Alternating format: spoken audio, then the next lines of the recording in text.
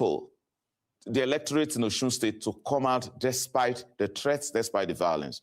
The reason violent language has festered in the political process, particularly in Osun State, is simply because there has not been, prosecution of those who are the purveyors of violence. It's unfortunate we haven't had much. Perhaps those on the street and those who are in the middle of it, like the journalists, may have the details as to any of the particular persons who have been arrested. I mean, we are in the build-up to elections, so I'm under some measure of restraint as to mentioning names. But you see, INEC over time has shied away from deploying its prosecutorial powers. INEC, as a corporate body, as a statutory and a constitutional body, does not need to, wait for the Inspector General of Police to prosecute anybody, because there are clearly spelled out electoral offenses in the Electoral Act. Whether vote buying, that is undue influence, threatening, or deployment of violence, either before or during election day, all of these attract fines and punishments ranging between 500,000 to 10 million to 5 million for individuals, which I think is paltry, which I think is not, much of, it doesn't dissuade enough. Because to think that anybody can get away with the deployment of violence, an individual, and only be given an option of fine of 5 million or imprisonment of 12 months, that's not much of a deterrent. We see, and I'm also hoping, and I've hoped before now, that INEC could have persuaded the Chief Judge of the Federal High Court to, one way or the other, issue practice directions for the purpose of, having courts. They may not necessarily function like mobile courts, but like special courts to deal with issues of electoral offenses. Even so, because we have, refused to set up the Electoral Offenses Commission, which I think was unnecessary anyway. However, INEC must not ensure that it takes responsibility for, dealing with those persons who are actually major saboteurs, and they are political players. Political players, as some of them have immunity, and I refer to many of them who are governors, who make such statements, such incendiary statements that actually turn our elections into a war. Unfortunately, instead of it to be a civilized process where we actually look forward to people making promises, making commitments to the ultimate owners of the state, the people of the state, and then the people who watch them for 4 years and grade them in another election, we've turned it to, a buccaneering process where they capture state power, not for the good of the people, but to simply control resources into their pockets and into sustaining and further holding the state in strangulation. That ought not to be. So I expect INEC to take charge of the full electoral process, not only when it comes to election, before and after, but especially in deploying its prosecutorial powers as it is empowered under the Electoral Act. Thank you very much for that. But you've highlighted that even the prosecutorial powers are not really a strong deterrent against vote buying or some of these activities that we hope to not see today, but allegations have already begun from different sides throwing allegations at each other. As we go into these elections, what do you believe that Nigerians should be looking out for as metrics by which to judge INEC's performance as we look forward to the 2027 elections? First, INEC must take responsibility for the elections. I like what it has done. It is given to a large extent a lot of assurances when it says it has increased the number of the BVAS machines, and both the ones that are supposed to be functional and operational during the election, and the number of the elections, BVAS machines that are on a backup scale. That's good. It shows that there will be no incidents of having to have, extended elections, where we'll say inconclusive elections because certain number of people didn't vote. And the idea that Section 47, provides an opportunity for INEC to extend elections, INEC should, only when those, those who didn't vote would not affect the substantial outcome of the elections. It shouldn't be. INEC must realize that people, individuals, have rights to vote, and when they come out to vote, their votes should count.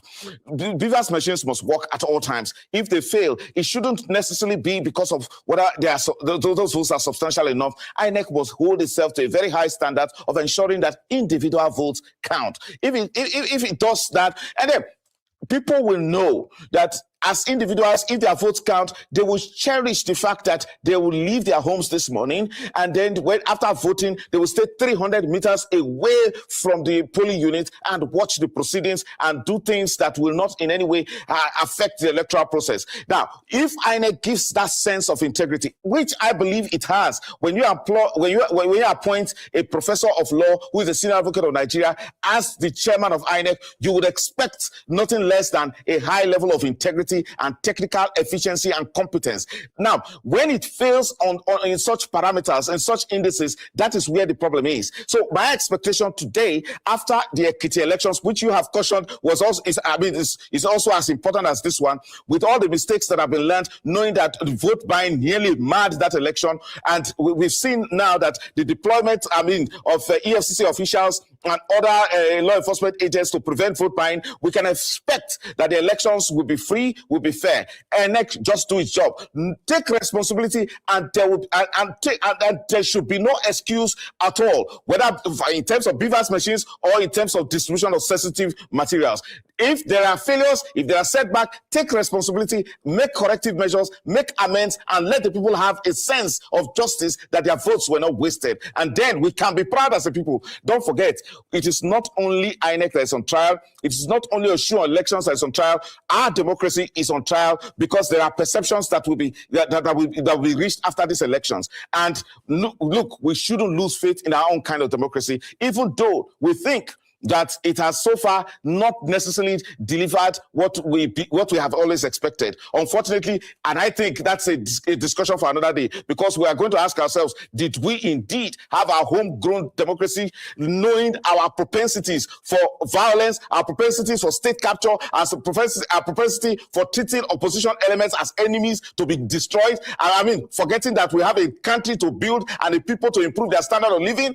If we realize that we have a country to build, so that our people don't think that the El Dorado is somewhere else, because by the time they go there, they'll still also realize that, they would have expended more resources in building this country. Unfortunately, our systems cannot be too broken and too disappointing that people who even want to contribute will not be able to do anything. So elections are very, very important. They are fundamental. Because they are fundamental, they should be treated with all sense of seriousness. And I understand that seriousness is given to it in the preference that it has in the judicial process. But again, in the minds of the people, we must know that government controls the essence of living in a state, and we cannot afford to allow the process of the emergence of those who govern us to be so flawed that the worst of us will not govern the best of us, and then we not have a system that is so discouraging that the best of us will not be hoping and the best at best to leave the country. No. So elections are everything when it comes to democracy, but we have to civilize it. It has to become a game of ideas,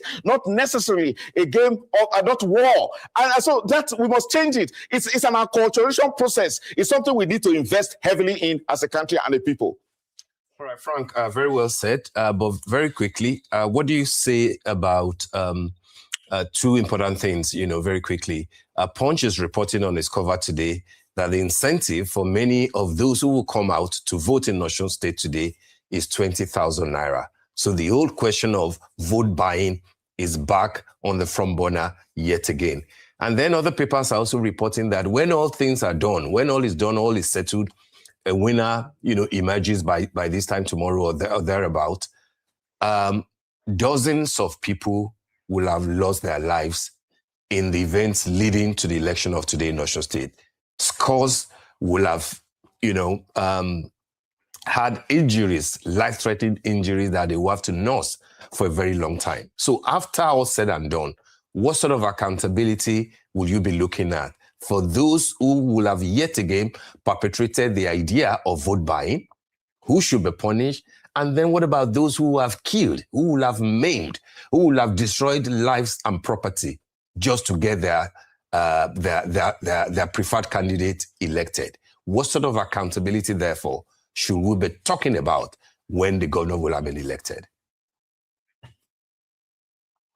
Thank you, Dr. Steve. You see, the truth is this.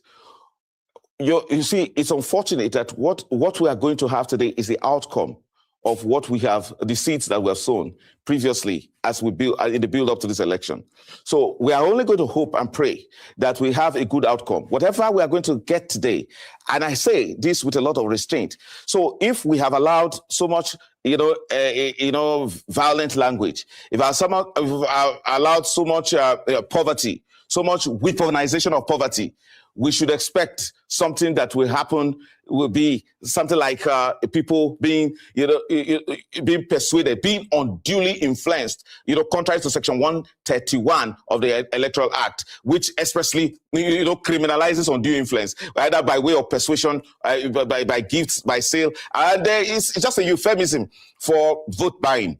So if Nigerians for a long time have realized that, I've imbibed the philosophy that this PVC can only fetch you something immediate in terms of 20,000 naira. If that has been the philosophy, if that has been the ethos among the people, that has not been changed. And I said we must change it. We haven't changed it, so it becomes a natural expectation.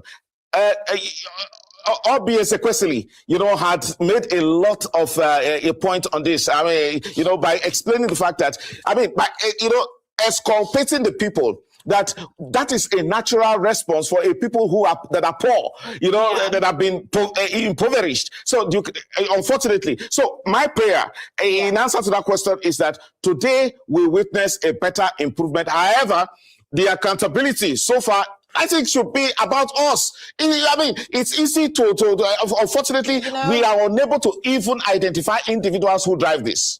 Frank Tietie, I think, you've just laid this out perfectly well. And to be honest, if we were to go into this in a more broader spectrum, I think it goes into really just what the needs of people are and how that influences their decisions and all of that. But you know what, Frank Tietie, we'll get into this conversation another time. Thank you so much for your time on the morning show this morning. We'll take a short break now. And when we come back, the director of the Abuja School of Social and Political Thoughts, Dr. Sam Amadi, will join us to expand the analysis of the election. Do join us again.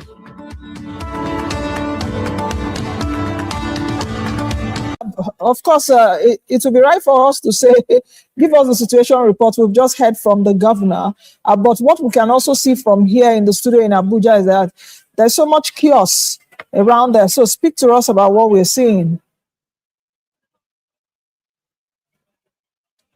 All right, Nancy, thank you very much. It has been an eventful morning here in Ede. And I must tell you that the voters are all out en masse to cast their ballot as early as 7 a.m. when we go to Ede local government, Ede North local government in Osun State here.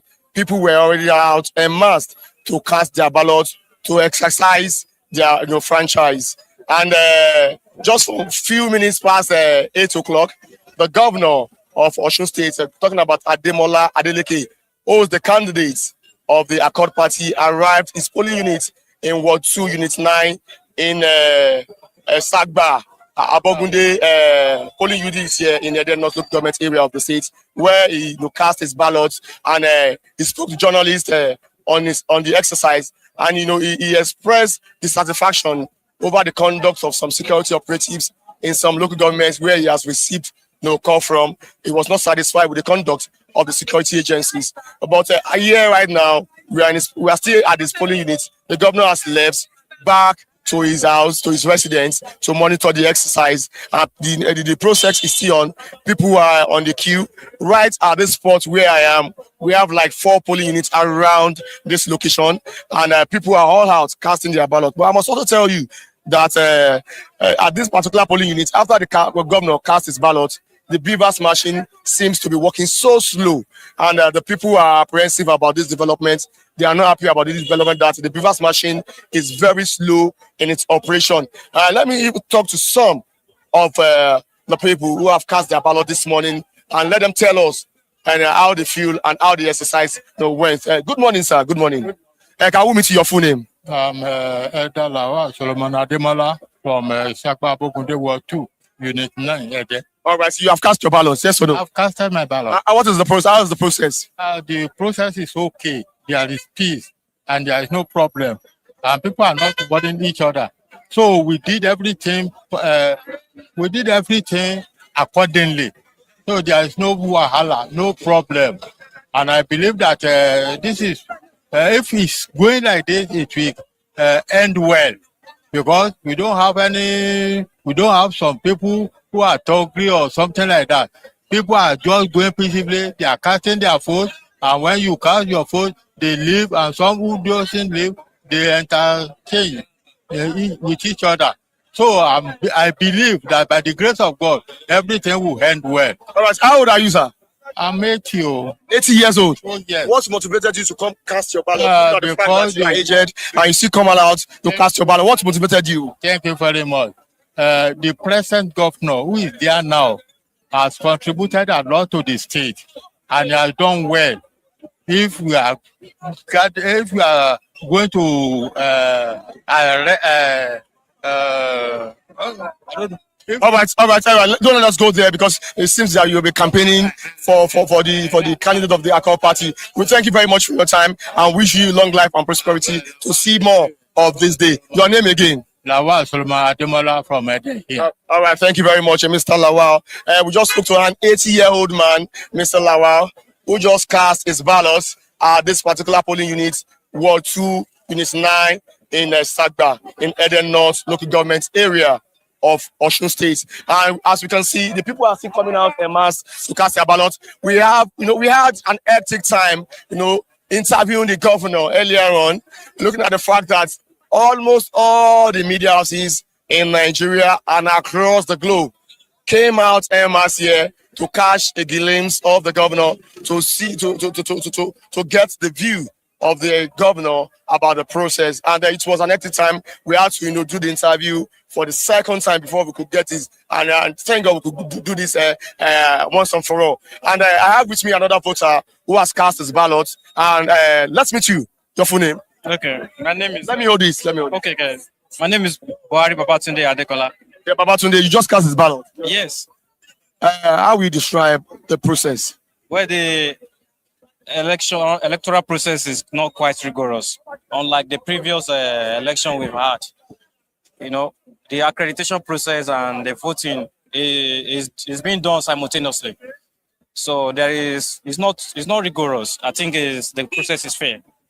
All right, we seem to see that the Beavers Market seems to be working so slow. What did you observe when you cast your ballot? What I think is the Beavers is operating with network. Sometimes network might seems to be more technically for giving challenges technically. I think it's just a temporary issue. With time they will. All right, thank you very much for your time, Mr. Babatunde. All right, before I forget, I will need to tell you that while on our way from Osogbo, the state capital, we saw that a lot of security agencies on ground, men of the Nigerian police, the NSCDC, the Nigerian Army, even the Department of the State Services, they are all here. They man strategic location, across those places we apply through before we get to Eden North government area of Osun State. And I must tell you, it has been peaceful so far. The mobilization, of security agencies have been very, very massive. The Nigerian police said they mobilized about 10,000 policemen. Also, the NSCDC, mobilized over 10,000 of its officers to monitor this election across the 32 local government areas of Osun State. Let us go in again. Let's monitor the exercise, and let's see how people are casting their ballots and casting their ballots. And at this place, we saw an avalanche of elderly people casting their ballots here, waiting to cast their votes. We have like 7 of them waiting and are waiting anxiously, to cast their ballot in their lifetime. Let me get one of them to talk to. They are waiting to get, their ballot. All right, good morning. Can we meet you, sir? Yeah, good morning, sir. Your full name? My full name is Buhari Owolabi Fatai. Okay, have you cast your ballot? No. It was this morning when I came here. They said we should come and sit down here, and we sat for a long period of time. Nobody even came to say, hey, what are you people doing over there? And we even show our card to them. They did not even mind us sitting down here. And according to the protocol, they said an elderly person, a disabled person, a pregnant woman, whenever they are here, they should allow them to cast their vote before anybody else. But in our own, it's quite different from what we have been seeing today. So we want you to correct it. I don't understand. So that is it. So, but if does it mean that you want to be tired of going home if you are not given chance to cast your ballot as an elderly man? If I leave here going home, that means they have deprived me from casting my vote. I'm not going to come back. By mere seeing me, you will see that I'm not all that healthy. I don't understand. But for the fact that I went to, perform a civic duty as a Nigerian, and that's the reason why you saw me sitting down. I think you get me. That is it. Yeah. Your name again? My name is Buhari Owolabi Fatai. All right. So how old are you? I'm 76 years old. Thank you very much. Yeah, well, you are welcome. All right, Mr. Buhari Owolabi is 76 years old and is still waiting anxiously to cast his ballot. But we are told, according to the protocol of INEC, that the elderly should be given, the privilege, to cast their votes early and go back home to relax their head.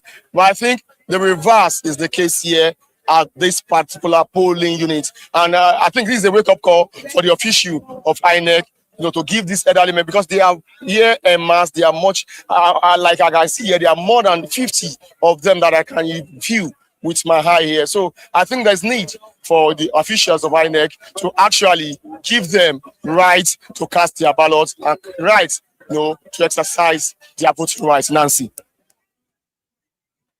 From what we have seen so far in Monitor, I don't know. I haven't seen a semblance of any security official, even though we know that they are supposed to keep some kind of distance. But while we were taking a look at even the crowd that heralded the governor's voting, I haven't seen the presence of security officials. So it would be nice for you to speak to us about that. You talked about seeing a lot of security officials on your way from Osogbo to Eden North. But right there at that polling station, and considering the fact that that is the polling unit of the governor, we didn't see so many others, security agents, not even policemen. What is the security situation like there?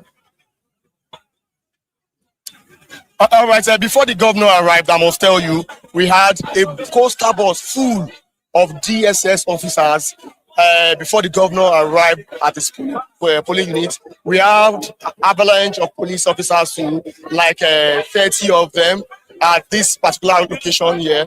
But immediately after the governor left, and immediately after the governor cast his ballot, all of them left immediately. Most of them left. And now, at this particular polling unit of the governor, where he cast his ballot, we have like 3 police officers still remaining here. And normally, I think this is a protocol here in this particular election. This is a particular police officer sitting down here, monitoring the exercise. She's monitoring the process from this particular angle. And also, we have others manning strategic location also. So I think it has been fair. The security situation here has been fair. And people have conducted themselves in an orderly manner. So far, so good. Before the arrival of the governor, the security operative was heightened. We have a lot of them here on ground. But immediately, the governor left for his residence. Most of them left. And we still have some who were posted to this particular polling unit and are the one opposite me here, still manning their polling units and doing their job, as expected of them. Okay, Olushola, just before we let you go, have you noticed any form of vote trading, whether vote buying or so? Have you seen any money changing hands or something? Very quickly, 30 seconds. So far, so good. We have not seen any acts of vote buying and selling. Because we have been battling with getting our shots, doing interviews, and arranging ourselves. So that does not mean personalities. okay. So far so good. I've been here since 7 a.m., but I've not seen anyone. But that does not mean that it has not happened or it's not happening. But we have not noticed any acts of vote buying or vote trading. I'm sure we'll come back to you within the course of the day. So I'll try and keep your eyes on that. Thank you so much, Olushola Adutunya, our correspondent in Ede North, where the governor has just cast his vote. Right, so let's return to the studio here, and Sheyi, let's look at the figures. 2,339,233 registered voters. But at the end of the day, as at yesterday, INEC said 1,906,390 voters picked up their PVCs, which represents about 81.5% of the registered voters, which also means that 18.5% of them, representing 432,843, did not pick up their PVCs. Now, we saw the trend in other states' standalone elections. And in the general elections in Nigeria, we have never had anything beyond, over the years, beyond, say, 37% of registered voters. What are your expectations in the case of Osun? Well, as we were discussing earlier, Osun election is always very competitive.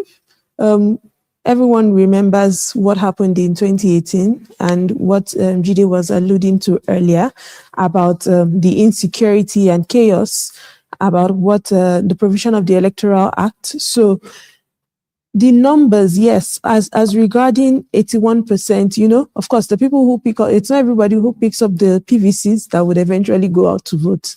And we saw as it play out in Ondo, where the voter turnout was around less than 30% of the eventual voter turnout. So it remains to be seen how Osun would play out today. Out of that 1.9 million, CDD was still running the numbers, but I'm sure that other CSOs would have cast their own analysis as to what percentage of voter turnout we should get. But from what has been seen so far, and even from the reports of our observers on the field, there's been high voter turnout. And in most cases, in over 60% of the centers, the polling units that we have monitored, the voting started on time. So that should encourage more people to come out and participate in the election. Okay, we have Lanre Babalola, our correspondent, joining us from Oshogbo. Hello, Lanre. Good morning from Abuja. How is Oshogbo this morning?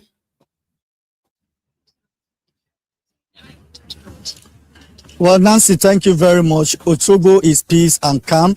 As you can see, presently I am at Ofatedo, polling unit 13, Dele Yesa.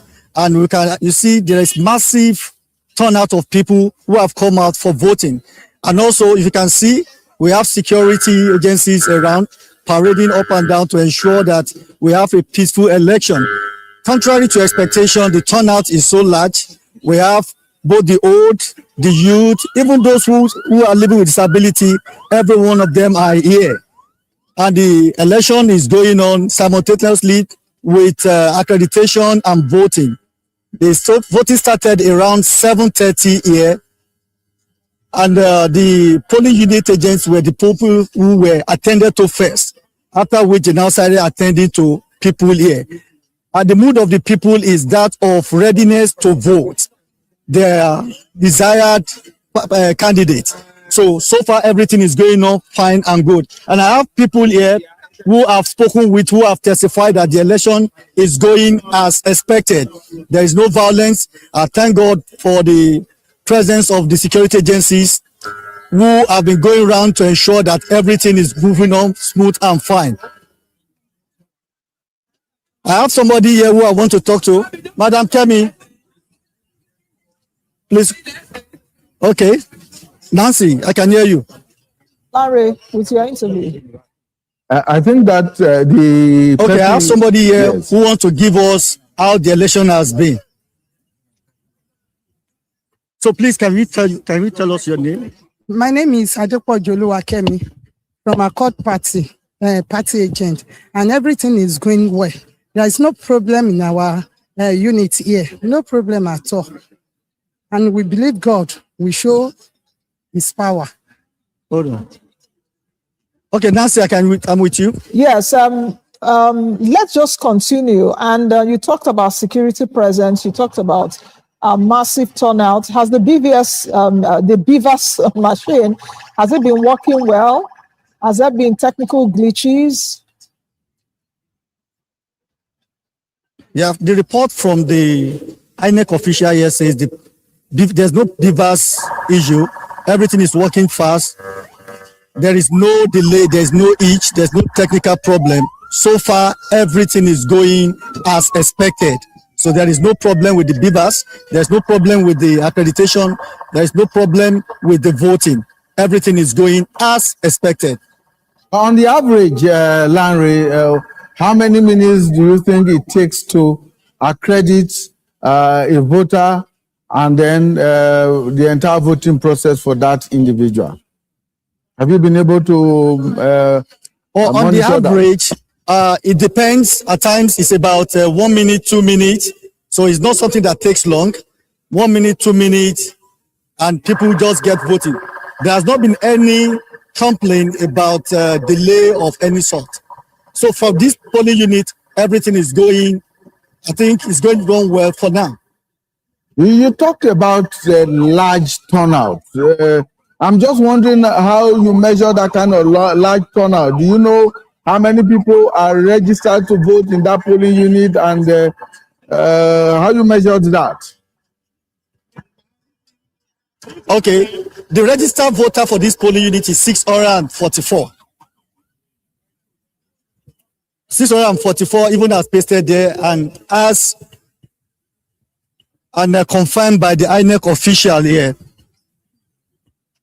And judging by that number and the turnout, you can see that we have almost 500 here who are here ready to vote.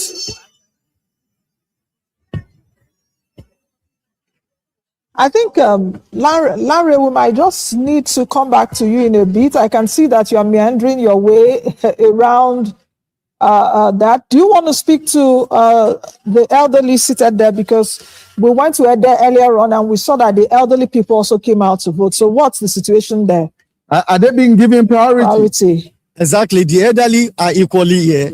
The youth are here. The women are here. The men are here. Everyone is here. And I have with me here an elderly woman who will want to give us an update. Mommy, good morning, ma. Good morning. Thank you.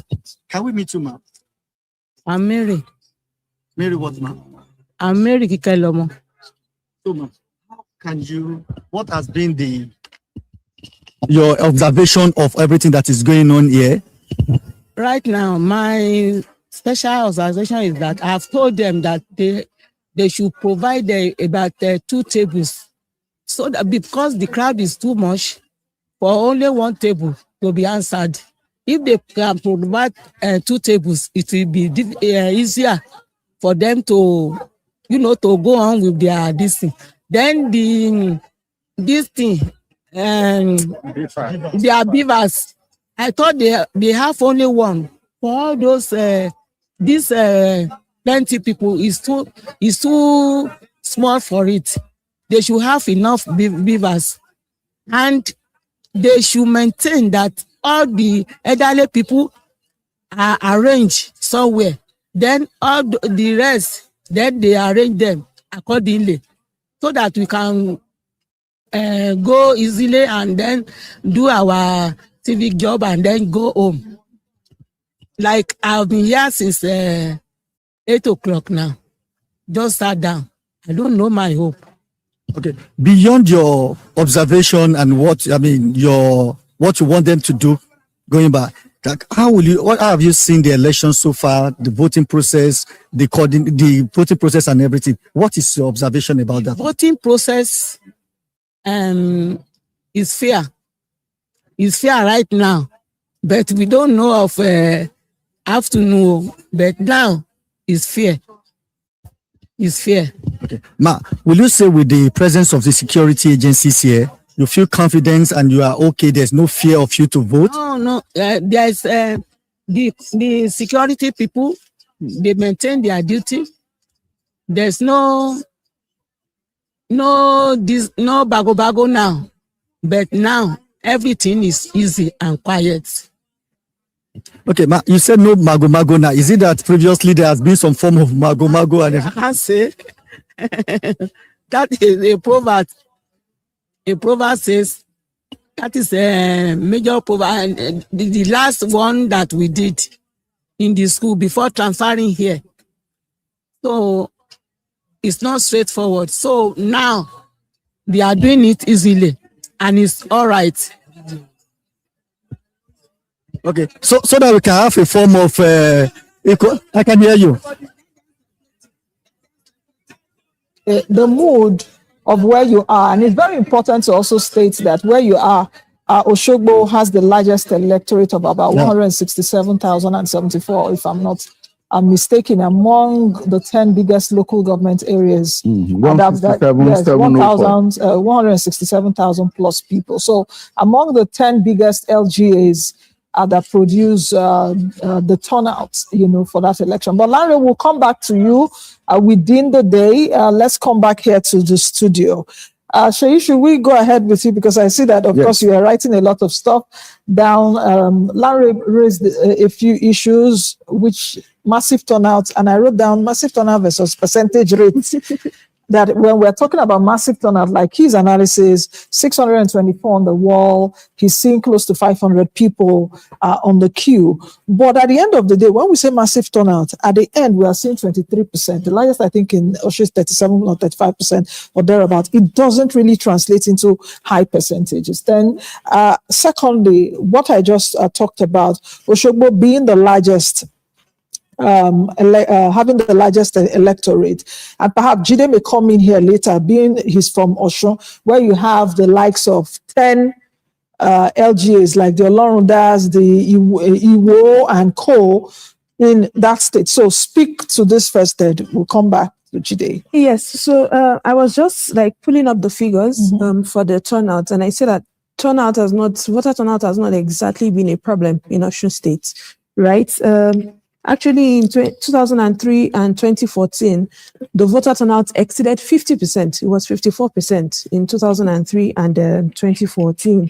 And the lowest voter turnout that Osun has seen in an election was in 2022, where it was 42%. And that is the lowest in the history of elections in Osun State. So apart from the pre-election incidents, the violent incidents that has happened that may scare some people away from voting, I don't think that low voter turnout is something that we should anticipate in the Osun election.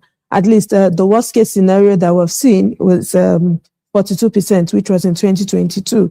And what the elderly woman was saying about the priority voting, and I know we mentioned it here in the studio, we've had our observers on the field as already, in fact, there was an argument between the pregnant women and the elderly in Ward 8, Unit 8, Commercial School, Borikpe, local government, where there was an argument about who should be given priority to vote. Should it be the pregnant women or should it be the elderly? And a similar incident occurred in Gidiogbo, I'm not sure I'm pronouncing it correctly, polling unit, Okere 3 in Ife, where there was also an argument about who should be given priority to vote. And so this speaks to INEC's preparedness in an election. And as the elderly woman was saying in Oshogbo about them having just one BVAS machine, in Iwo, Isaleoba, Ward 4, Unit 2, voting has stopped for about an hour because there's no service on the BVAS machine. So all this speaks to INEC's preparedness for the election. What kind of training has the ad hoc staff been given ahead of the election? All right, let's come to Jide quickly before, because Jide, before you respond to the earlier question by Nancy, she just mentioned something. Voting stopped for an hour in Iwo and all of that. Ward 4. Is that really a problem for INEC, given that East Beavers works with network? That can happen in as many places as possible on a general election day. This issue was flagged by some civil society organizations. INEC Beavers works on Android software, and from what I gathered, it was Android 10 that was put on those beavers. Meanwhile, Android 10, from what I learned, has been rested, and it's now Android 17. So it's like a G2, G3, G4, G5 network. That's 5G. 5G, G5 and 5G. Yes, 4G and 5G. 4G, 5G. 5G, yes. So if you are supposed to be on 4G or 5G and you are on 2G, it will create problem. And I hope that is not going to be widespread, because that will be a kind of disenfranchisement. If it's running for upward of 1 hour, some people may get frustrated and go back and never come. And that may impact on voter turnout, because what I had expected INEC to have done pre this election is either upgrade the software on those beavers so that issues like this will possibly not be there, or that they will have had a pact with the telecom operators to please do the needful. If they have to fuel their mast, what's they called? The mast stations, because again, it's something that INEC is not in full control of. That's why they say election is a multi-stakeholder enterprise. INEC does not own any network. INEC is at the mercy of network owners. So if maybe vandalism or act of sabotage or whatever, there is no network, and you have said that there will be no use of incident form, and you have said that only beavers shall be used for accreditation, and the accreditation cannot be done except there is network. I don't know whether that actually is the sequence, because I thought the beavers can work without network. It's only when they want to transmit the PU results to the IRF that they may need the network. I've not been able, I'm not a master on technology, but if they need the technology to accredit, then they should have had a word and and have a pact with the telecom operators in Osun to please be at their best on this day. All right, we're going to go to Ikire. Ikire, right. Well, Femi Amuson, our correspondent, is standing by. Femi, good morning. Good morning, good morning, Amaruri. Great. You are in Ikire. What is the situation on ground?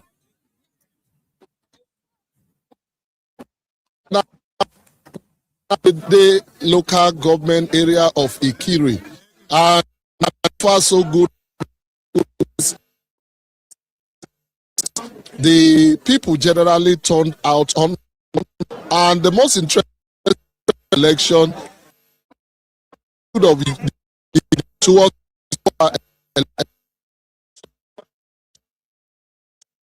having glitches with your network, so that's the problem we're talking about here.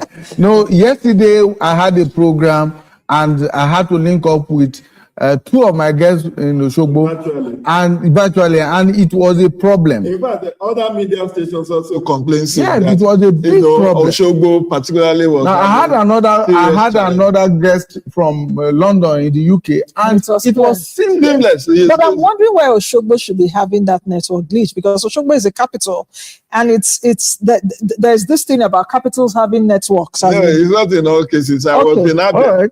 Let's get back to Femi and see whether we can get him better now. Femi, are you still with us? I'm with you. Please go ahead. Give us the situation report.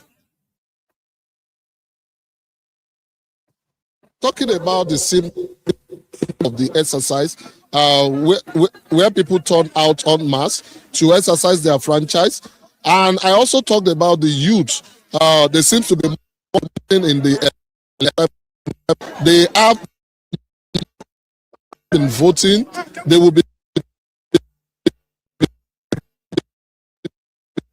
exercise, and they said that the reason why they are joining is they know that they must be part of their future, and the only way to be part of it is to choose the right leader. And also they are talking about a lot of sensitization going into that they must come out. Once you have your PVC, you must come out. And the in this particular, the agent also joined the come out, despite in terms of whatever is happening to them. Some are impaired, visually impaired, some having situation with their legs and the rest like that, but they still find way to come to exercise their franchise. I think in recent time, this might be the highest number of voters that are turning out in every polling unit. I've been to Ward 9, Unit 004. I've been to Unit 9003. And right now, I am at the ward, at the unit polling unit, where the APC governorship aspirant will be voting. And I can tell you the situation is still the same in terms of the turnout. And the orderliness of the exercise is something to talk about also. You see that despite the fact that the lines are very long, it's not one line. You have about 3-4 lines, very long, but people still take the pains to ensure that they join the line. And the INEC officials, they are also trying to be matured with it. They allow the elderly to come forward first, giving them special consideration. Same with physically challenged people.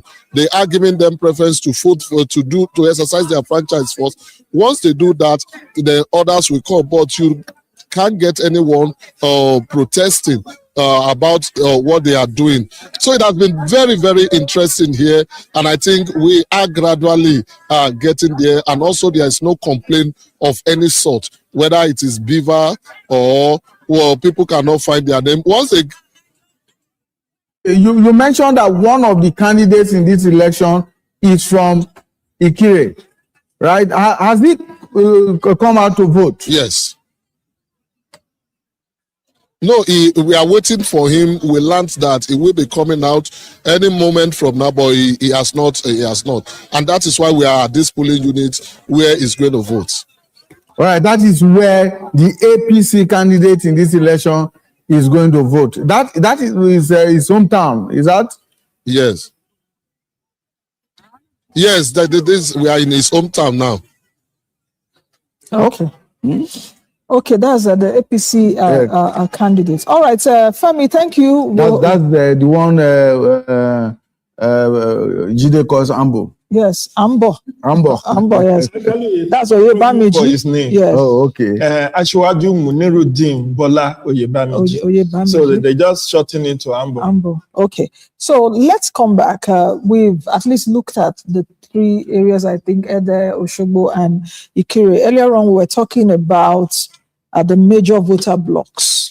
And as a Shuman, I'd like you to give us some kind of perspectives. Because if you even take a look at historically, or even from the numbers that INEC have released in terms of registered voters, we're seeing voter blocks, the Ijesha axis, the 3 Ife LGAs, the Olorudas, the other North, the other South, the Iwos, and co, giving us a very huge number. What does this say in terms of arithmetic for these elections, where the strong battlegrounds would be, and if they will continue as they have been historically, or that sentiment you talked about earlier on coming to play, in terms of you can perform, but at the end of the day, it's what they feel.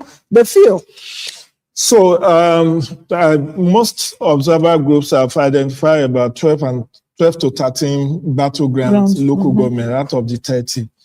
Irewole local government, which has its headquarters in Ikire, is one of them. Ede, both Ede North and South, including Egbedore, 3. that are also considered. The Atakumos are north and south, Ilesha west and east. Those are Nobokun 5, Ijesha area, Osun 3, Ife Central, Ife East, Ife North. Then Boripe, the hometown of Oyetola, own local government is actually from Iragbiji. So then Oshobo. Now let me tell you how this pans out, the juggernauts from these various places. Oyetola, the immediate past governor, is from Iragbiji, the headquarters of Boripe local government. It's a cousin to President Bola Tinubu. President Bola Tinubu's ancestry is traced to... Yes, he has his roots there. Iragbiji. Yes. And he has even given us a Federal University of Agriculture located in Iragbiji. Yeah. Although the local government, that's where the Speaker of Osun State House of Assembly, Olawale Egbedun, is from Oduotin local government.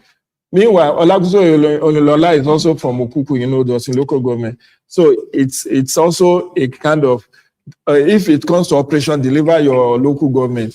Onilola will not want to lose that because it's about trade negotiation. Then when you get to Ife, Omishore's factor, and then the fact that both Ambo and Adeleke chose their running mate from Ife makes Ife, the 3 local governments in Ife, a battleground. Because you as a deputy governor or running mate, people want to see how you can deliver your local government. Then you see the Ijesha axis. Francis Fadansi, Wole Oke. Wole Oke has won his election, House of Reps election 5 times.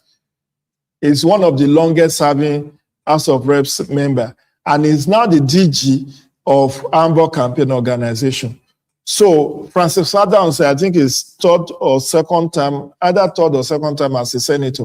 And he's also a serving senator. So it makes Ijesha axis also very volatile. That is the senator who made that decision. Yes, kill them here. So that's why, and they belong to Osun East. So the Francis Fadansi, Wole Oke, Omishore. And they have huge numbers even in terms of voters. Yes, about 300 and something thousand. They do. Yeah, so Ijesha axis. So, but what can neutralize Ambo movement in Ijesha is Aregbesola.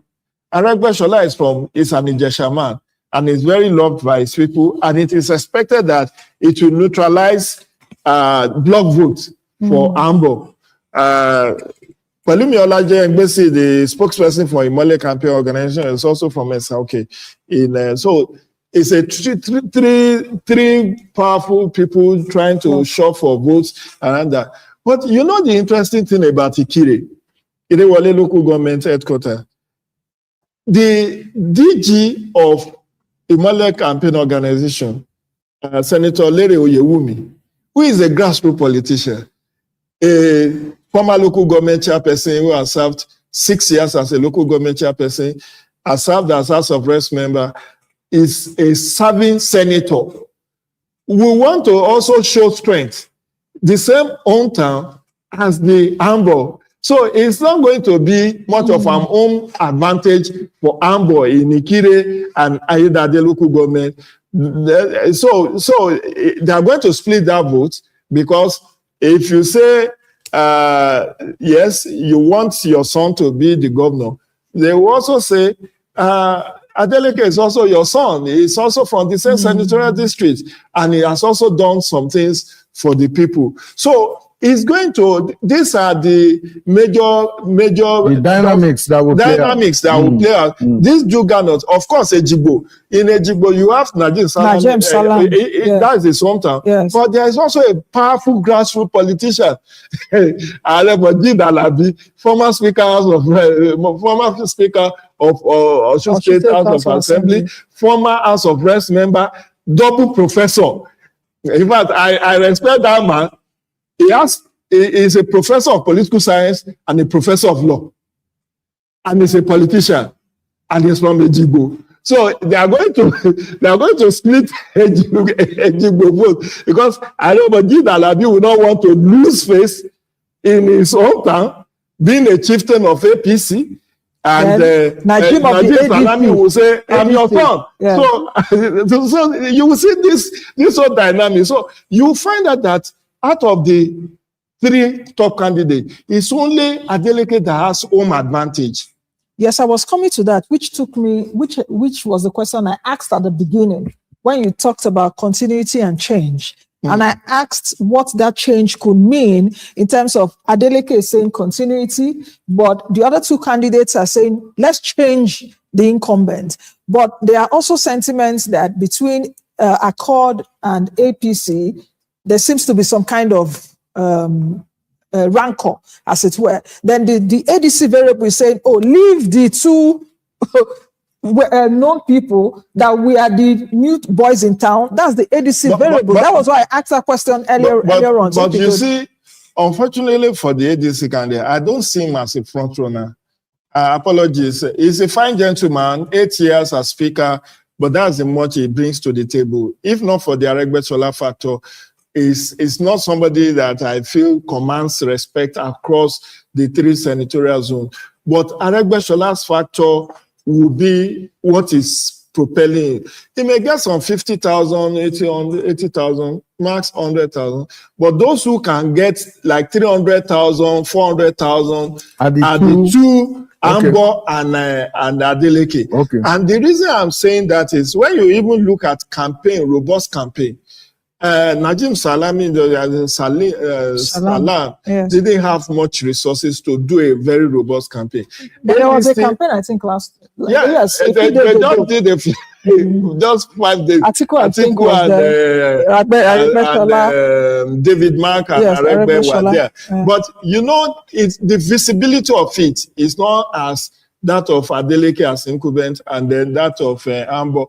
Now, the federal might, which I said may play out, is that like issue of many communities, rural communities, that's where the deciding votes will come from. You see, media is in Oshogbo. Media is in the urban center. But where you will not have media and civil society and in the suburban environment, where they can take advantage of the huge number.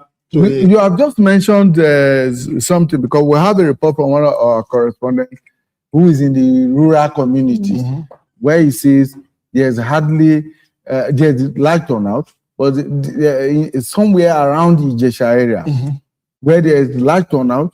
There's hardly any what do you call it now? Polling agents? No, polling agents are there. Security. No glitches. There are no glitches, but there are no election observers. Yeah, because the election observers want to stay safe. You don't want to go to Ijesha with all the killings that have happened in that place. No life insurance. If I were in Osun, I would not go to Ijesha.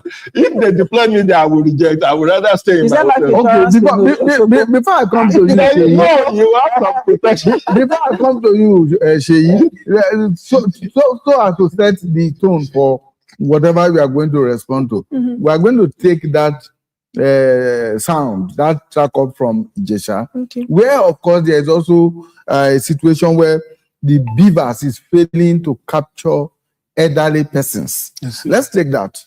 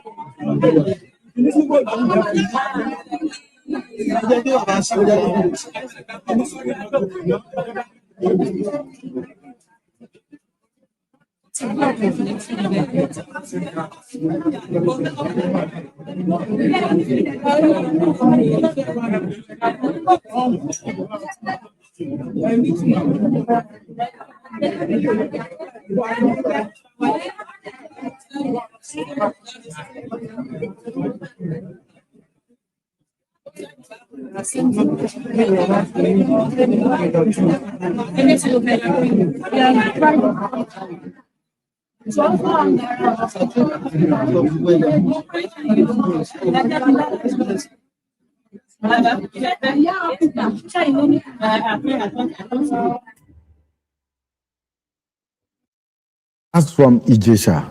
And in addition to what you saw there, beavers not capturing the faces of the elderly, the report we have from there also is that there are 4 police officers and 1 civil defense personnel on ground at each of those police stations. So security appears to be very well guaranteed. But there are no election observers, no EFCC officials in more than 7 communities that were visited by our correspondent.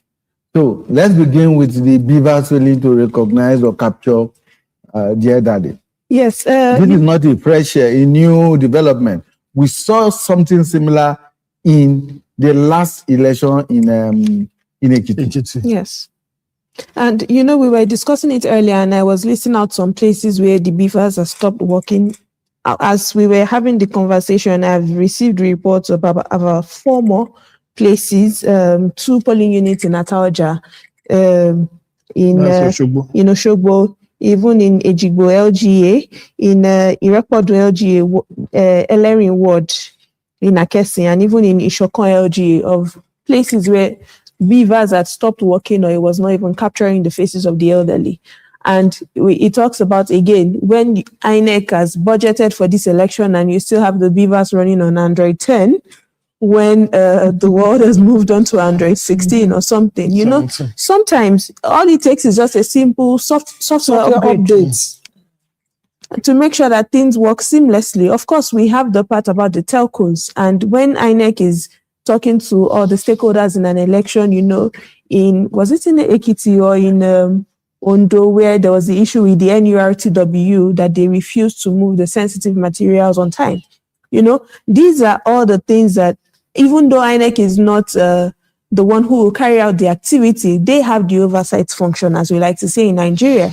And so in the build up to an election, all these boxes ought to have been ticked to say, network is going to be an issue, this is going to be an issue, logistics is going to be an issue.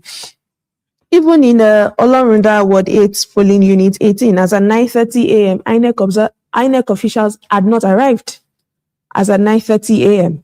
So when we talk about preparedness for an election, these are all the issues that would play out. And in all of these instances, voters were on ground, or voters are on ground. So giving credibility to the point I made earlier that voter turnout doesn't seem to be a problem in this election. Instead, what would be the problem, or what would be the glitch, is the process itself, and how, whether it encourages people to come out or stay back at home or leave the polling units in anger.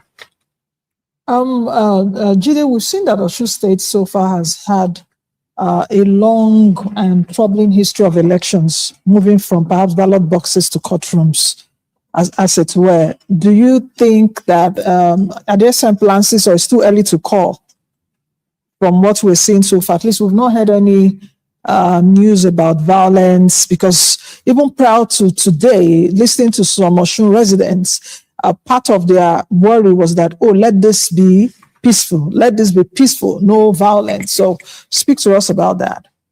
Well, I just hope the incidents she has revealed out are not widespread, because this is a bellwether election, and after this is 2027. And I've said that I watched Professor Ajayi, Kunle Ajayi yesterday. He was saying, oh, INEC is 100% ready, not even 99.5, 100% ready.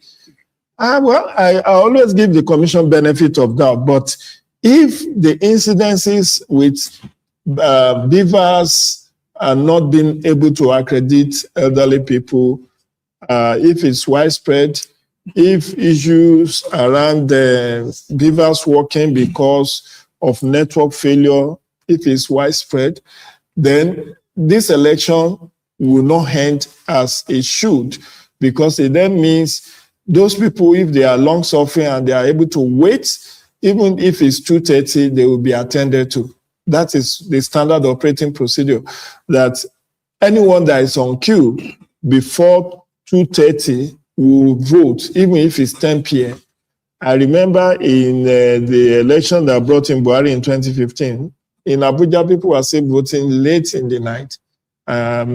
So it's the standard operating procedure. But what is troubling, apart from Beavers issue, and I hope, and I'm emphatic about, I hope it's not widespread.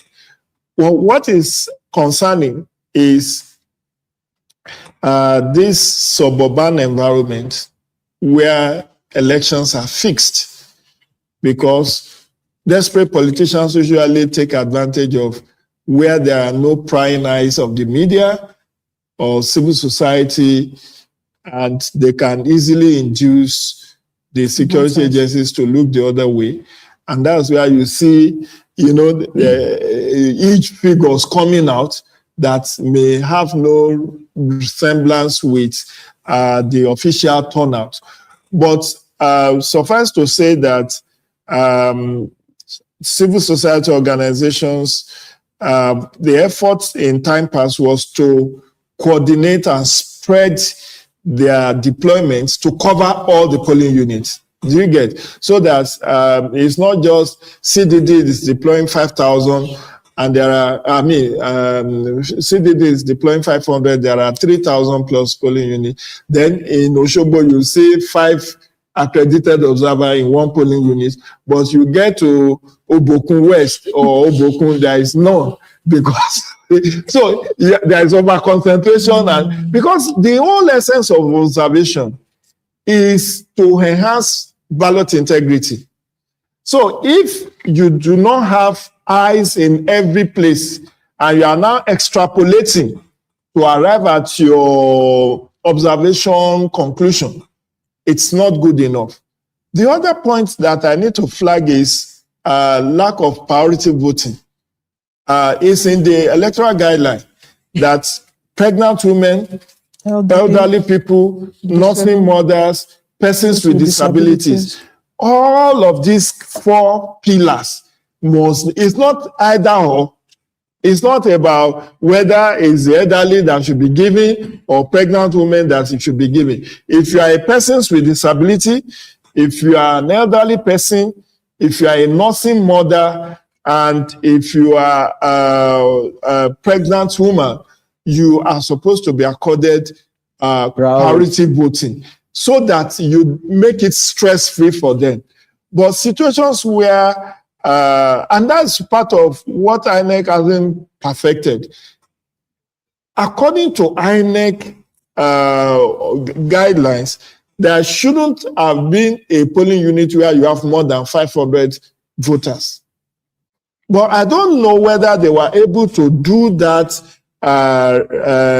batching, is it batching I want to call it, or rearrangement, because in the lead up to this election, there are new registered voters. And that means voting polling units will change for some people.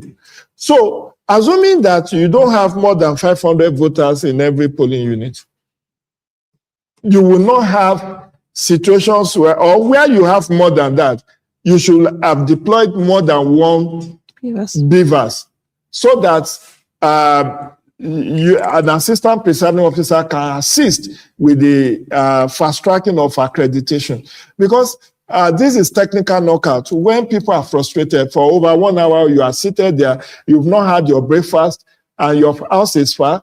Don't also forget the impact of lockdown, or what they call restriction of movement, where you cannot easily move with your motorbikes, with your car, or even bicycle, because the police, I think, is out of laziness to always be restricting movement of people.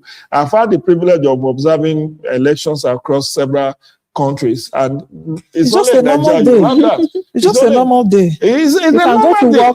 In US, when I went there, why do you have to go as far as to the US? Go to our neighbors. Even in Ghana. I was in Ghana in 2008. In US, it's 12 hours. Do you know that the Zambia election that was just held 2 days ago? Yes. 12 hours of voting. Yes. In Kenya, 12 hours of voting. Yes. In Nigeria, 6 hours of voting.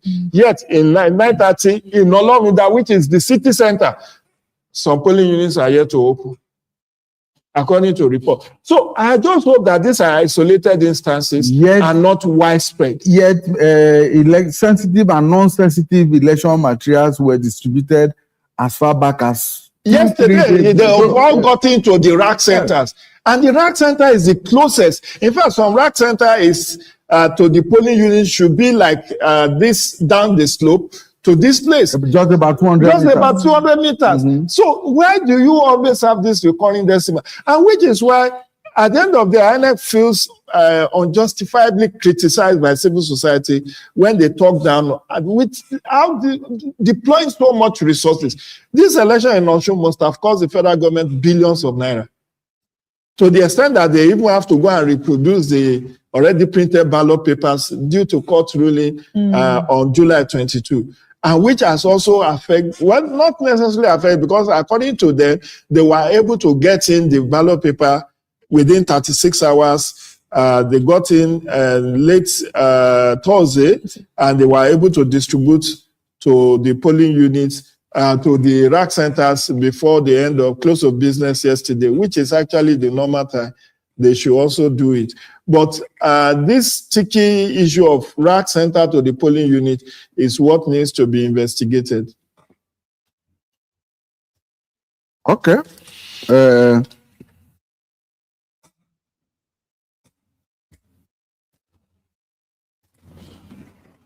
Now, there's another issue that we need to take a look at.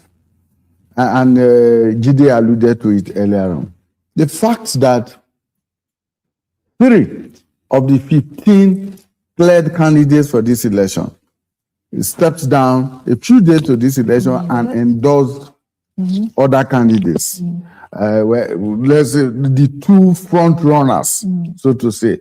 How much impact is that likely going to have on this election, on the outcome of this election, Shei? Well, the issue of candidates stepping down is no longer new in Nigerian elections, up to the point that I always make the joke that whatever happens in real time also happens in the disinformation space, such that in some elections you would have fake news or false information circulating that so candidate X has stepped down and endorsed candidate B. So I think the electorates have now become immune to that, those kind of incidences, and so they even expect and anticipate it. And in some instances, you have cases where some people believe that people signify interest in political positions or in elections, just so to step down days to the election and to be rewarded with an appointment later on.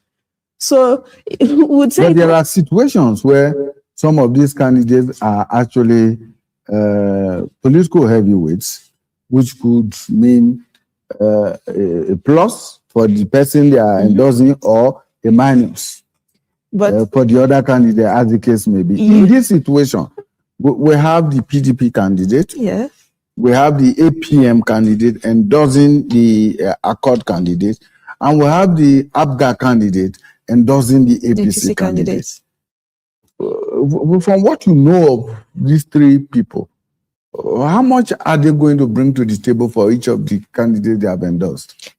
You and I know in Nigerian politics that some candidates are usually sponsored to be on the ballot to split someone else's votes.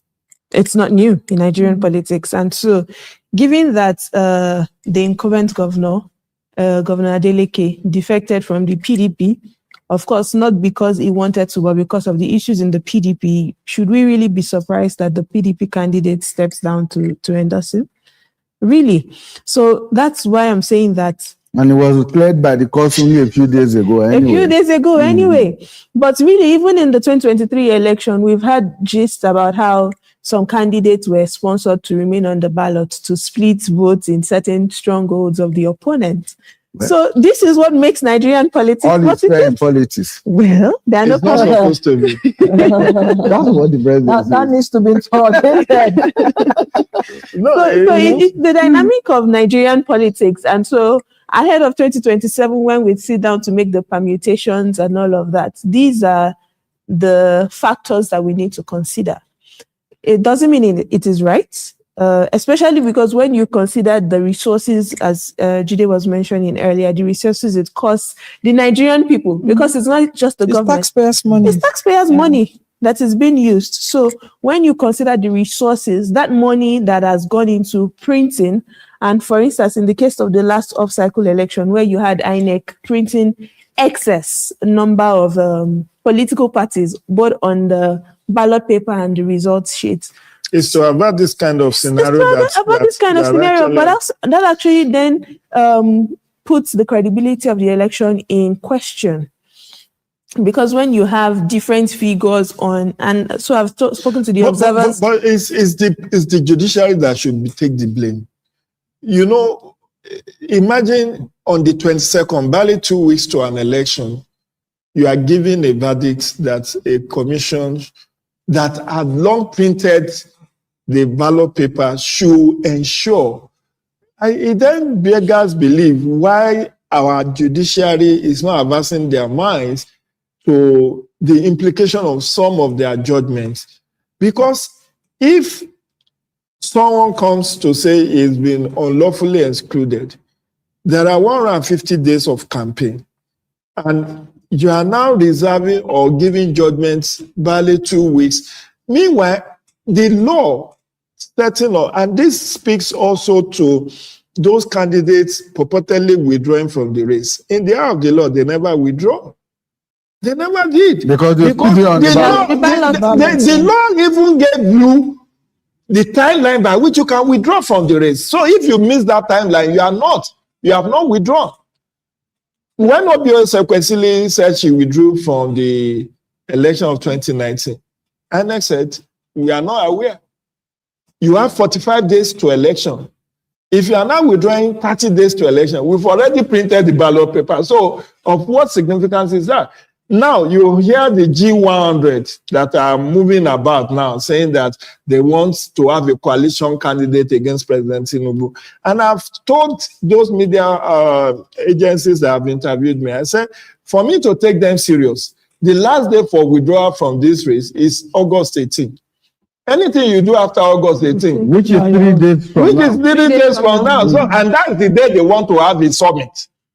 So if you now on August 19, you are now saying, Peter Obi has withdrawn from the race, or Atiku has withdrawn from the race, INEC will just say, we had, but we are not acting on that, because the window for, you saw what happened in Bauchi 2 days ago, where Seyi Makinde has substituted the placeholder that was put there as his initial running mate, and putting former DG of Lawal Daura as the new running mate. That is allowed because this is the window for you to make that substitution.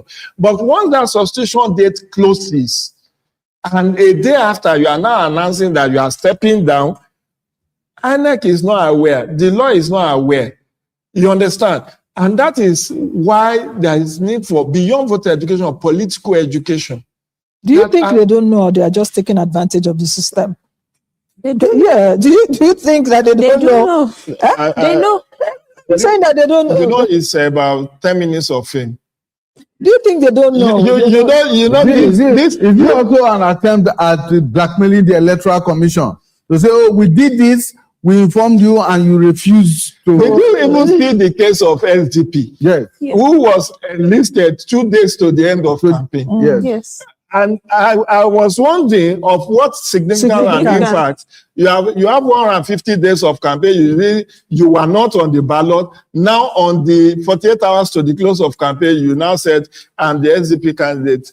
Well, it is within their right, but why I was talking about 5 minutes or 10 minutes of fame is that some politicians carry themselves with air of arrogance. Like me now, you say, did you know I contested against this president? I was a president. Some print it as they are a part of their complimentary card. Yes. As part of former presidential candidate. God bless you. In fact, we had a candidate like that. Was it in 2015 or? I know one man. The late Emmanuel Okereke, who will always tell you that he came fourth. Tom will tell you. So it's a badge of honor. It's a badge of honor for them.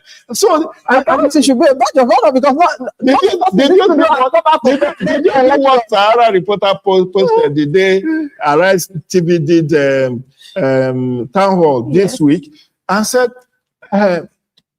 Arise has breached electoral act by organizing town hall and ANC candidate is not represented on that list. But they have to.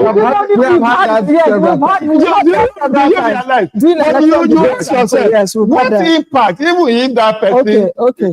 In fact, there was one incident in Anambra, the election that brought in Obiano, yes, where we were served with a court order. You see that? Right there, live on stage, while we're conducting. I remember then there was there, then the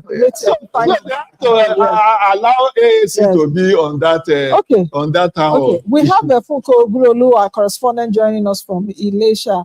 Good morning, Funke. Everything is going on smoothly. And surprisingly, there are voters right on the voters. Please go ahead, Funke, we can hear you.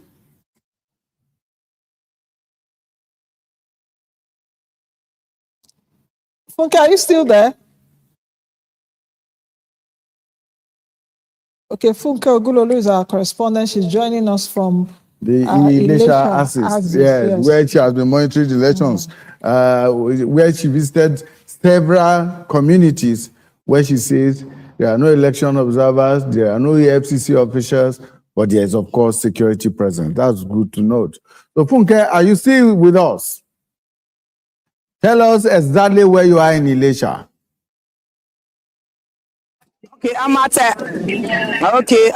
here. I'm at Ajimoko High School. Ajimoko High School here, and we visited over 7 communities here. Here they have the voting strength of over 283 persons, and you can see behind me high voters turnout. This is what we've been experiencing since morning.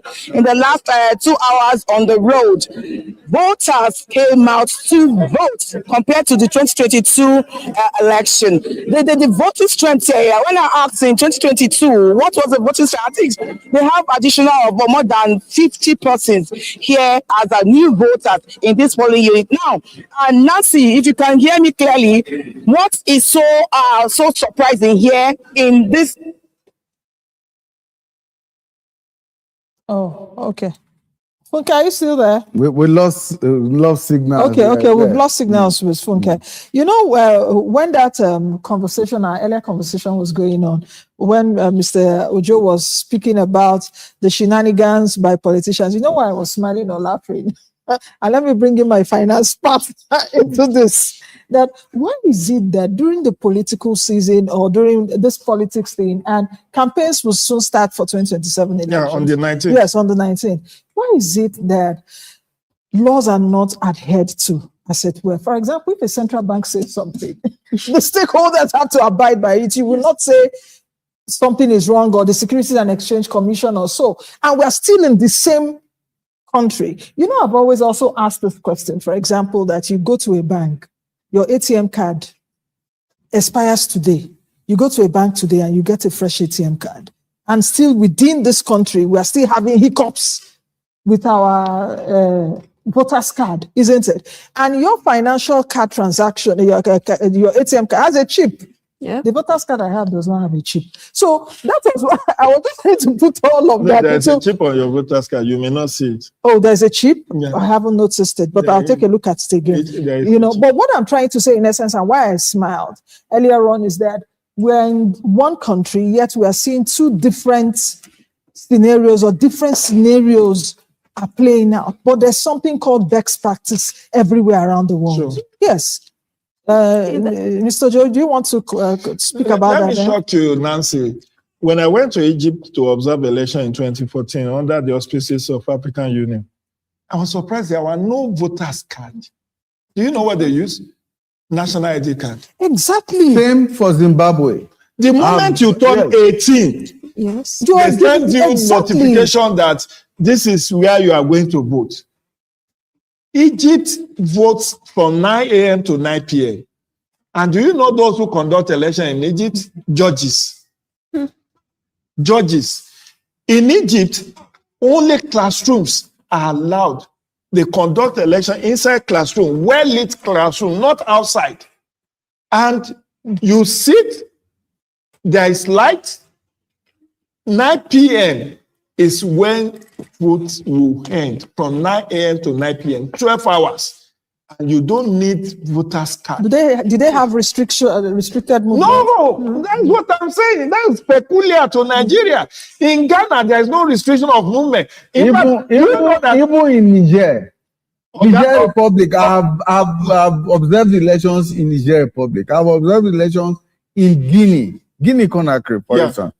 There are no restrictions of movement, and elections are conducted in public institutions. That's what I'm saying. In Ghana, fire service stations, primary schools, secondary schools. This is well, and election materials are delivered to police stations and traditional rulers' palaces. Let me shock you. In Ghana, 2008, when I went there to observe under Carter Center. You know what shocks me most? That one, they have early voting. So people like us who are going to be busy on elections, we will have voted a week or two before. But it will not be counted, it will not be open. They will seal it and keep it. The military, the security, everyone journalists who will not be available, you will have opportunity of early voting. Yes. That is in Ghana. Then do you know the most shocking thing? The date for election in Ghana is in their constitution. So if that date falls on a Sunday, they will vote. They will vote. Yes.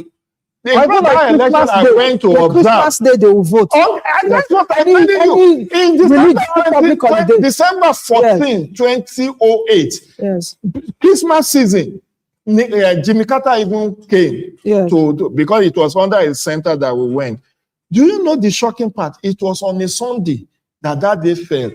And Christians never complained. They moved their service to Saturday. But that even is better. The following election cycle in 2012, the election fell on a Sunday and on an Eid. That's and they all agreed to shift. Nobody was fighting their celebration. Exactly. So, until after the election on that day in the evening, people went to it speaks to the political will. You know, the political sometimes will. We are just good for nothing. But here, if it was on a Sunday, the can will the electoral act was amended because of it. Yes. Because of it, they say, it will fall on the Ramadan. Yes. Meanwhile, I don't know what Ramadan has to do with voting. If you want to do Ramadan, you want to fast, you vote and go back. Your break of fast is iftar is in the evening around 7 p.m. So why should you move? And that's how they cut 60 days away from the initial days. It was supposed to be 360 days that INEC should get funding and then the notification. They now move it to 300 days, all because of religious sentiment. So if there's another cycle like in 4 years or something, because date changes and all of that, and something happens again, would we now amend it to 250 days? Or would Nigeria will amend because we pander to religious sentiments too much. Nigeria will amend their law. I was so shocked to my marrow when that excuse came. Do you know that INEC also have to shift this Osun election? It was supposed to be on August 8th. They shifted it because of Osun Osogbo Festival.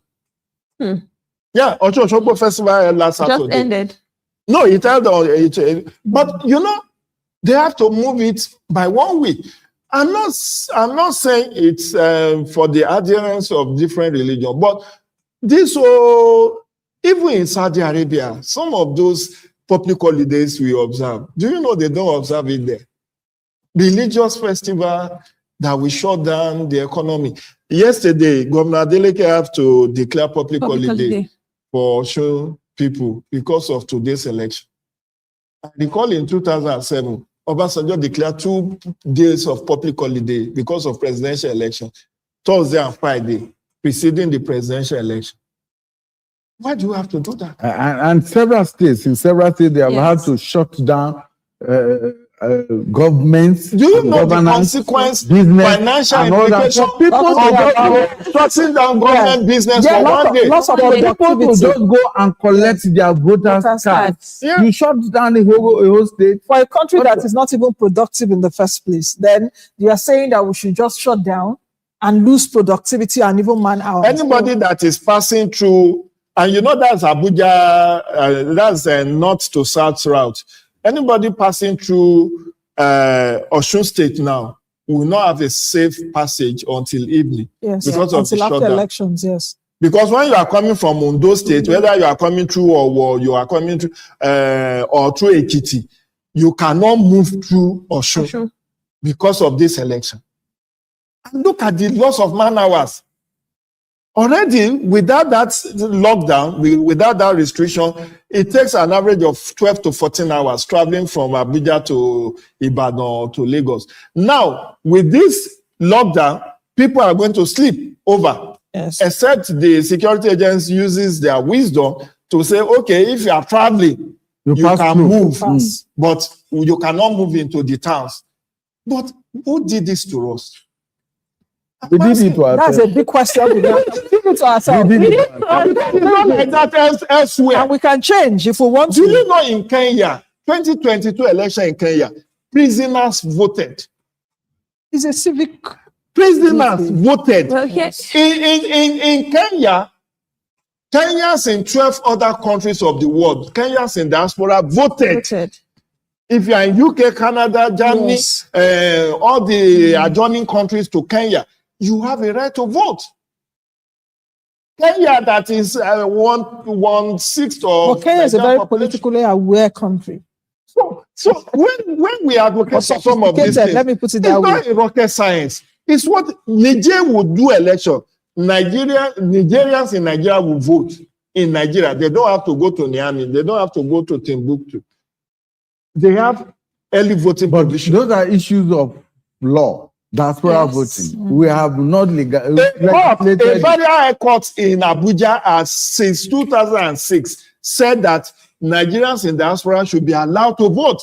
It is only our National Assembly that have not developed the political will. Which is what to I'm do the saying. needful. It has to be legislated. Exactly.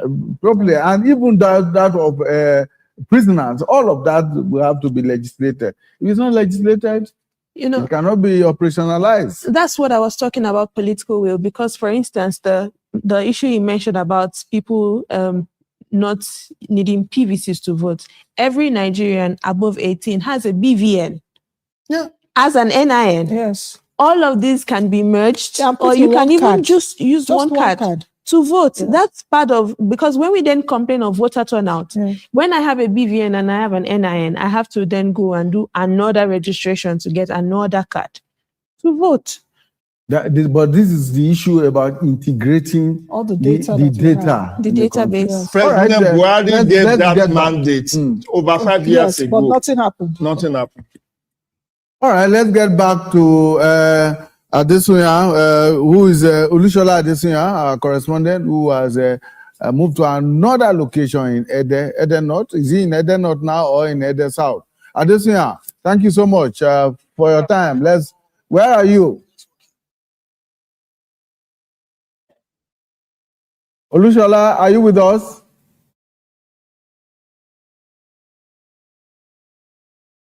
Olusola Adesunya, are you with us?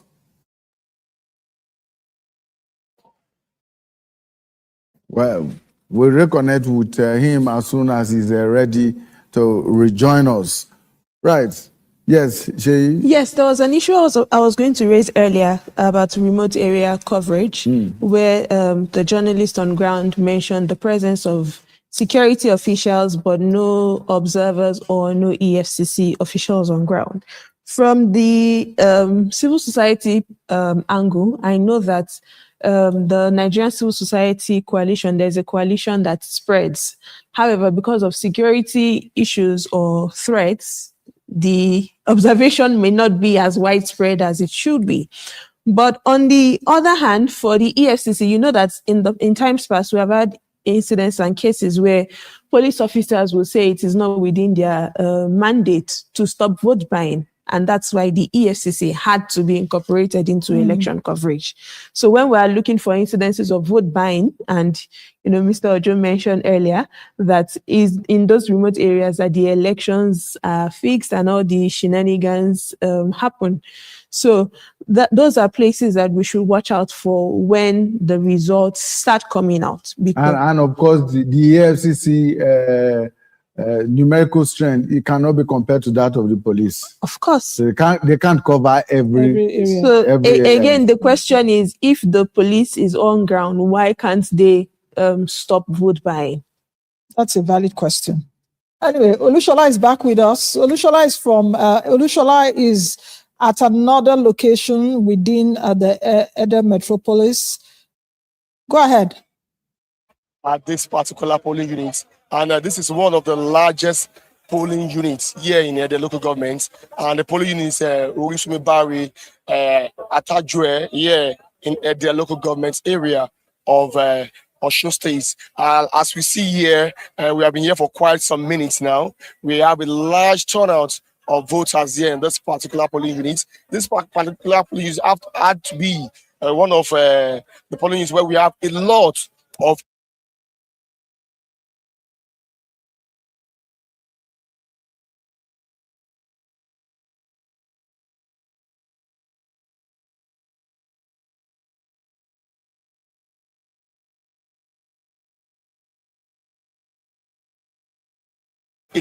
this particular polling unit. I can count up to more than 10 security agencies, from the men of the Nigerian Security and Civil Defense Corps, the DSS, the Nigerian Police. Even I had to capture some men from the Nigerian prison here at this particular polling unit. And people who have been going about casting their ballot. The Beavers machine, I must say, has been working, impressively. That's been impressive so far. There have not been issues with the ballot, the BVC, with the BVC, Beavers machine. And so far, so good. We have some of the people, some of the voters who have cast their ballots. Right beside me here is this elderly man who has cast his ballot earlier on at this particular polling unit. Can we meet your full name, please? Dr. Bright Mohamedi. Dr. Bright, when at exact time did you cast your votes? Probably some minutes past. Okay, something to 9 in the morning. Okay, and how was the process in the Beavers machine and the conduct of INEC officials? It was seamless. The conduct was friendly and without any hitch as far as mine was concerned. I did the Beavers machine, capture my face, seamlessly without any issue. Though there were some that took some time, we don't know why, but after those ones were resolved, only one person that I know that his face couldn't be captured, fingerprint couldn't be captured. So I don't know whether that was the fault of the machine or the fault of the human being. So, but generally, everything has been going on very smoothly here. How old are you, if I may ask? Why are you asking me how old I am? Well, because I know that you are aged. What motivated you to cast it? What motivated you to come out to cast your ballot? A man of 69. 69. Oh, how do you think we can improve on our electoral system in Nigeria? Yes. Number one thing is for the electorate not to go and be violent because of politicians. Politicians come and go. And it's only during the voting period that politicians go to people and ask them to come and do some rubbish things for them. So electorate should learn that politicians hide their children, hide their relatives, and then ask them to come and sacrifice their own life for them. So they should resist that. And again, to INEC, I want to speak to them that what we are still doing here is still backward compared to what is happening or I've voted other places in the world. All right. Yeah, thank you very much for your time. We have to talk to some of the people that are still waiting on the queue to cast their ballot. Thank you for your time, and God bless you. All right, thank you very much. We have so many observers here on ground, but let me quickly go to some of the people. They are seated. Most of the people seated under this tent are the aged, and they are waiting patiently to cast their ballot. They have been given chairs to sit down. They are not stressed, and they are anxiously waiting. They are vowed that even if you take them to be the last man standing, they want to cast their ballot. Let me talk to some of them here under this tent. Good morning, sir. Good morning. How me see your full name, sir? My full name is Apostle Adebayo Olajide Pebo. So how long have you been waiting here to cast your ballot? To be sincere, I've been waiting here for almost 2 hours now to vote. So far so good. What have you noticed so far? I noticed that everything is very calm. There is no problem. I can give kudos to INEC officials and all observers and party agents. They were all doing very fine, and we have given them an advice how to move things fast. And thank God they have heed to our advice. Things is moving better now than it was before. Thank you very much for your time. We just spoke to an aged man there waiting to cast his ballot, and you can see from the lens of our camera that people are still casting their ballots. The officials of INEC are conducting themselves in an orderly manner, and the people are smashing at this particular place that you can see. They're trying to capture a voter with a beaver's machine to know probably to capture his face. And I think the beaver's machine has captured her, and she's going to collect the ballot to cast, a vote for the candidate of her choice. As you can see from our lens, you see so many of this agents. We may have to move from you now and get back to Ikire, where the APC governorship candidate, Ambo, is voting or has arrived at his polling station to vote. Let's go over there and see what's happening.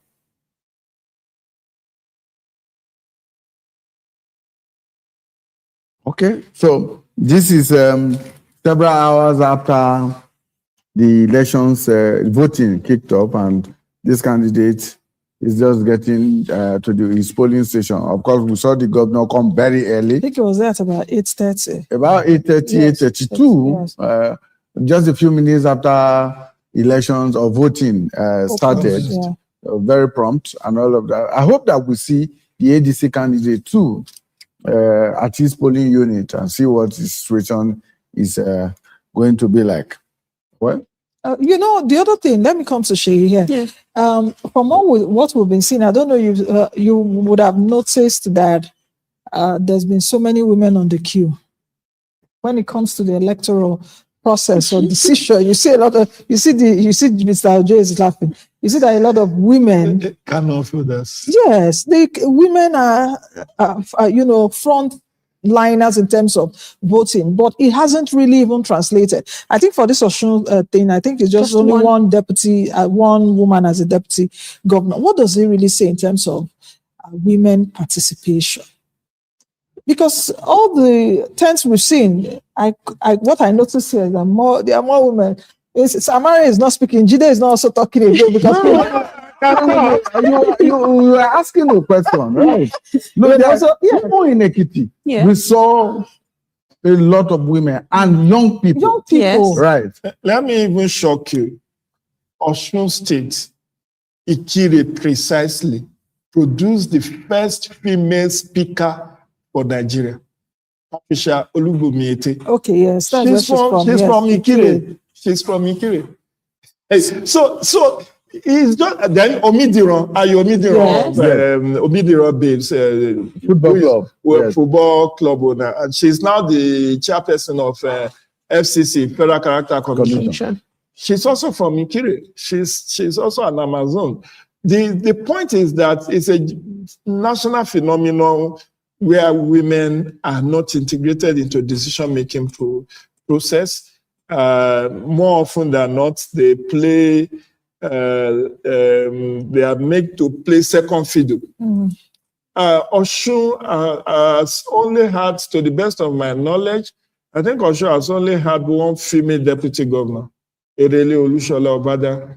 I stand to be corrected. Out of all, unlike other states like Ekiti that have had about 3-4 female deputy governors, including the incumbent. Unfortunately, the incumbent is a male. The one with Oyetola is a male. Omishoro to Bisa Kode is a male. The only one I remember is Olushola Obada, who was a female deputy governor to Onilola. So it's part of why we need legal reform. In Uganda, when I went to Uganda to observe election, say what you want. Talk about Yoweri Museveni being a dictator, being a life president, and all of that. Do you know that they consciously, mainstreamed women into their constitution? Every electoral district in Uganda produced one woman. Then they reserve seats for the military, defense and military. 10 seats were reserved. 2 of those sentences must be for women. Okay, Jide, let's come. Sheyi will come back because both of us are the only women on this panel, so we'll have to get that. No, it's I saw that intentionally. I wanted to. I saw the man. Anyway, let's go back to Funke. Funke is still in Elisha. I hope we can get Funke's network right now. Funke, over to you if you can hear us. Okay, wait. You go on more. We can hear you. Yes, I'm here. I can hear you. So fire I'm at Ajimoko. I'm at Ajimoko High School here in Elisha, and of course, Elisha local government area.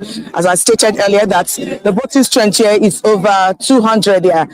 Yeah, and the turnout is very impressive. We've visited over 8 communities so far, and the turnout was very, very massive compared to the 2022 election. Here, they say they have about 50 additional voters here at this unit here. But what is so very, very area of concern for us here, when we get to this school here, the gate there was shut. That's the gate over there.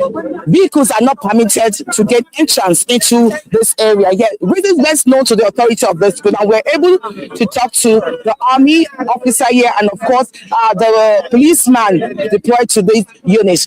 He said they've asked the school authority, they gave no strong reasons. Meanwhile, this gate was open for vehicles to move in here. The reason is yet to be known, but the security personnel said they didn't give the reason when they asked, why did you have to shut the gate on election day? There was an elderly woman who told me she cannot jump the fence to come in here. We have to assist her to find our way into this premises there.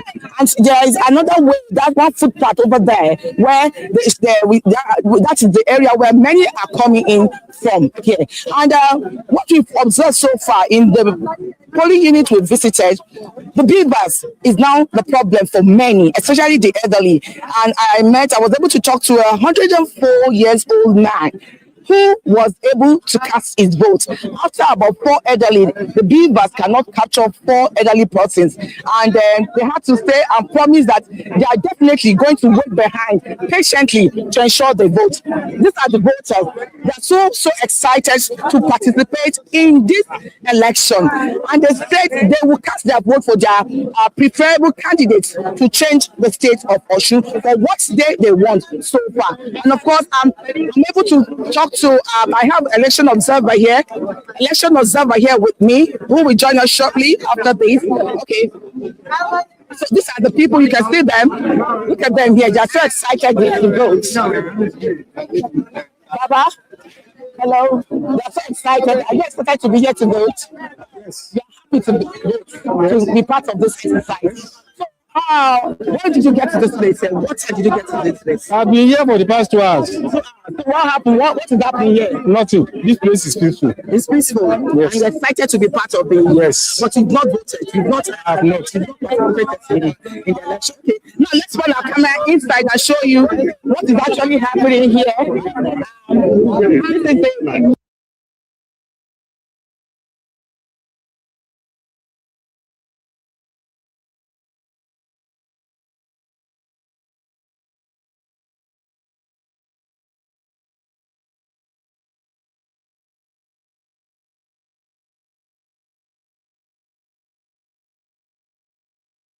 How about the election materials? Everything, yes, everything is here. Okay. We are available here around 7:00 with election materials and officers. Some girls here who are really participating in the exercise so far. And they complain about the beavers. What do you have to say? No, actually, our own beavers is not having issue at all. It's okay because it's working perfectly. We don't have any issue with the beavers. So no problem here. What's your strength so far? Because some of the people here we met, they said they are yet to pick up their vote. Not a big delay. No, it's not delay. It's not delay. In here for 2 hours. Yes, actually, is that when we get here, when we are about to log to beavers, it's giving us some issue there. So later we call our observer, which is Rattel, now attend to us. So once everything is done, we started casting votes. Yes. Security, everything is okay. No problem. Thank you very much. And we have election observer here with us. And let's just excuse me. This is Adebusoyi from Enough is Enough. Is an election observer. He has visited 1 or 2 polling units this morning. Let him just tell us what he has observed so far. Tell us what you've observed so far. So far, we have visited about 3 polling units in Ward 5 of Elisha West. And what we have realized is there are a large turnout of voters, unlike what we planned. What we have initially thought was just because of the killings in the past 48 hours in Elisha West, we thought people would not be coming out to vote. But people came out to vote, and the experience so far is that voters are struggling to vote just because there's only one beavers machine. This especially the polling units I am about 1,000 voters are expected to vote today, but only one beavers machine is working. So we actually thought maybe about 2 to 3 beavers machines will be here, so voting can go seamlessly and faster. So we expect that voting will go past 2:30 p.m. But we are so sure, just like the electoral officers have told us, they said anybody that is secured by 2:30 would at least be voting. So we have seen that everything is going so fine, and people are actually being comfortable with the fact that their expectation is that they want to vote, no matter the timing, they still want to vote. They are going to be on queue. We expect that things will go fine. For security operations too, this place is safe, unlike what we planned. Everywhere is safe. Voting is going seamlessly. Everybody is feeling comfortable. High tension zone, especially at this polling unit. Let's talk about what you're saying. This place is safe. 2 persons have died in the last 48 hours in Ijesha. Which is as if this place is like a red alert for now. What is the observation regarding that? Because we are surprised that people sit on despite the killing. Yes. What we realized is people were sensitized that on election day they will be safe. They will be able to come out and vote. And that is part of what we have seen today. We never expected that there will be large turnouts, just as we have seen. And we have a lot of people who are now coming in. We have traditional rulers, we have religious leaders who came out to vote. People turning out in large numbers to say, yes, compulsory they must vote in this election. And despite the fact that we had 2 people who died in the last 48 hours, we still see that people are still coming out to vote. They have the assurance that on the election day, they are safe. Whatever that might be happening, the killings, the unnecessary arrests that is going on in the news, that will not be done on the election day. And so far, we have not gotten anything different. Everything has been fine, everything has been safe. Okay, let's see. We have the traditional ruler of Ijesha here, with me here, and let's just ask him some few questions. Good morning. Good morning, sir. How are you? How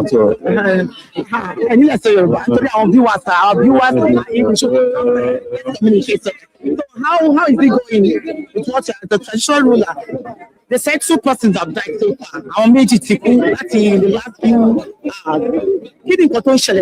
few for now. What is happening?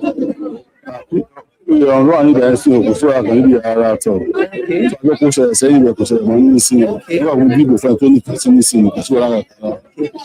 Àwọn activities àti ti dé síbi báyìí sí kí ni àwọn nǹkan tẹ́tí observe àwọn ọ̀dọ́ àwọn obìnrin àtọkùnrin bí bá tó ṣiṣẹ́ what they say control how you controlling them how you talking to them to sensitize them to stay away from violence especially electoral violence. àwọn kan wọn tó àwọn nǹkan tó fi sọ ojú ìwé tó wù wọ́n kò sí wàrà kan ẹgbẹ̀dẹ̀ lẹ́yìn kankan ìgbà so àwọn jẹ́wà àwọn agbófinró ẹ̀sìn àwọn iṣẹ́ so kò sí wàrà kan ní ìgbà. Àwọn ọlọ́pàá ń kọ́ Are they doing their job?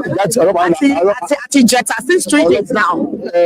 Èmi ọ̀rọ̀ ni mo lè sọ nípa àná ọ̀jẹ̀ tààbọ̀ níbi táwọn fi peace wà bẹ́ẹ̀ lọ́pàá ṣe bí iṣẹ́ náà àwọn ọlọ́pàá ìdìbò fẹ́ tó bá wù wọ́n kò sí wàrà kan. So kí ló dé tó fi ti gate? Why did they shut the gate? Since you are the ruler here. Àwọn school ni authority àgbẹ̀ ti gate wọn ọkàn sí gate wọn wọ́n ti gate wọn lẹ́tẹ̀lẹ̀ tó má jẹ́ pé ìjọba fún school ní ọjà kan sí gate wọn á ti gate wọn. Nígbà tó ń dìbò lọ́wọ́ àwọn tó jẹ́ ọwọ́ àgbẹ̀dìbò tó máa fi káwọn school wọn sí school wọn tó sùn wọn wọ́n ti lè ti bẹ́ẹ̀ tó àwọn tó máa àrídòkú tó máa káàkiri school wọn ti school wọn nígbà tó yí ìbò àbúmọ̀ kan. Àwọn nǹkan tí military àwọn ọlọ́pàá sọ fún àwọn that's what the security people told them pé àwọn ọmọ bèrè lọ school ọ̀tọ̀ sí ìṣèkúlò tó fi ti gate. Ó ti ẹ̀kọ́ yẹn bí ẹ̀kọ́ ló di ọjọ́ òní. Yóò ní bó ti máa ti skul wọn nìyẹn ọkọ ẹ̀gbọ́n tí pẹ̀lú wọn lè má rí mọ́ òtí bí ìbò lọ bó ṣe ẹ̀kọ́ lọ kò sí wàrà kankan rárá. Now what he said in Yoruba is that the reason why they shut the gate that the gates has not been open for some time now that is not because of the election. And of course, he said the killings there is ensuring that the youth, he talks to the youth, advise them that everything is going on peacefully, and definitely he will ensure that there is no breakdown of here. That's it. Thank you very much. So let's come back because we've got to go now. Yes, thank you, Funke. Thank you. We've just got to go, so we just have like 25 seconds to round this up, or 30 seconds. We're talking about the female. I want you to speak on it just briefly. Then I think also this Osun State election is the second litmus test about the Electoral Act 2026 before 2027. So round up on that very quickly. Well, yes. That's after Ekiti in June. In June, yes. So, well, the issue of female participation in politics in Nigeria, there is a school of thought that believes that politics in Nigeria is a men's club or is a boys' club, and women are just enablers. So they just bring them in to tidy up some things. And as we were talking about, even in this Osun election, you have the Erarike character that we mentioned that has played a very significant role in this election. But for some reason, women are not represented on the ballot. So it's not just about creating reserved seats. It's also about enlightenment and orientation and reorientation of people, that women can be trusted. If you can trust a woman to be in your house, you can trust her with power. Okay. Jide, the question around Electoral Act 2026, a litmus test, very quickly. Well, it is a litmus. I think we are getting familiar with the implementation gradually. We hope things will remain peaceful. That was the biggest concern of the day. None of your reporters have been able to report any act of vote trading. We hope it does not exist. We don't want to start reading tomorrow that even though the Punch newspaper is saying there is a battle of 20,000 between Accord and APC. But we just hope and appeal to Osun Indigi. They still have some 3-4 hours to cast their ballots. They should come out en masse. They should determine their next governor. Whether they want continuity or change is in their hands. INEC has assured that their vote will count, and we want to give INEC benefit of that.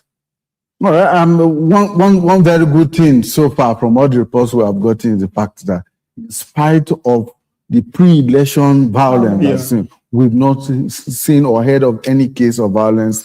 The only thing I heard is the Speaker of Osun State House of Assembly, whose residence was allegedly sealed off by the security agencies. That is structural and psychological violence. Okay. It may not have led to bloodshed, but I think security should offer explanation. At the end of the day, politics is local, so we can determine the safety more than the indigenous. So what a beautiful place to live in. And that's it on this time segment? belt. Yes, this segment, of course, because our Osun voters are still going to the polls to decide continuity or change, just like Jide mentioned. We will resume our election coverage back at 1 p.m. 1 p.m., Not right. me and Imoni again. No. Another of our colleagues. We've done our bit. So, But we must thank Jide Yes. Ojo, Oja Development Initiative. is it Oja or Oja? OJ Development Company. OJA OJA, Development not It's Company. Oja. acronym of 3 names. Okay, so OJ that's Development OJ. Company. All right, thank you so much. Thank you very much. And Sheyi Awodurugbe, who is a research analyst with the Center for Democracy and Development. Thank you It's very good to much. have both of you on. Yes. Pleasure. That's our time here on Osun election coverage. Like you heard from Nancy, our colleagues will be here at 1 p.m. to update you on developments and get a lot more reports from Osun State. For now, have a nice time. Bye-bye.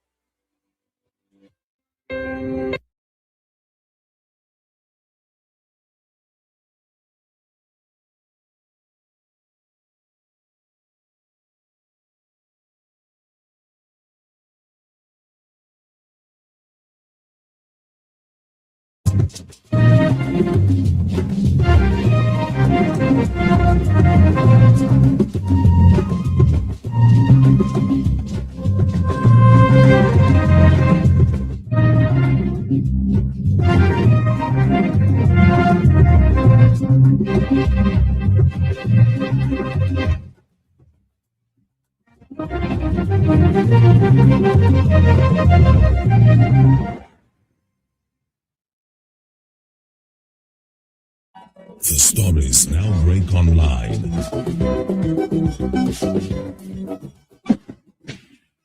Don't miss anything from our real-time updates and exclusive content. Follow and participate in discussions on live TV studio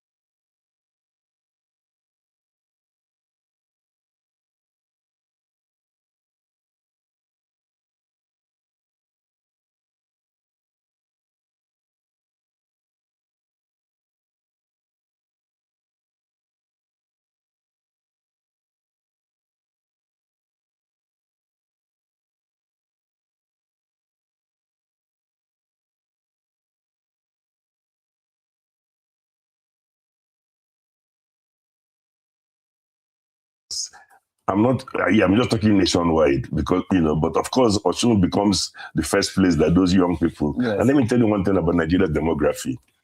In any election in Nigeria, if these young people, those voting for the first time, 18, 19, 20, 21, if they all vote for the same person, invariably that person has won. It happened many years ago. Yes, we saw it. But we're assuming that's. I'm just saying that if they all, nobody is saying they will do so, but there are so many that if they turn out and they all vote largely for the same person, case closed. But I think more importantly that they can guarantee that there's no rigging. Then the results will truly reflect what the people voted. Let's go step by step because this rigging, the first way to aid rigging is poor voter turnout. People don't come out and vote. That helps the riggers. Conversely, the riggers' nightmare is a huge turnout. A huge turnout means you have to have several votes to nullify. You may nullify and falsify and find that you have still lost. So I always tell people that instead of being disenchanted, instead of giving up on the system, get off your backside, go out there, do your best to vote. Because it's large numbers of people coming out to vote that overwhelm riggers. I've already called it the riggers' nightmare. Think about it. People talk about vote buying and all that. If the turnout is phenomenal, even the money you have earmarked for vote buying may finish. Well, what was it in last elections? Was there a huge turnout for Osun State? The turnout, if I remember the numbers figure, the turnout, I believe it was in the high 20s in terms of percentage, which is not bad for Nigeria. High 20s? Percentage, yeah, or perhaps it was even 30, but we can check that later. Even that in itself is still low. Yeah, but hey, there are elections in Nigeria where the voter turnout is 10%, 11%, so let's be careful. Also, very important to remember, the INEC register, in terms of registered voters, I believe, is biased upwards. Let me explain. I bet you when you go and vote, if you have lived in a particular polling unit area repeatedly for 10 years, when you go and vote, you will see names of people who died last year, died year before, died 3 years ago. Because INEC does not have the foolproof way of knowing who is alive, who is dead. Exactly. So they are biased towards living names there on the register because you don't know if the man is alive or dead. So it's better to err on the side of leaving a dead man's name than to remove it. I don't want to go into details, but I have seen name of somebody who died in 2016. But are these names exploited by the riggers? I mean, it varies from polling unit to polling unit, but it creates a potential. But then if you're using beavers, it should not make a difference. Yeah, but they use beavers. I'm just saying that if they follow the rules and use beavers, because if somebody does not even appear, then you cannot vote in his name. Yeah. But either way, I think let's not lose focus. The priority is that this is still the morning, it's 11:15. If anybody in Osun watching this program, all the young people decide to come out, they are claiming their birthright and influencing the affairs of Osun State. So even if it's now they decide to come out, it can make a difference. Okay. The present governor, as we know, is in the Accord Party. And I don't know if you're aware that a former member of his party defected just a couple of hours ago. Doesn't this even now further deepen the mistrust that the youth have with the government? Because if somebody it's supposed to be a chairman or at least a big figure in a particular company can defeat just a few hours yesterday. So let's be very careful because there are rules about say the campaign is over. So let's be careful that we don't single out a single candidate. No, because that was because it was sure. it was I know, on I'm just social saying, media. but because really, if you start talking about one candidate indirectly, you are drawing attention to one person. Okay, but let's talk generally. Let's just say generally. So generally, the point I'm making is that of a particular party defects. I don't think people are heavily influenced any longer by Mr. A defecting or Mr. B defecting. Heavily influenced or not impressed? Nigerian politicians have been known to defect left, right, and center. The miracle is if they don't defect. And then again, let's be careful. Half those defecting, they can't even deliver their own polling units. And we all know for some of them, if you bring a bag of money and shake it, they will defect. So I mean, I don't think people should worry about that. Go out and do the needful. Go and vote for who you want to vote but for. you're saying, speaking of this bag of money, a lot of people are hungry, and this vote buying seems to be something that they will readily accept for a short-term gain for long-term suffering. So how can you now encourage these youth to look beyond momentary satisfaction and to look at the bigger picture and vote with their conscience. Yeah, okay. Earlier I was talking about the 4 pillars that we expanded our mandate to go Nigeria, which include electoral reform, judicial reform, insecurity, freedom of speech, because those 4 pillars affect election outcomes. Insecurity alone in the polling unit area can affect voter turnout. But I think that when you're talking about the impact of money or voting, really, if the officials and all the parties, the officials in particular, INEC in particular, insist on the rules and make it a secret ballot, that becomes a nightmare for people paying voters. Because you could be paying somebody who does not vote for you. The problem is that in several polling units, and I hope it does not happen this time in Osun, the problem is that in several polling units, INEC sits down, is almost co-opted into the vote buying arrangements in the sense that they are watching people going into a polling unit, displaying who they're voting for to somebody watching as a means of qualifying to collect some money. Yes. But if it was a real secret ballot, the guy would have to give you money. When you enter the polling unit, only take a chance. And many Nigerians, I'm sorry to say, I'm not abusing our countrymen, but they're clever. Many Nigerians, for a secret ballot, they'll collect your money and vote for who they want to vote for. But the problem is that the officials connive and allow arrangements that allow all these thugs and agents of parties to see who is voting for who. When I go and vote, and I voted the last 3 elections, nobody knows who I voted for. Nobody can dare ask me to show them who I voted. Who is that person? They've not been born. So now the problem is that, like I said, it's INEC and who is in charge. Sometimes the geography of a polling unit has been designed to encourage vote buying. They make it possible for people to see, to bring up, to go and vote and cleverly display, and if somebody there gives you a thumbs up and all that to make sure that... I want to ask, for every polling unit, there's a representative of a party, isn't there? Sure. Sometimes, let's be fair, sometimes the parties complain. Generally, the smaller ones. Yes. They complain that this arrangement is not fair. There's voter intimidation. Because, no, but how does that happen? When if you have 12 parties and you have all the... Yeah, that's what I'm saying. It's a failure of INEC and the security agents. The security agents who are involved. What's the point of having police and all those people standing there? And a thug will now come and rearrange the geography of a polling unit so that they can monitor those who gave money, whether they voted for them or not. Then there's the potential for intimidation. Even if they paid you in advance, and then you didn't vote for them, and they can see that, then they can intimidate you afterwards. They want their money back and all that. So the point I'm making is that we must hold INEC's feet to the fire. Even as the election is taking place in Osun today, the media should look at the geography, the layout of every polling unit, and point out those ones and shame them into rearranging the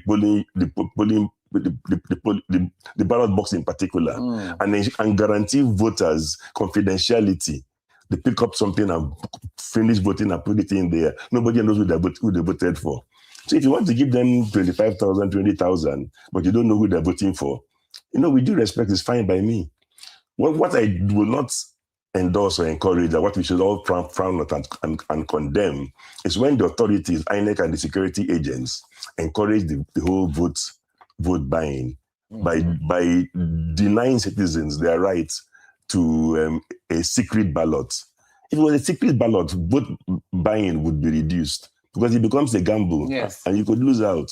So the real failure really is INEC and the security agents. Do you see that changing anytime soon? Well, that's why Go Nigeria and others. You see, if you don't draw attention to problems, even this discussion we're having, why am I here?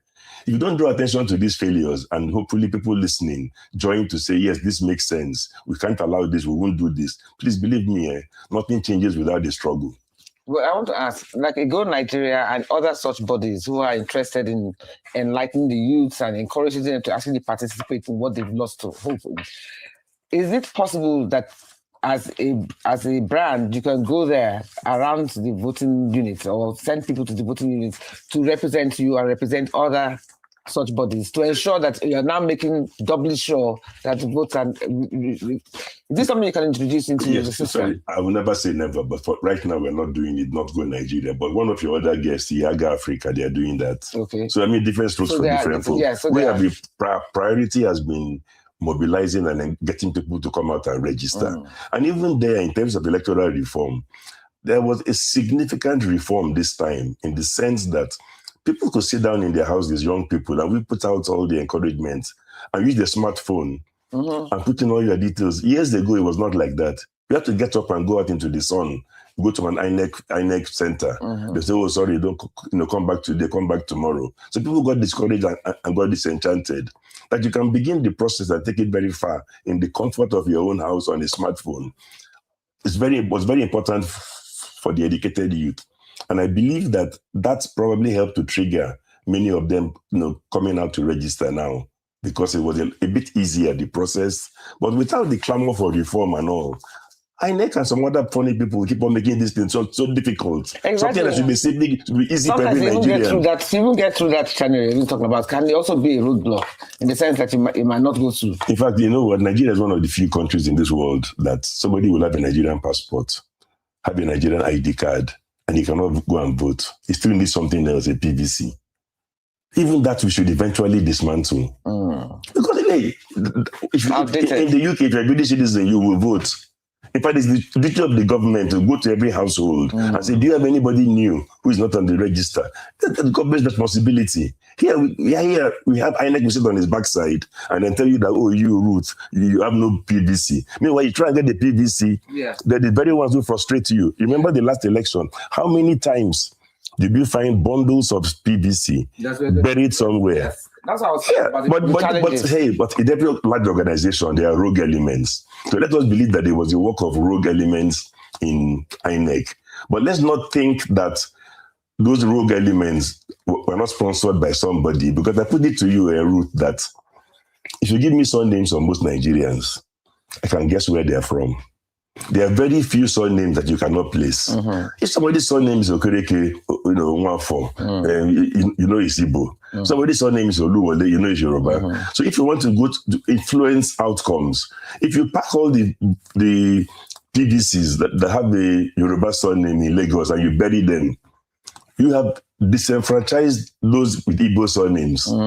If you go to Kaduna and you pack all the CVs with Yoruba surnames and you bury them, you disenfranchise lots of Yorubas in that state. So all these things are done deliberately, and guess what? Most times there's no sanction. So it makes one think whether there's official endorsement. But who has been sanctioned before? How did those PVCs get there? Wasn't there somebody at INEC responsible for taking those PVCs somewhere and getting used to come and collect them? How did those PVCs leave his hand and get buried somewhere? That kind of person should be in jail. But who knows? Perhaps in Nigeria they'll promote him. You can easily do an audit and say, hang on a second, you were the person in charge of these 5,000 PVCs in Surulere, of which 1,000 were found buried. In China, they will behead you if there was any such official that would be so brazen to sabotage a government policy. But we've even seen polling booths being sabotaged physically and nothing has happened. Yeah, so, even last night or so, I was disturbed when I saw a video. What did you do? People like just on WhatsApp, people, campaigns should have stopped 24. That should have stopped already. Some people that looked like thugs were talking. The police and co were in large numbers around, but they were now shouting and calling a particular candidate's name, threatening him and his supporters if they come out tomorrow. Okay, is that what they said? They kill them and then no, that's a different one. But I'm just saying. But even there, what are the police there for them? Exactly. Does it mean that the police just stand there like zombies? Yes. If somebody comes around now shouting the candidates, look at in this studio, you ask me an innocent question. I refuse to go down the route of calling a candidate's name and so on. I didn't want either the candidate or his opponents to say, why am I being allowed to call his name when there's no more campaign? Because whatever you say is like you're either for or against him. But when you have thugs walking around, threatening voters backing the particular candidates, and the police are standing there like zombies looking, something is wrong. We pray for some change, because this is also very discouraging when you listen to or when you see the younger ones, the younger generation, like we said, disgruntled, disenfranchised, are not even interested. So if you were to talk to a young person now and he says that I don't want to vote because my vote doesn't count. And why should I bother? What would you say to them? I'm personally telling that if your vote does not count, why are they offering to buy your vote? Who is the idiot that will be buying your vote if it does not count? If your vote does not count, they'll drive you away and tell you take your vote and get out. Yeah, that they are buying your votes. I've already said earlier. They're buying your vote because they need that ballot paper stamped in their favor to put it somewhere and count. Even if they want to destroy those of your opponent, they need their own. If you have no ballot paper in your favor, then you've lost. So the votes obviously count. And I've said earlier that if you think you have an enemy who is trying to stop you from voting, always give your enemy what he does not want. What people, vote riggers, don't want is a large turnout. You go out there, cast your own vote. Don't worry about whether that vote will make a difference or not. Go out there and cast the vote first. If you do it in large numbers, you will influence the outcome sooner or later. But from the feelers that you have gotten so far, do you think quite a large number has, the numbers have increased in terms of turnout? Do you mean this Compared to last election? year, yes. No, this election, I think it's too early. You cannot get perhaps the likes of Yaga Africa. Yeah, But let me tell you what part of the problem is. And I hope this time there are agencies who monitor that. You see, we take nonsense from INEC as a nation, and it has to stop. If you're a CEO of INEC, you're conducting only election in one state. For goodness sake, by 11 o'clock, the material should be in every single polling unit. Where they are not present, they are not being delivered, you should be called out. Something is wrong. Because it's easy to influence the governorship election if you know that this candidate is strong in these LGAs, is weak in the other LGAs. Then you can simply make sure that voting starts very late in one LGA where somebody is weak. So all those things are what I would call programmed rigging, because the umpire is biased. But we can monitor now, and I believe this time the numbers will come out. What time the voting starts in various polling units. The second thing we can monitor, by 6 p.m., 5 p.m. today, 95% of the polling unit results should have been uploaded. If they were not, then somebody is playing games. Go and check the last governorship election. In about 25 states, by 5 p.m., 6 p.m., 80-90% of the results had been uploaded. The ones they hold back and then say there's a glitch and all that. Because somebody, in fact, so as soon as they tell us there's a glitch, we all know now. But the one thing I must point out is that even if INEC does a good job in Osun this time, I want to remind Nigerians that last time they did a good job in Osun. That somebody decides to do the correct thing today does not mean that he cannot turn around by the presidential election and become rogue completely. So you should not let your guard down. That task of monitoring, that task of pressurizing, that task of shouting, calling people, holding their feet to the fire must continue every single day from now till the next elections. But otherwise, they will do something today. You praise them, you turn your back. So they can almost do it to fool you, because you then relax thinking, oh, everything has been sorted out. It's a lie. Well, let's just pray. It is not sorted out day, until they've done it repeatedly, election after election. Yes. Let's just pray that the head of INEC has his own voice and would definitely prove his. But he too must know that he's on trial, because we're all watching him. He has the family, he has everybody. They should go and talk to him. Everybody's watching him. He can make history and elevate his family name, or he can destroy it.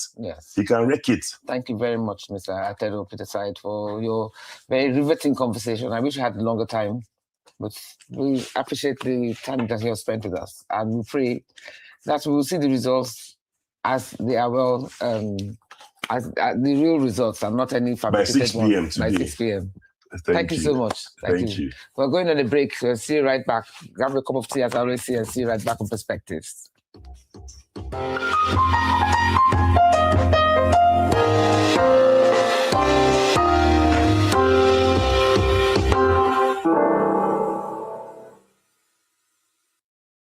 Thinking of banking in Africa? Think Zenith. In today's fast-moving, fast-changing world, you need a financial partner that understands your unique expectations. A bank digitally connected across Africa and global financial centers with the enabling platform to facilitate seamlessly whenever, wherever, however. A bank with smart financial solutions from a systemized blend of technology and human touch. For easy, fast, and secure banking that creates real value. Turning dreams into reality is now in your hands. People, technology, service. Zenith Bank, in your best interest.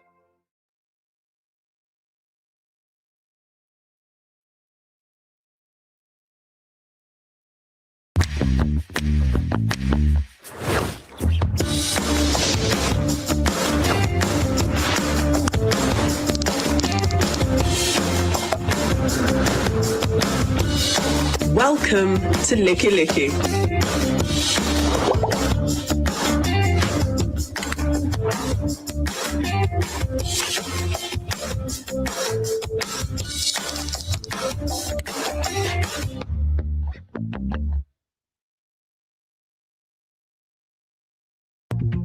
Are you tired of the same old news cycle? Ready to spice things up? Welcome to Rise 360, your ultimate backstage pass to everything entertainment, art, and culture. From the glitz and glam of Hollywood to the hottest African stars, Rise 360 brings you closer to the action.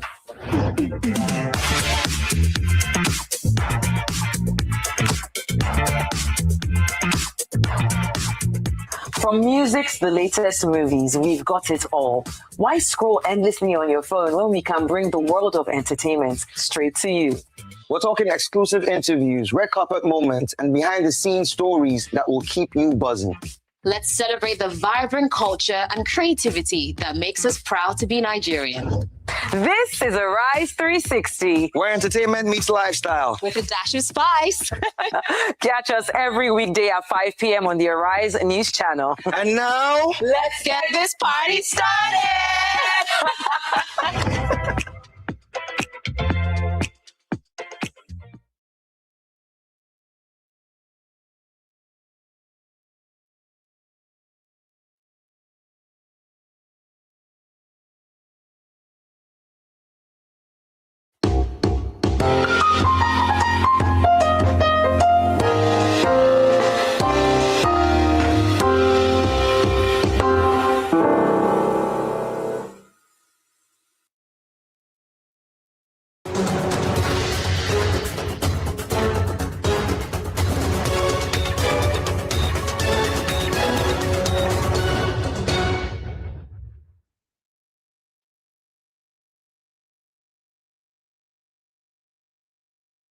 Welcome back to Perspectives on Arise News.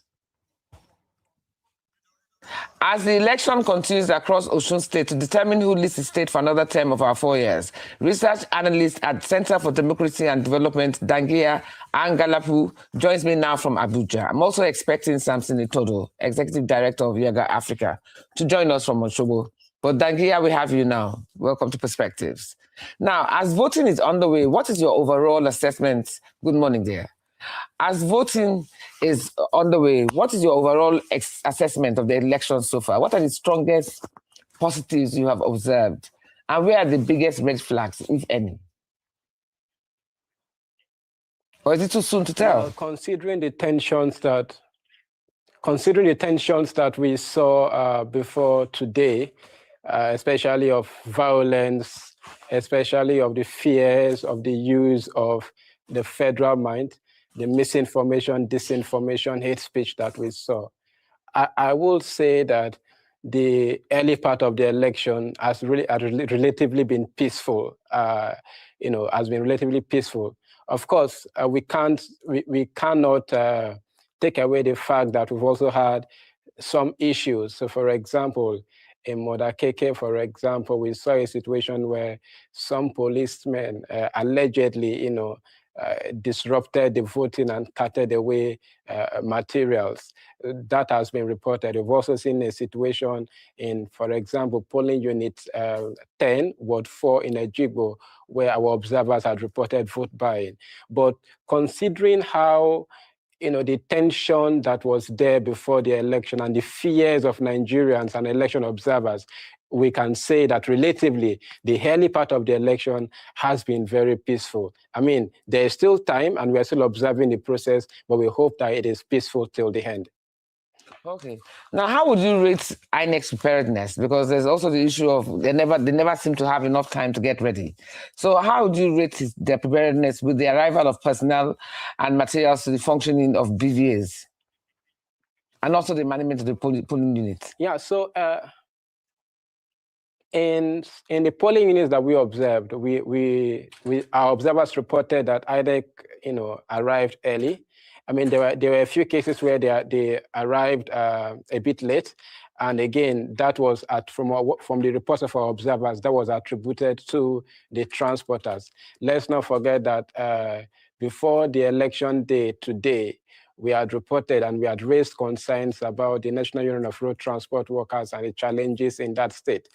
So we had even expected something deeper than what we have seen. But I mean, to our pleasant surprise, most materials arrived early. On a scale of 1 to 10, I would say that INEC has done well with regards to arrival.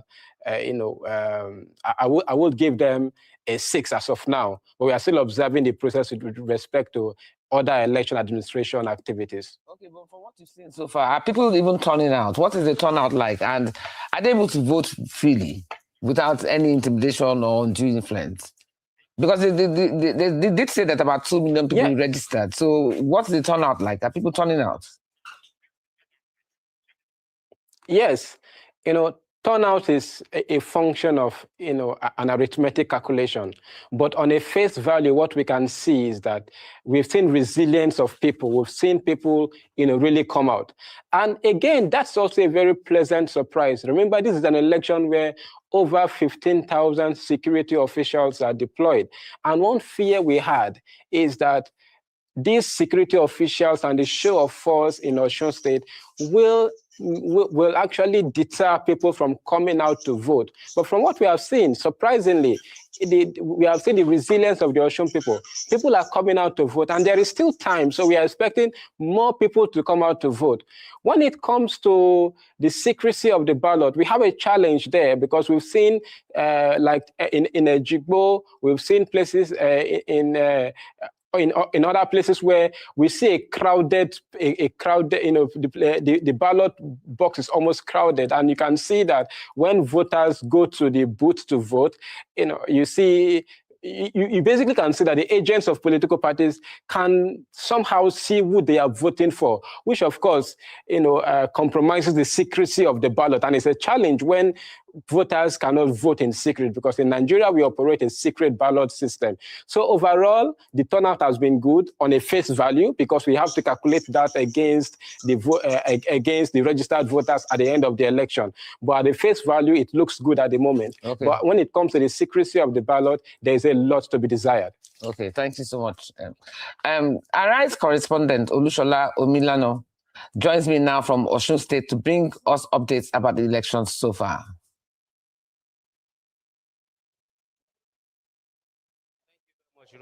Hello, how are you?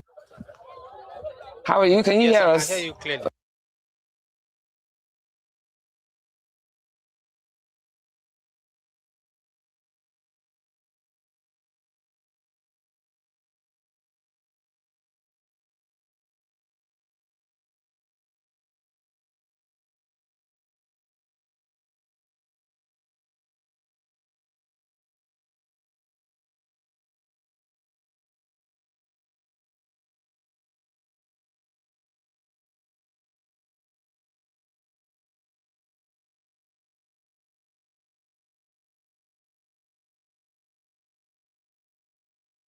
Yes, the security here is very tight.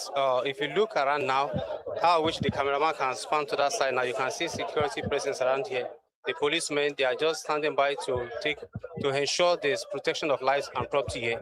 And since they've been here, nobody has tried anything to cause any trouble. So it has all been peaceful all through. And another thing that Nigerians are hoping... If you look behind me, you see... Go ahead, sorry, go ahead. Go ahead, Shola. I'm with you. Okay, and the other thing I wanted to say is, if you look behind me, you see the number of the crowd here that is massive, and it has been like this since morning. The turnout has continued to be massive since morning, because once some people are accredited and they finish their voting, they leave the premises and others are coming. So it has been impressive unlike what people have been insinuating, that there's likely to be voter apathy as a result of security tension that people have been rumoring here and there. But here, all since morning, there's not. Okay. I was just about to ask you about voter apathy concerning the youth. I was just about to ask you about voter apathy because there's a lot of emphasis. I guess I just left here at Edo Peter's side, said there's a lot of emphasis and energy being pushed, being invested in the youth to come out to vote. So do you see a good representation of them from what you have seen? Do you see a good representation of the youth? Yes, exactly. Because what is happening here, anything that has to do with apathy is totally out of it. The people have decided to vote and they are showing the commitment right now, because most of them, even when we spoke with them earlier on, they are saying they want to make sure that this vote is conducted and at the end of the day, the candidates emerge. So we can see the zeal and the anxiety in the youth that they are ready to do the voting, and it has been peaceful all through. And are they following the secret ballot mode? Can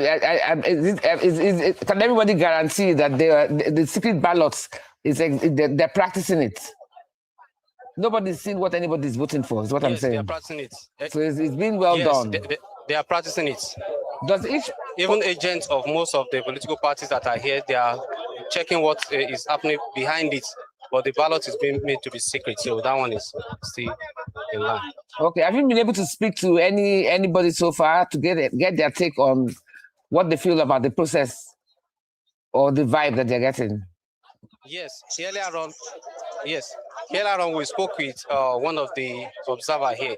He's a PWD, persons with disability.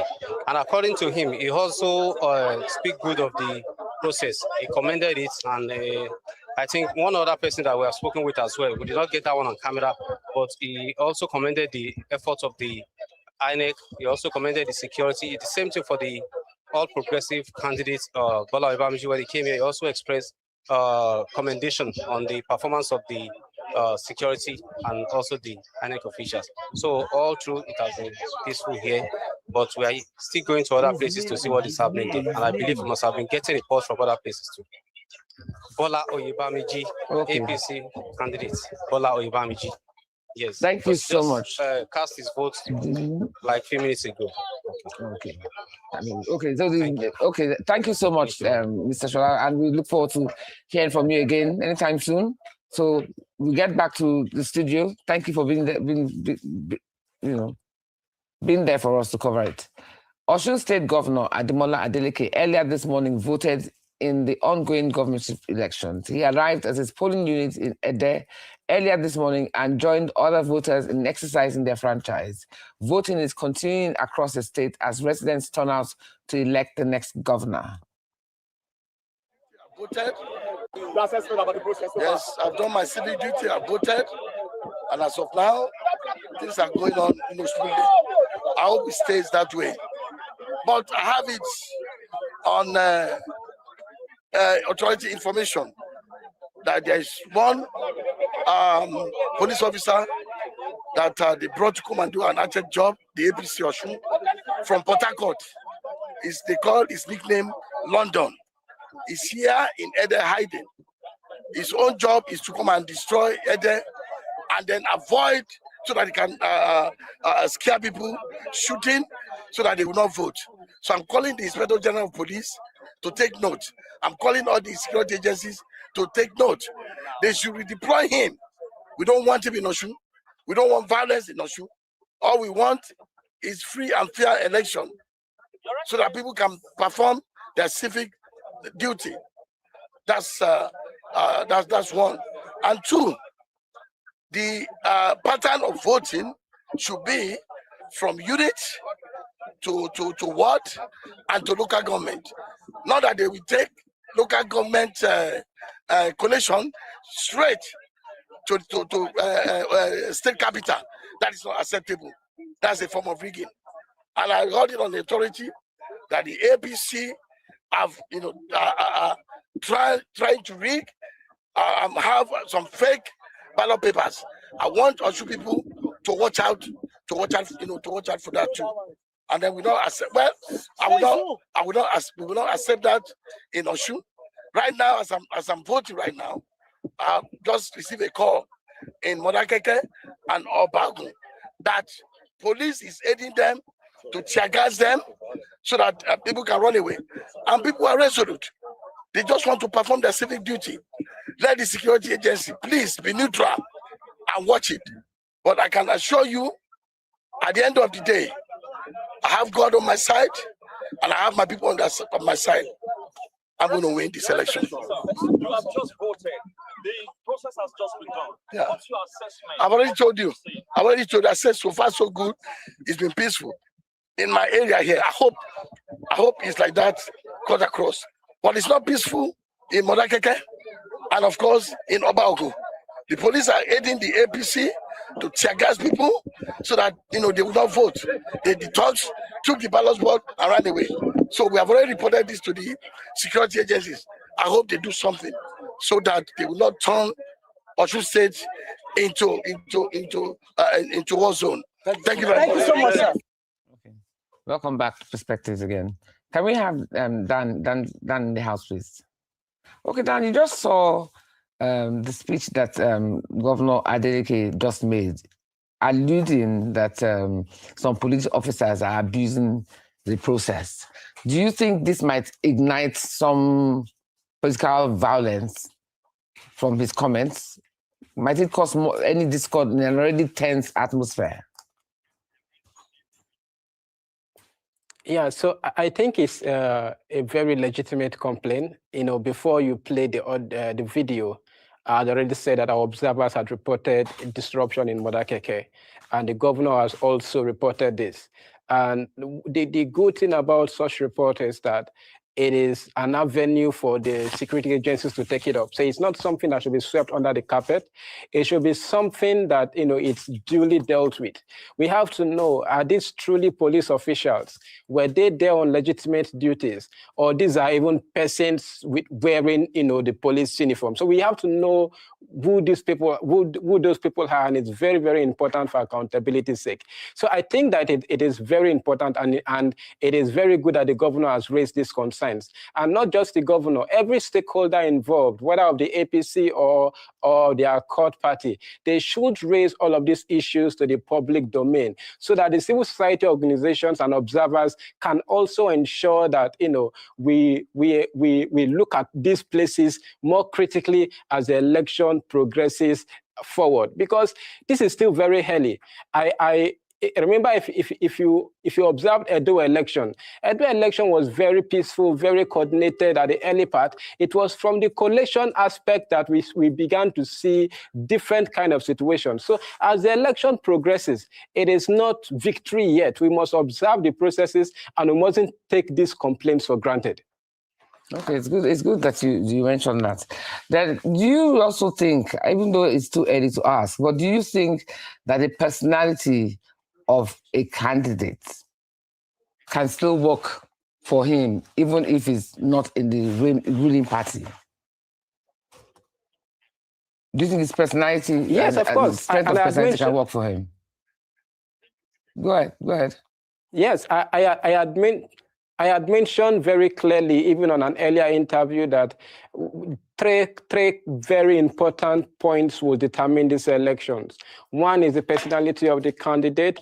Two is it's the character, of the use of the federal mind. When I mean federal mind, I mean the deployment of security, the court system, and also the deployment of, basically the state architecture in favor of the ruling APC. That is also an important point. Then the other one is incumbency. So these are very, very important points. So it is coming out to play. So for example, the case in Modakeke, the governor has said these are security officials. On whose authority were they acting? It's very important. If they are not truly security officials, it's a different matter. But if they are security officials acting on the authority of someone else, it shows some level of federal might being deployed there, and that must be observed. So the personalities must be checked. The personalities are very, very important. Let's not also forget the recent statement by the senator. Of course, he came to say he was misquoted and all of that. So different personalities and the way they play politics will determine whether or not the election is peaceful, whether or not it is credible, and whether or not it is free. So we have to observe the processes as well as we observe the institutions. We must also follow and observe the personalities and actors involved in the Osun elections. Yeah, but the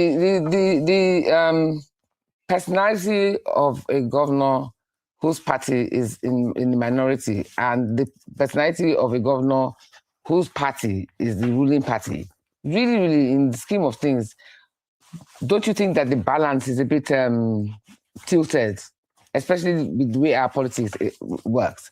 Don't you think the balance is tilted to the favor of the governor of the ruling party? No, so it actually depends, and this is where I think that there is some sort of a fair balance. The governor, for example, of Accord, I think it's a fair balance in this case. So, for example, the Accord Party, which of course rules Osun as of now, has some power of incumbency. And because I was in Osun State before this election, I also saw how that played out. So you can see the domination of the signpost of, of the major signpost areas. You see Accord Party. Even when it comes to radio, television broadcasts, especially state-owned radio, television broadcasts, you will see the dominance of the Accord Party. So you can see that in that realm, the Accord Party, there is an advancement of incumbency, that you always see in elections, whether it's in Osun elections or any other election in Nigeria. Then when it comes to the APC also has some level of advantage. They have a minister there, a minister that contested the election with the present incumbent governor of the state.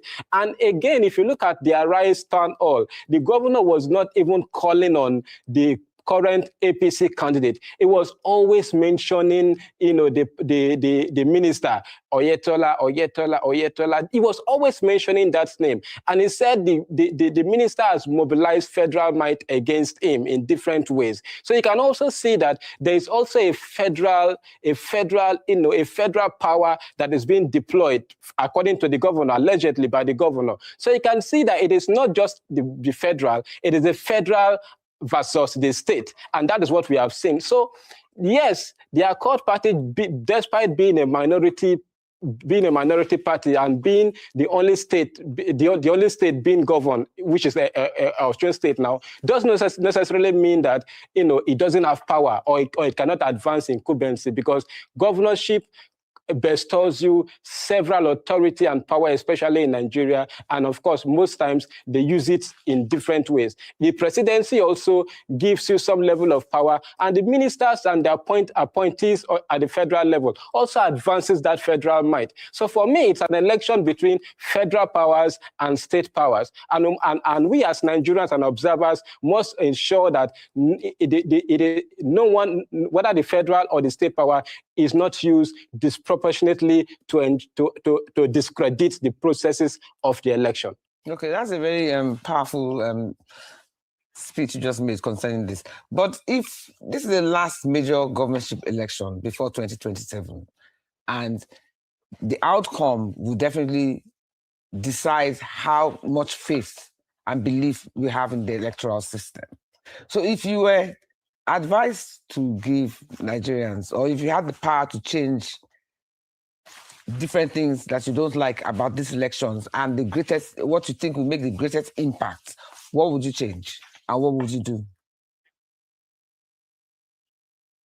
I think that particularly what I would change and I will advise the president to do is to assure Nigerians that there will be free and credible elections.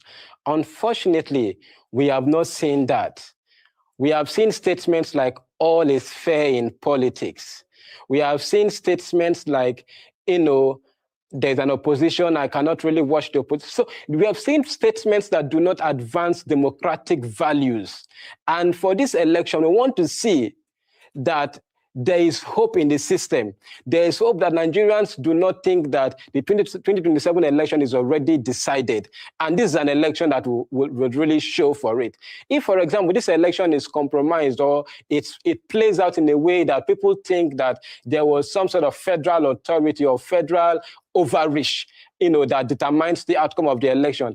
It will greatly determine how the 2027 election will be perceived. So one thing I would think will change will be the rhetorics to ensure that, that I will give INEC the chance to conduct free and credible election, and I will ensure that the process is credible. The statements like all is fair in politics and those kind of divisive rhetorics, I think should take, the backseat. That's an important factor that will change. The second factor that I will think that should change is the use of the security agencies, as we've seen. As we all know, even though that the state policing bill has been passed, it has not been operationalized. So we are still going to rely on the federal security architecture. And in a country now where, most of the governors have actually defected to the ruling APC, and the federal government also controls the security architecture. For states that are in opposition, like Osun, for example, like Bauchi, for example, we want to see that the state security architecture is fair to all. So we want to see a very fair and credible process. I think these are very, very important roles that important changes that I think can happen. Thank you very much, Dangi Yefa and Galapu. I got it right? Thank you very much for sharing your very deep insights with us this morning. Thank you so much. Now, as Nigeria looks towards 2027, perhaps the real test is not simply who wins the elections, but whether Nigerians remain engaged enough to shape the political process and hold institutions and leaders accountable between elections. Because democracy is not sustained by election alone. It requires citizens who participate, question, challenge, and remain invested in what happens long after the ballot boxes are packed away. So that's all we have time for today. You've been watching Perspectives here on Arise News with me, Rizal Singh. See you next week.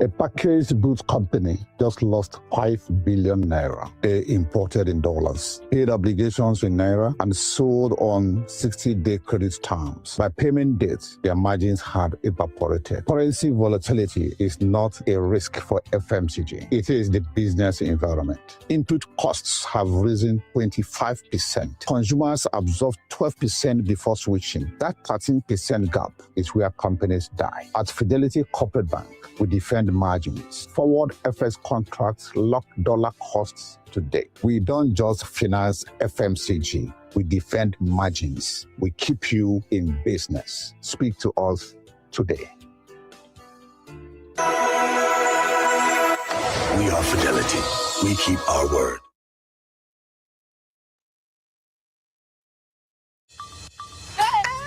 Hey, I catch you.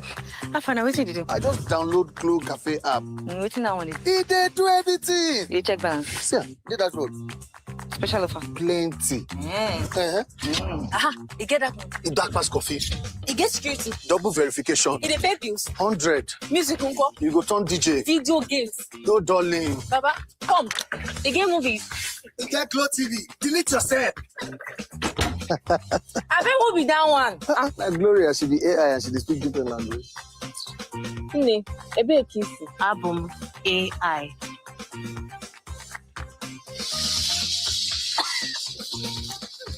I bet you see me cook. I just order pizza from Glow Cafe app. Oh, Mado. Hey!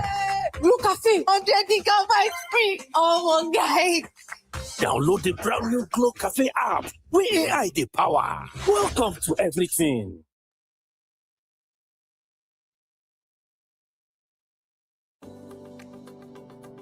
A recent German geological survey estimates Nigeria mineral wealth at $700 billion, a conservative figure likely to rise with further exploration. Yet, the sector contributes less than 1% to GDP. Fidelity Bank has climbed to the top of Nigerian banking industry as the highest contributor to non-oil export foreign exchange earnings. The key, our in-depth understanding of what constitutes bankable projects. At Fidelity Bank Corporate, we provide blended finance, patient equity, rigorous counterparty screening, international off-taker purchase guarantees, escrow management, FX hedging, and regulatory coordination. The outcome, finance plans generating 10,000 plus jobs, significant export revenue, and positioning Nigeria in global supply chains. We turn vision into bankable projects with proven financing architecture. Speak to us today. Thank you.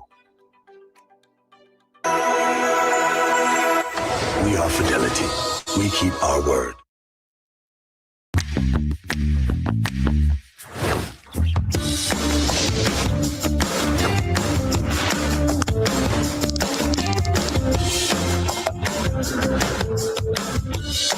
Welcome to Licky Licky.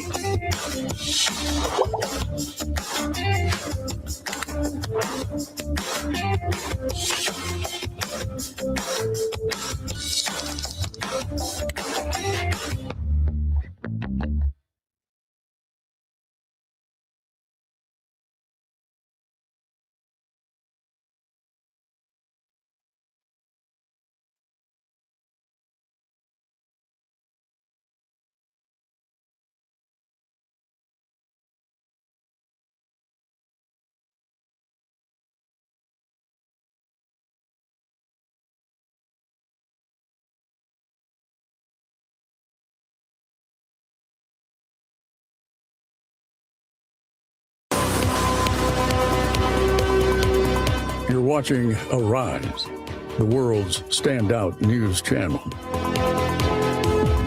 Arise News, awards, and beyond.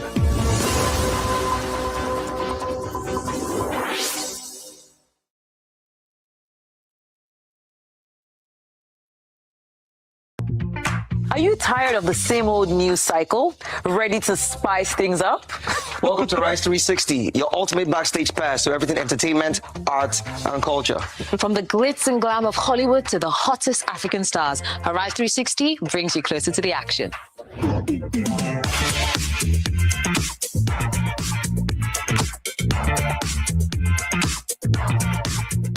From music to the latest movies, we've got it all.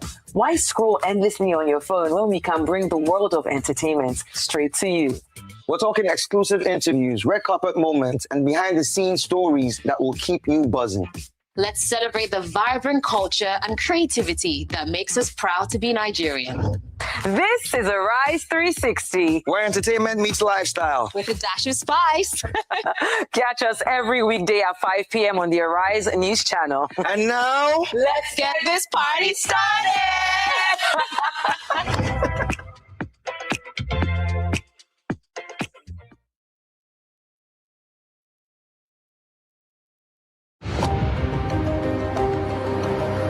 Every morning, Nigeria wakes fast. The roads fill up. The shops open.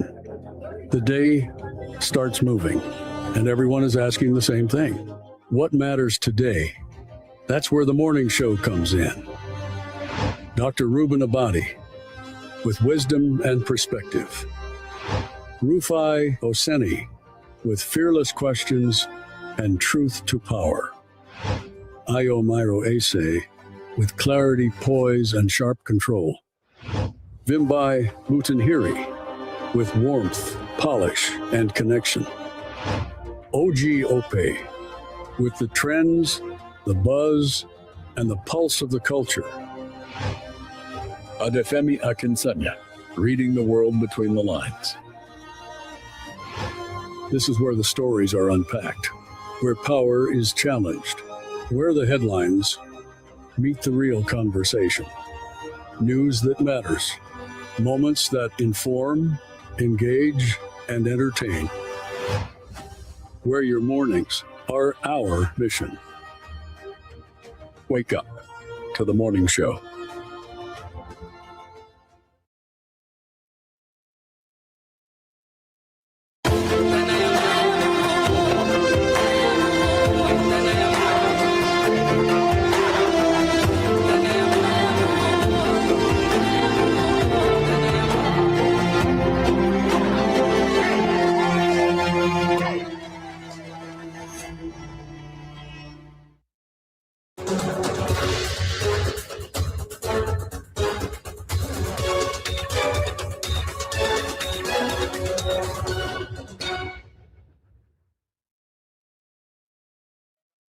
Hello there.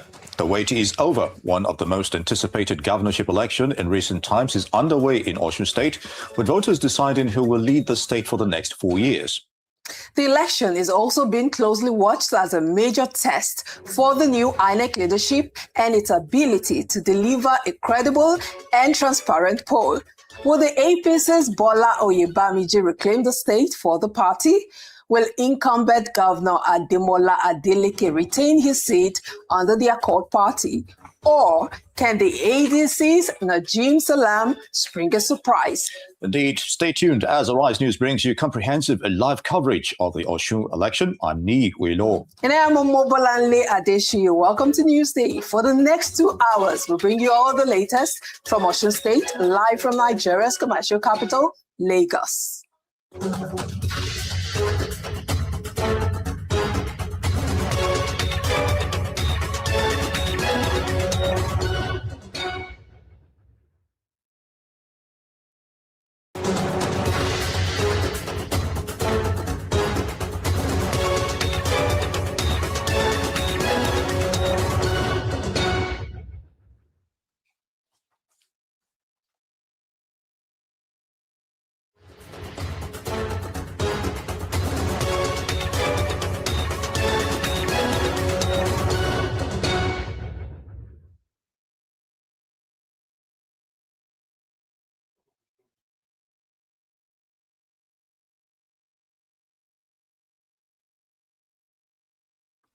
Thank you for joining us. We'll now take you to Osun West, specifically Ede, where voting is underway in the Osun State governorship election. Tokunbo Iyetunji is on the ground with the latest from the area. Tokunbo, thank you for joining us and keeping us up to speed on what is going on right there. How is the voting process going on and what have you observed so far? Thank you very much, Amabola, for joining us. Like you rightly said, we're in Ede. Specifically, we are toward 2 Unit 9, Sagwa voting unit here in Ede. It was here like an hour, less than 2 hours ago that the candidate of the Accord Party, Mr. Governor Ademola Adeleke, who is also the incumbent governor, actually voted, to to vote for himself as a candidate in this election. So you can see how loud the crowd of voters here is. This is not just the only unit. There's another one by my extreme right here, where voters have equally turned out in their large numbers. I mean, so far so good. The process is ongoing. Though at this unit here, Unit 2 here, there was some kind of disagreement, that was brewing shortly after the governor had voted and left. The voters that were on the queue or that have been on the queue all day observed that the process was slow. According to them, their complaint was that the accreditation was slow in getting them accredited. Even some of them, their fingerprints were not being recognized, their facials not being captured. But eventually we realized that it was just a matter that needed to be approached with some kind of caution, because some of the youth around here who actually have been helping out in ensuring that everything goes smoothly actually got on top of the situation, and we realized that it wasn't actually the beavers machine that was slow.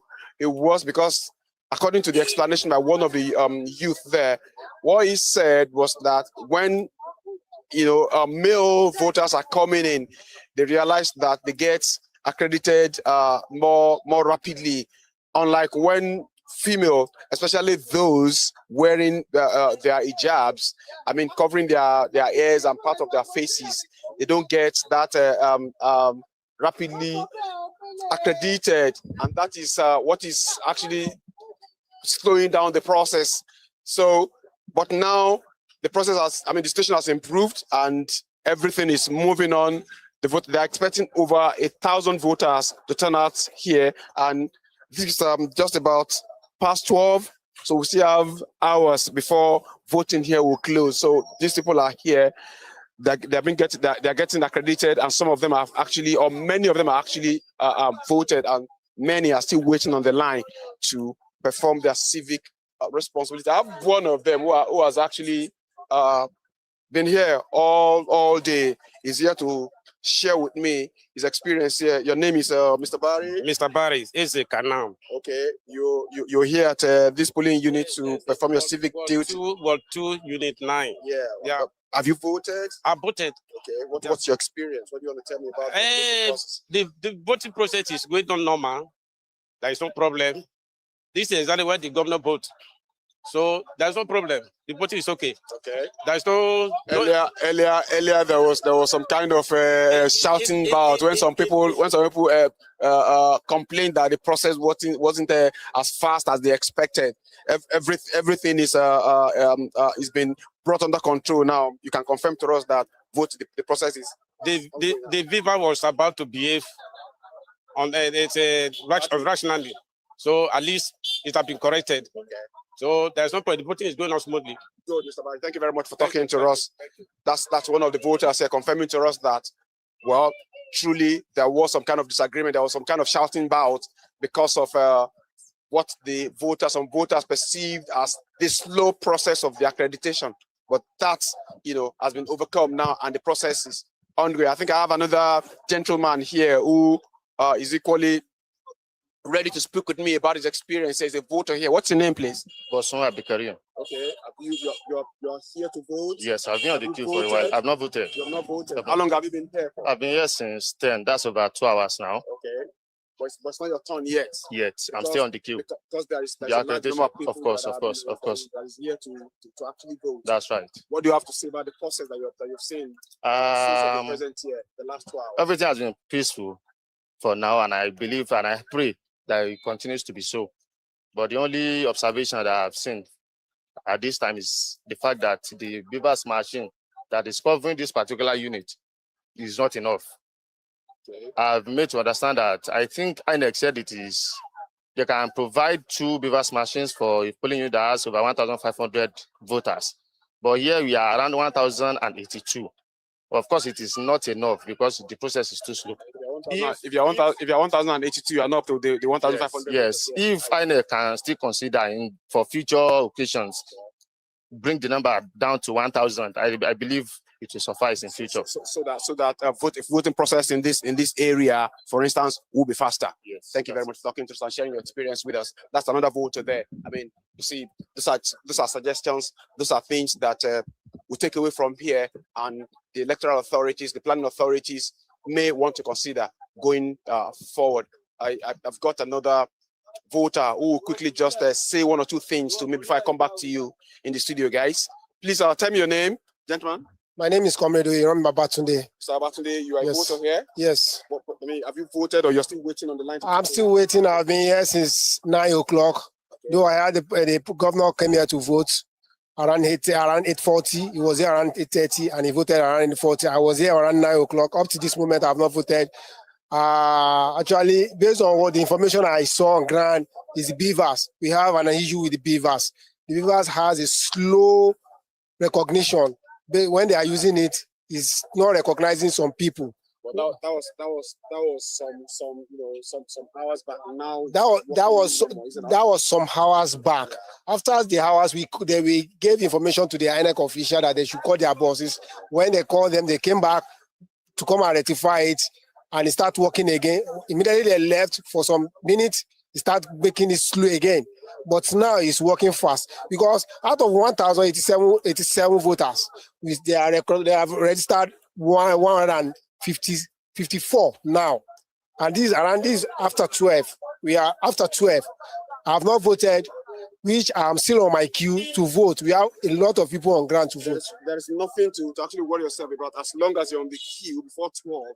You are going to vote no matter what time it's. I mean, that's the rule. So don't worry yourself about it. I mean, you've observed that the process was slow, and now the Beavers machine is working normal now. Now the Beavers is working normal now. What I'm insisting is that this is after 12, yes, and we have been here, And when it's around 3 or 4, maybe the INEC people may say they want to leave, which we are not going to accept that. They are going to do the accreditation and the voters are the last person. If it is 6 o'clock, we are going to stand. They know the rule. They have that brief. You don't get agitated. I understand you, but you must learn. You must learn to equally just flow with the process. They know what to do.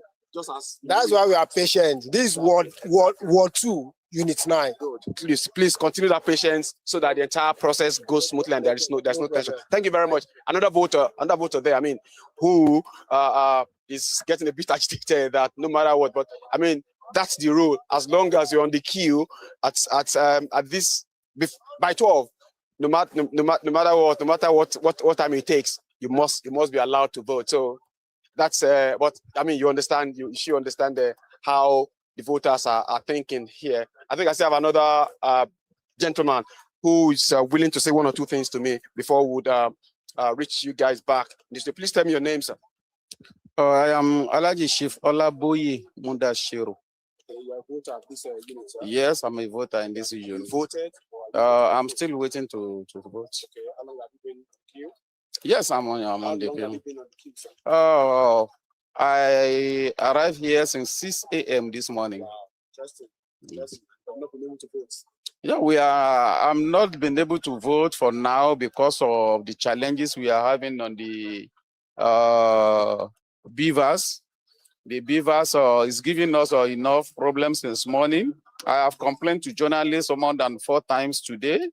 And I think the thing is still the same thing because we suppose some of your fellow voters now just confirm that it's working. Yeah, it is now. It is working. It will work normal for a while and after stop. Now, because here we have more than 1,000 voters, where we're supposed to have at least 2 beavers for the process to be fast. All right, I understand your point, and that's a challenge to you can leave, sir. Thank you very much. We appreciate your talking to us. I mean, it's the same line of thought for majority of the voters that they observe that one beaver's machine may not be too good for a unit that is that has this large number of voters. So for now, I mean, the authorities may want to look into future planning for polling units like this, so that the amount of complaints that we're getting will reduce. But for now, like we reported, the process is ongoing. We hope that the beaver's machine does not slow it down again significantly, so as to allow these voters that have been out here for hours participate in the process and go back home awaiting the results. Amabola and Nee.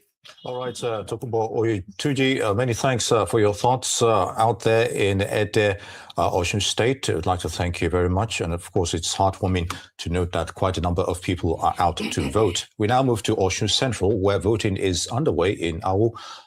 Rise correspondent Joseph Jagada is on the ground with the latest. Joseph, it's good to have you. What is the situation there and how is the voting process progressing?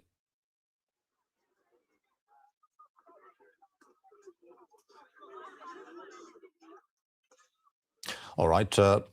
Okay, we seem to have some audio issues with Joseph Jagade. Hopefully, we will be able to go back to him. Well, we now move to Osun East, where voting is also underway in Ikiri. Olushola Omilano is on the ground with the latest. Olushola, so what's the situation where you are? Oh, thank you, Nei. Oh, we are right here at Unit 11, Ward 9 in the Wali local government area. Like I reported earlier on, the voting has been going on easily and very peacefully. With 2 beavers machines to attend to this large number of crowd you are seeing here, it has been seamless. And there has not been any report of malfunctioning of the beavers machine. We're about to leave this polling unit to another one when the commissioner in charge of election in Osun State, in the person of Samuel Itaifo, arrived here. He was here to check what is going on here, to assess the level of performance of the security operatives, and he commended the operation here. And he also went to the beavers machine to confirm how the officials are handling it, and he confirmed that everything was right. Though he was able to grant us an interview, but he left with other officers with satisfaction, and he moved to another point. And like you can see here now, you can see the crowd. It has been like this morning. We have been to another polling unit in this axis, which is Unit 3. Almost the same thing we saw there, and we're about to move to another polling unit now before we are granted this live interview. Shola, can you hear me? Yes, I can hear you. Can you hear me? Yes, I can hear you. Oh, very good, Olushola. Now, we've seen a replication of a high turnout of people coming out to cast their ballots, as it were. So what exactly does that tell you about Osun people's enthusiasm for these elections? It shows that they are committed to doing this, and they have made resolve to ensure that this somebody emerges at the end of the day. Because like I said earlier, we spoke with some of them here, and what they said is they are determined to do this because they actually want somebody to emerge at the end of the day. Because they, some of them are saying that if at all there's anything that has to do with voter apathy, there could be anything that may lead to something that is unwholesome. So that is why they said they are determined to make sure that they come out, and this is what they are demonstrating here. Security situation, like we understand that about 15,000 policemen and 10,000 NSCDC personnel were deployed for these elections. What's the security situation like? And apparently it's looking like voters are not intimidated as predicted by some commentators. Yes. As regard police operations here, it's very smooth because like 4 of them are here. We saw 4, then later we saw others joining them. So they are doing their work, checking people who are coming to the polling units area. Like the other polling units that were visited, the same thing happened there. So in terms of security, in this axis that you have visited, though for now I cannot speak of other areas, but for the one that we have visited today within this axis, it has been smoothless operation, and the security are rising to the occasion to ensure the safety of lives and people who are voting here, even the materials of the INEC officials. So here, the police are doing the normal job. Like I said, the CPU election just came here to also assess them. And when he got here, he was happy with what he saw on ground. And the people here, they feel safe and they feel comfortable. Very good, Olushola. Now, in terms of INEC's logistics, do you think there's enough beavers to cater for that large crowd behind you? Are there any issues regarding them being, processed on time for them to vote? Actually, as regard the issue of the beavers, we have spoken with 1 or 2 persons, and some of them was even talking about the issue of the beavers. So it's going on so fast, but they are complaining that the number of beavers here should have been more than what we have. It's 2 beavers here. So most of them are complaining that it should have been more than that, like 3 or 4 to serve this large population. But I think in any subsequent election, the INEC officials will have to take note of such polling units like this on that issue. And have you spoken with any of the voters? What have you felt their pulse? What's their assessment of the process? Because we spoke with Tokunboy Oyetunji earlier, and he mentioned the fact that many of the voters have not been able, or some of them whom he was able to speak with, have not been able to cast their vote, and they've been there for about 2 hours. What's the experience like here? Yes, I can say almost the same thing is happening here because, like I told you, I was spoken with some of them. One was even living in Angry. He was going home and he was complaining. We asked him to come to even grant an interview. He did not. He refused. He was complaining that he has been here since 7 o'clock in the morning, that he has not been attended to, and so for that he was living in annoyance. So what I believe is, if the beavers are more than this, maybe it will have been faster than this, and most of the people that are seated there and as if they are stranded, it wouldn't have been such. So I think the electoral umpire should take note of that in subsequent one. All right, Olushola. We can't take it with issues regarding vote buying. So have you noticed any untoward scenarios whereby, such is being perpetrated where you are? Okay, thank you very much. I can only speak of the place that we have visited. We have not seen anything that has to do with that at all. We have been to many polling units and many wards within this axis of Ikiri. This place we have exactly now is Irewoli local government. We have not heard of, we've not seen or even heard anything that has to do with vote buying here. So I can only speak of this area. Like I said, I don't know of any other areas, and we are still proceeding to other areas to see what is happening there as well. Well, we'd like to thank you for the update. We'll keep our fingers crossed and watch how things pan out right there in Osun State. Thank you. Olushola Omilano, Arise News correspondent. Now we join Joseph Jegede, Arise correspondent, who is on the ground with the ongoing election right there in Osun State. Tell us what's happening right there where you are, and what have you noticed so far? Yeah, before I even take you to what's happening here, we just left Ejigbo local government where the ADC candidate voted, and that place has been marked by electoral violence. We experienced all kind of violence there. We escaped by I don't know what, just few seconds it would have gotten into something else. We also witnessed vote buying. I heard Shola saying there's no yet vote buying. We witnessed vote buying there. The community youth were accusing a particular party of buying of votes. They were even displaying the money. They started going through all the ward, all the different. The particular ward we were was Ward 4, Unit 13 of Ejigbo local government, where that happened, and the videos are coming out of there. Even though we left just minutes before everything got into that state, has shown that it's really got hard, even with gunshot and all of that. But here we are in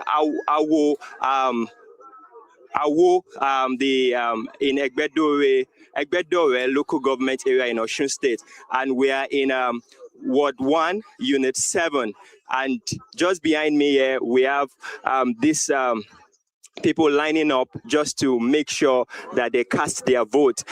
Just like also we are seeing in other places, I think the verification machine, we need more of those machines here where the people are, we have the passport and the capturing of every voter is properly done. It needs to be speed up because a lot of persons have been here waiting to cast their vote, but because of the challenge with how that machine has to be used one after the other, then we have to see that things need to be speed up here. All right, Joseph, can you hear me?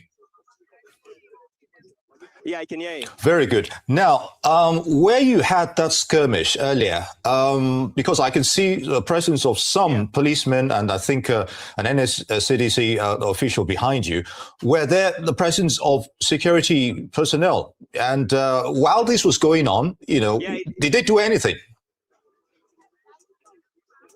Yeah, it was like they were there and they were not there. It's a situation where we don't even know what exactly on what side or whose side they are and all of that. That's what the community, the youth in that community thinks. They feel that the presence of security will not stop them from whatever they want to do. What I mean, what they want to do now in terms of disrupting the election and all of that. But what we saw there was, before the attack happened, before everything was disrupted, there was already cases of vote buying. So some of the members of that community started going from house to house to places where it was alleged that they were sharing money, and they came back with cash and all of that to say, oh, this is from this party, this from that party.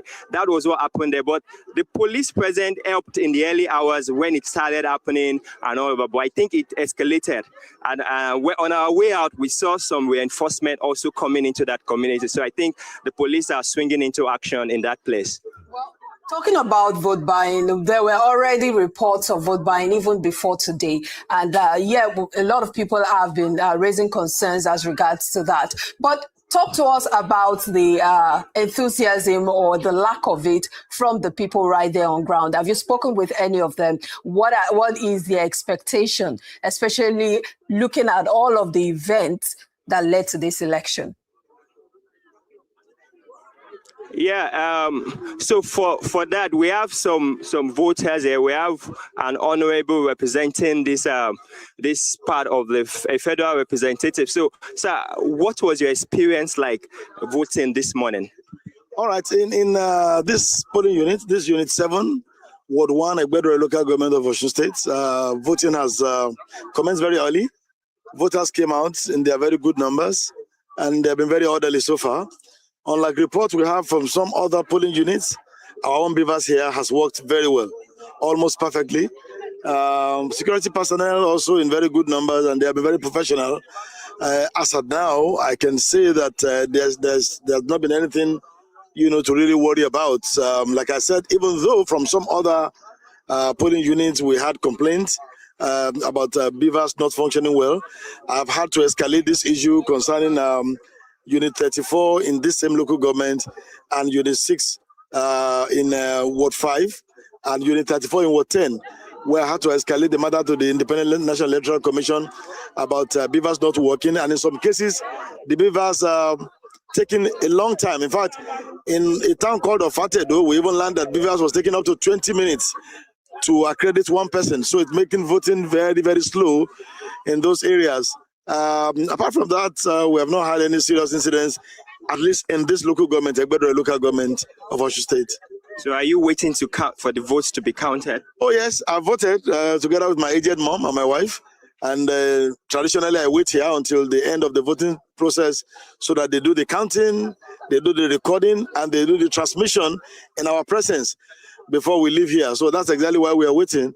And we hope that they'll be able to take the number of people that are still on the queue, hopefully, in the next 2 hours when the voting ends. I do hope that they will take them. But the rule is that even by that time, as many persons as are on queue who have not voted must vote before the poll closes. So we are hoping that by the time poll closes and they begin the sorting and counting, we'll all see how transparent the process goes. Yeah. So do you have fear? Some of the voters we were speaking to were saying they want it faster. That one beavers machine is not enough. Are you experiencing the same thing here? Yeah, absolutely. That's the problem, especially when you consider the fact that people have come out very early. Some have been here since 7 a.m. So it is almost 1 p.m. That's almost 5 hours, of wait time. It's a whole lot of time, and they are standing. It's not that people have places to sit. We do hope that in previous elections, wherever you have voters up to 400, 500, a minimum of 2 beavers machines ought to be deployed to such places. In fact, this is even fair. In places like Ofatedo Ward 10, there's a polling unit there that has almost 2,000 polling units. Of course, they took 2 beavers there, but from the videos I'm seeing and some of the pictures, you see a lot of aged men sitting on the floor, some lying down on the floor because they are already, getting exhausted. I think this is an area that INEC needs to improve upon so that voters don't need to wait too long to be able to exercise their franchise on an important day like this. Thank you very much. I don't know if you have some questions for him from the studio, but we have all we have here concerning his experience voting.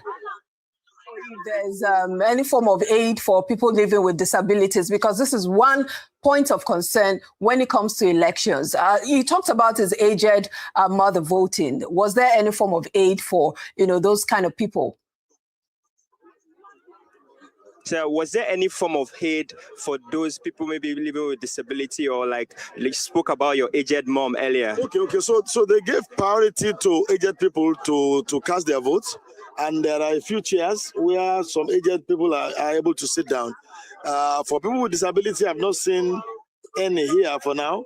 But for aged persons, yes, they gave them priority to vote, and they provided a few chairs that they can sit on while the accreditation process was on. My mom is over 90, and immediately she came, they allowed her to come into the voting area and sat down and did her accreditation and her voting. Everything took less than 5 minutes to be concluded. So they are really offering that support here. Okay.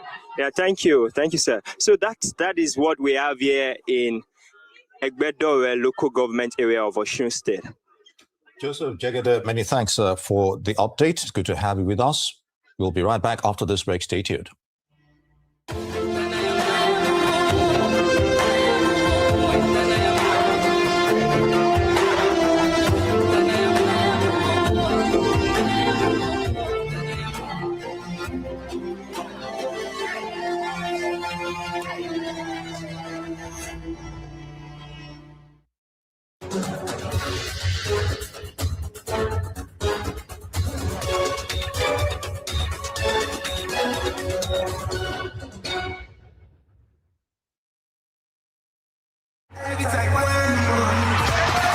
There's nothing better than the roar of your fans.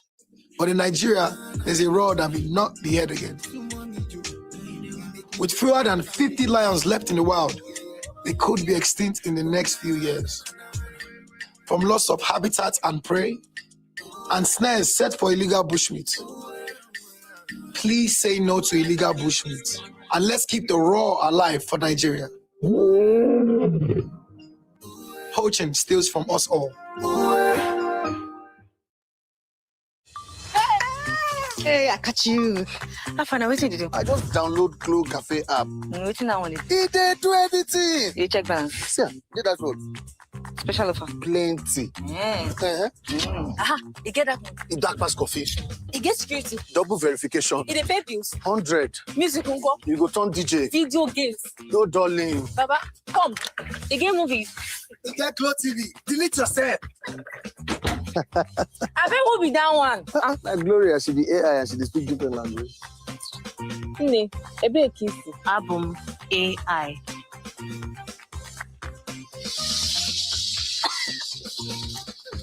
I bet this is cool. I just ordered pizza from Glow Cafe app. Oh, mad. Hey! Glow Cafe, 100 gigabytes free. Oh, my God. Download the brand new Glow Cafe app. We AI the power. Welcome to everything.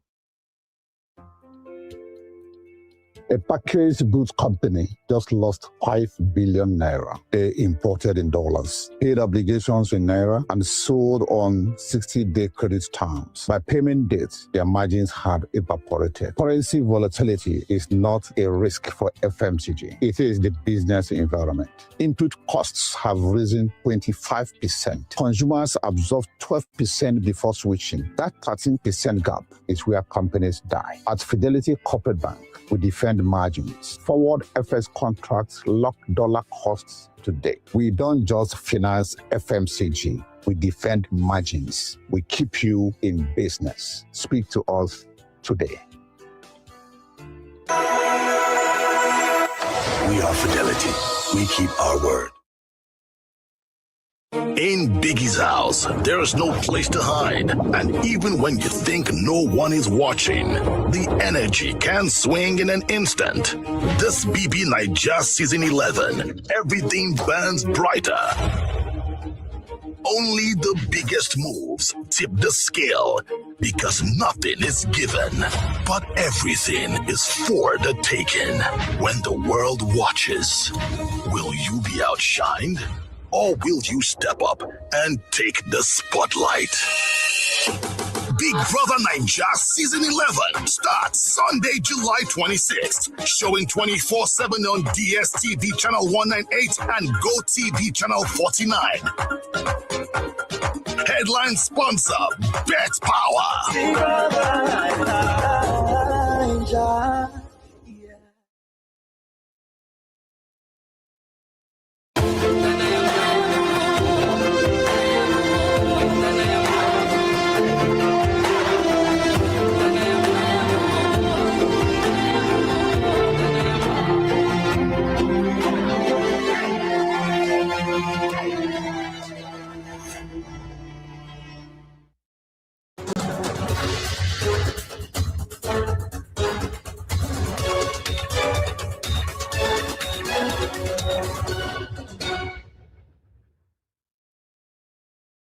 Thank you for staying with us on this special coverage of the Osun State governorship election.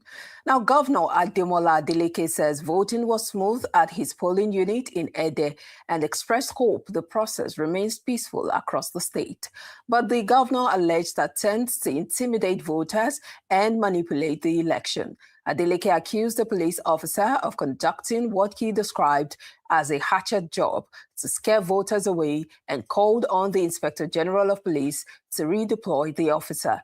He also alleged the presence of fake ballot papers and claimed that police personnel were harassing voters in Modakeke. The governor urged officials to ensure results follow the proper process from the polling unit to the ward and local government levels. Despite the allegations, Adeleke expressed confidence in victory, saying he believes God is on his side. Yes, I've done my civic duty, I've voted, and as of now, things are going on smoothly. I hope it stays that way. But I have it on authority information that there is one police officer that they brought to come and do an actual job, the APC Osun, from Port Harcourt. They call his nickname London. He's here in Ede hiding. His own job is to come and destroy Ede and then avoid so that he can scare people, shooting, so that they will not vote. So I'm calling the Inspector General of Police to take note. I'm calling all the security agencies to take note. They should redeploy him. We don't want him in Osun. We don't want violence in Osun. All we want is free and fair election so that people can perform their civic duty. That's one. And two, the pattern of voting should be from unit to ward and to local government. Not that they will take local government collation straight to state capital. That is not acceptable. That's a form of rigging. And I heard it on the authority that the APC have, trying to rig, have some fake ballot papers. I want Osun people to watch out, for that too. And then we don't accept. Well, we will not accept that in Osun. Right now, as I'm voting right now, I just received a call in Modakeke and Obagun that police is aiding them to tear gas them so that people can run away. And people are resolute. They just want to perform their civic duty. Let the security agency please be neutral and watch it. But I can assure you, at the end of the day, I have God on my side and I have my people on my side. I'm going to win this election. You have just voted. The process has just begun. Yeah. What's your assessment? I've already told you. I said so far so good. It's been peaceful in my area here. I hope it's like that cut across. But it's not peaceful in Modakeke and of course in Obaogo. The police are aiding the APC to tear gas people so that they will not vote. The thugs took the ballot board and ran away. So we have already reported this to the security agencies. I hope they do something so that they will not turn Osun State into war zone. Thank you very much. Thank you so much, sir. Governor Adeleke there. Now, on the other hand, the All Progressive Congress APC governorship candidate in the Osun State election, Munuruddin Bola Oyebamiji, has cast his ballot. He voted earlier today as voters across the state continue to participate in the governorship election. He is among the candidates seeking to lead the state for the next term. Let's watch what he had to say. I've just voted, and I can see that people troop out en masse here, and every process is going peacefully. The INEC are here, the voters are here, and the police are here, the security operatives are here. And so far, my assessment is that everything is going peacefully here in Irewole, especially this unit. Okay, from the information we've received so far, all the polling units in the Kiri and what's the report? Well, so far everything is going on well. The election is going peacefully. The INEC are doing their job. The same time, the security people are attending to where the report so far is that at one or two places where they want to cause trouble, the police are in charge. I think things are going on well. What will not be advised to them? Because some people are saying there will be violence possibly in the afternoon.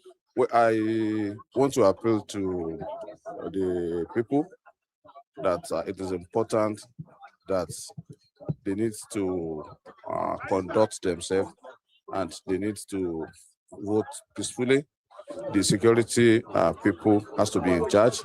The INEC too, I think so far they have at least a premium operation, and I want to believe that things will go on well. Last is somebody, the lawmaker was arrested with some machinery. What will be your reaction?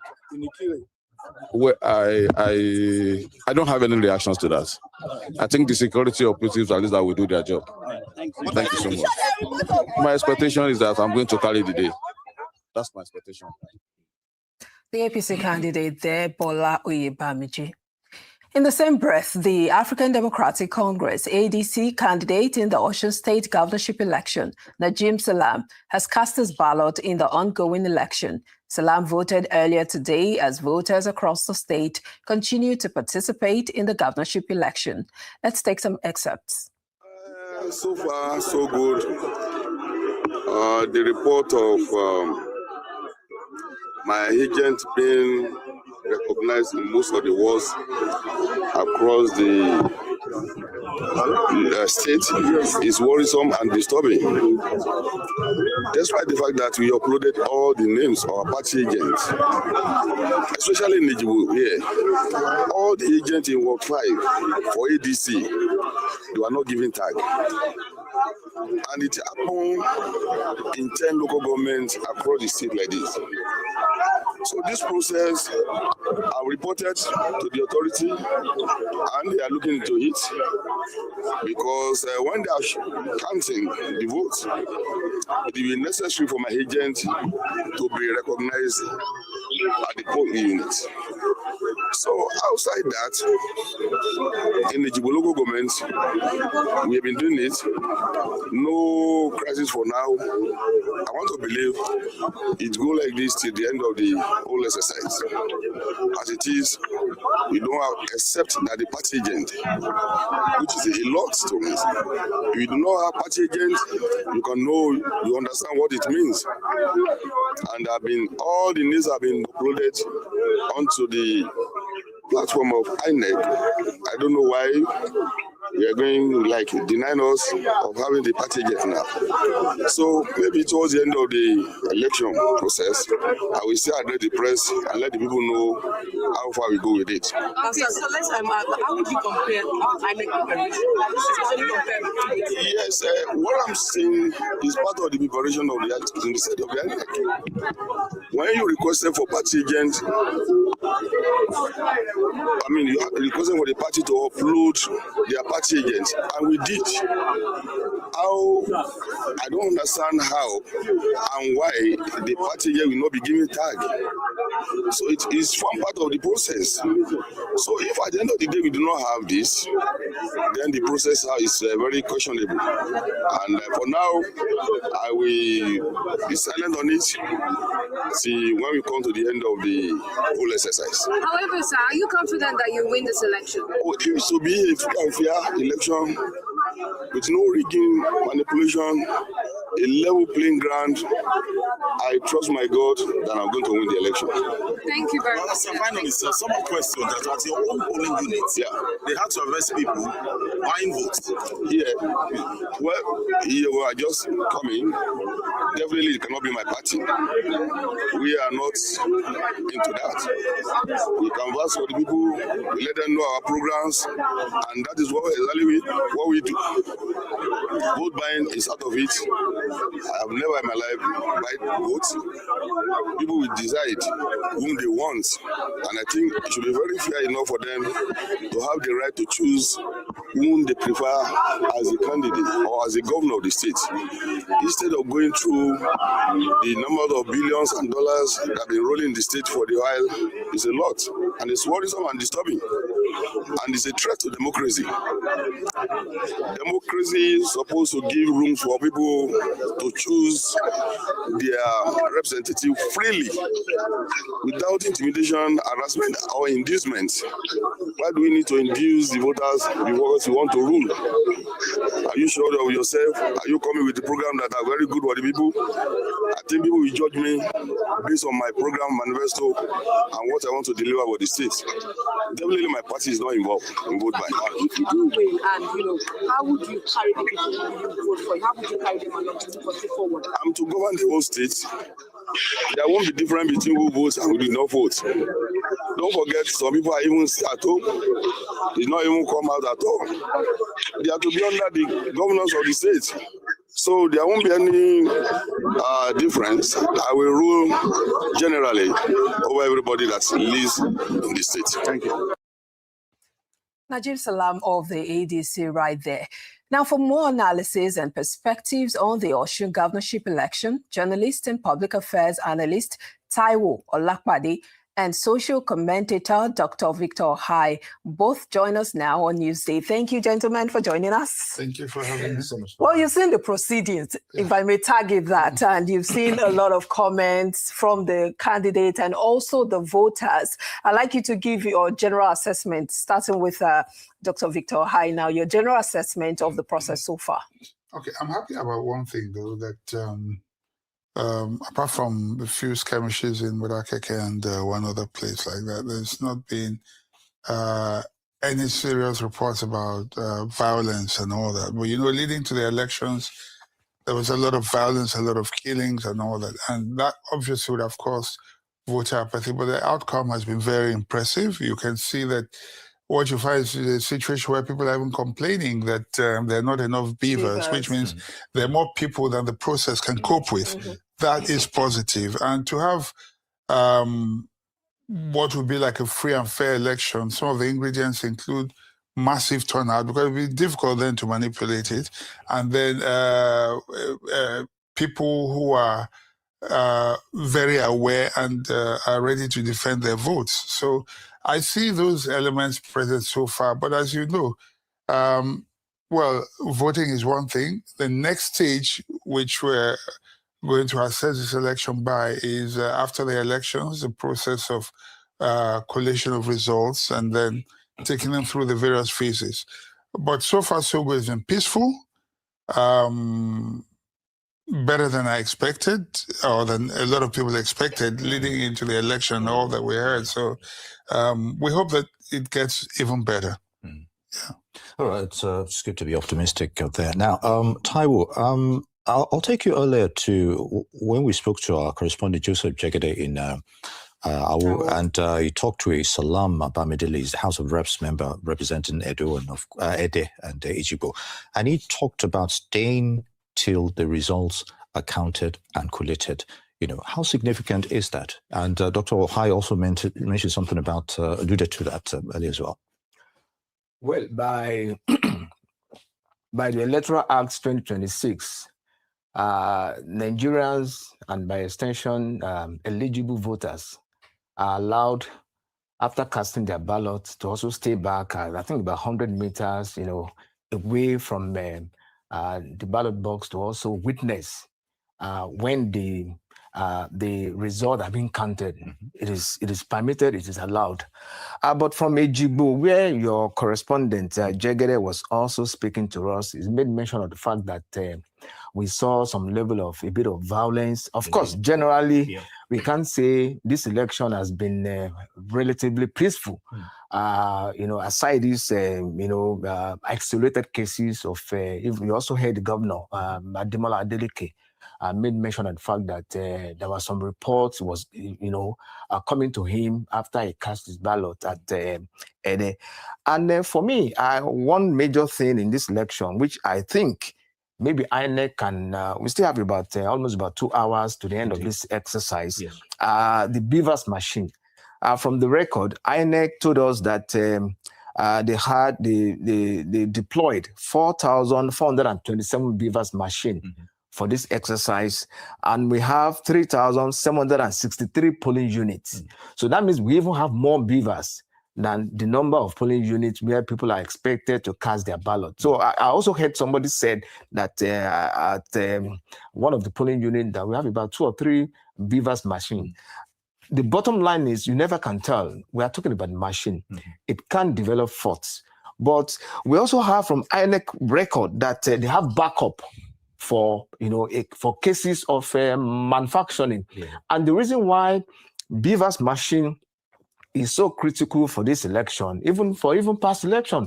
We used to have cases of about, say, 100 people registered to cast their ballot, and we see a record of 150, and people continue to imagine that the number of registered voter for this world is 1,000.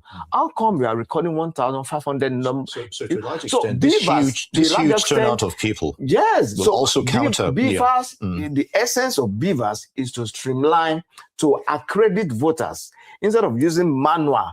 And that also eliminates to a large extent the incident form, because at the point they now resort to manual to accredit people before they can now exercise their franchise. But what I've also observed, when you sometimes you go to the bank, and they will tell you that you need to change your identity, maybe for after a while, So I'm suspecting that maybe because of the way the registration was done, and we are coming back to election after a while. So some people's their facial look could have been have been different, and moreover for those who are also wearing a hijab, particularly Muslim women, and a day is also by extension Osun State is more, we can say, more dominated by is a Muslim dominated state. So they also encounter some challenges as regards the women on hijab. Of course, they may not want to pull out the hijab for them to have this easy registration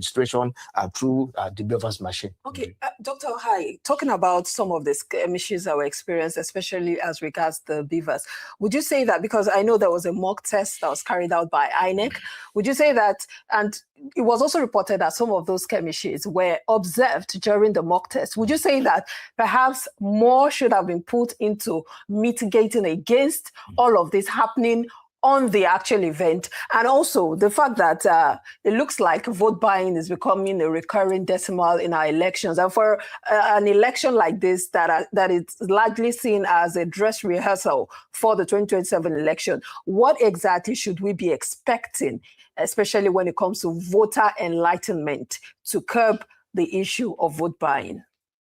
Okay, I don't know if we'll be addressing Osun people now because they've almost finished voting. But it's good nonetheless. So the first question is about the mock test and yes. the skirmishes. Yes, I would expect a little more sincerity from INEC, and I'll tell you what I mean. For an off-season election, if you bring all the beavers in the country to that place, there's nothing wrong with it. Because there's no pressure on the beavers machines. There's everything is only one state. So INEC should be tired by now of people complaining time and time again. Cases of a place that had by 1,082, I think I heard. They say if you have 1,500, then you can get 2 beavers machines. But 300, 500, because these things take time. I don't know if they timed it, and people just trolling, coming casually, and then so these things take time. I expect that they should have just brought in enough, put them there, put enough there. Make sure that people are accredited early enough so that they can vote, and that also helps in bringing election results forward early, so any early release of election results. Because sometimes when there are delays, it's prone to manipulation. Delays are also prone to causing tension, and also creating doubt about the sincerity of the electoral process. So I expect them to think about all of this and make sure that they have enough beavers machines, and we shouldn't be complaining about that. And then the second point I'm trying to remember now. About vote buying. Vote towards buying. 2027. Yeah, so we might not see vote buying at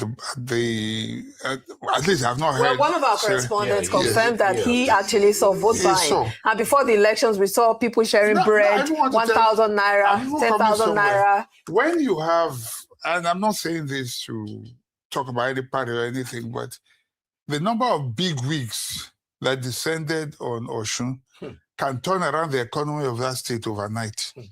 Sincerely, the amount of money that would have been brought in, even the hotels, the money they will make. This is like, we've never used the term before, but this is electoral tourism. So you heard it first on Arise.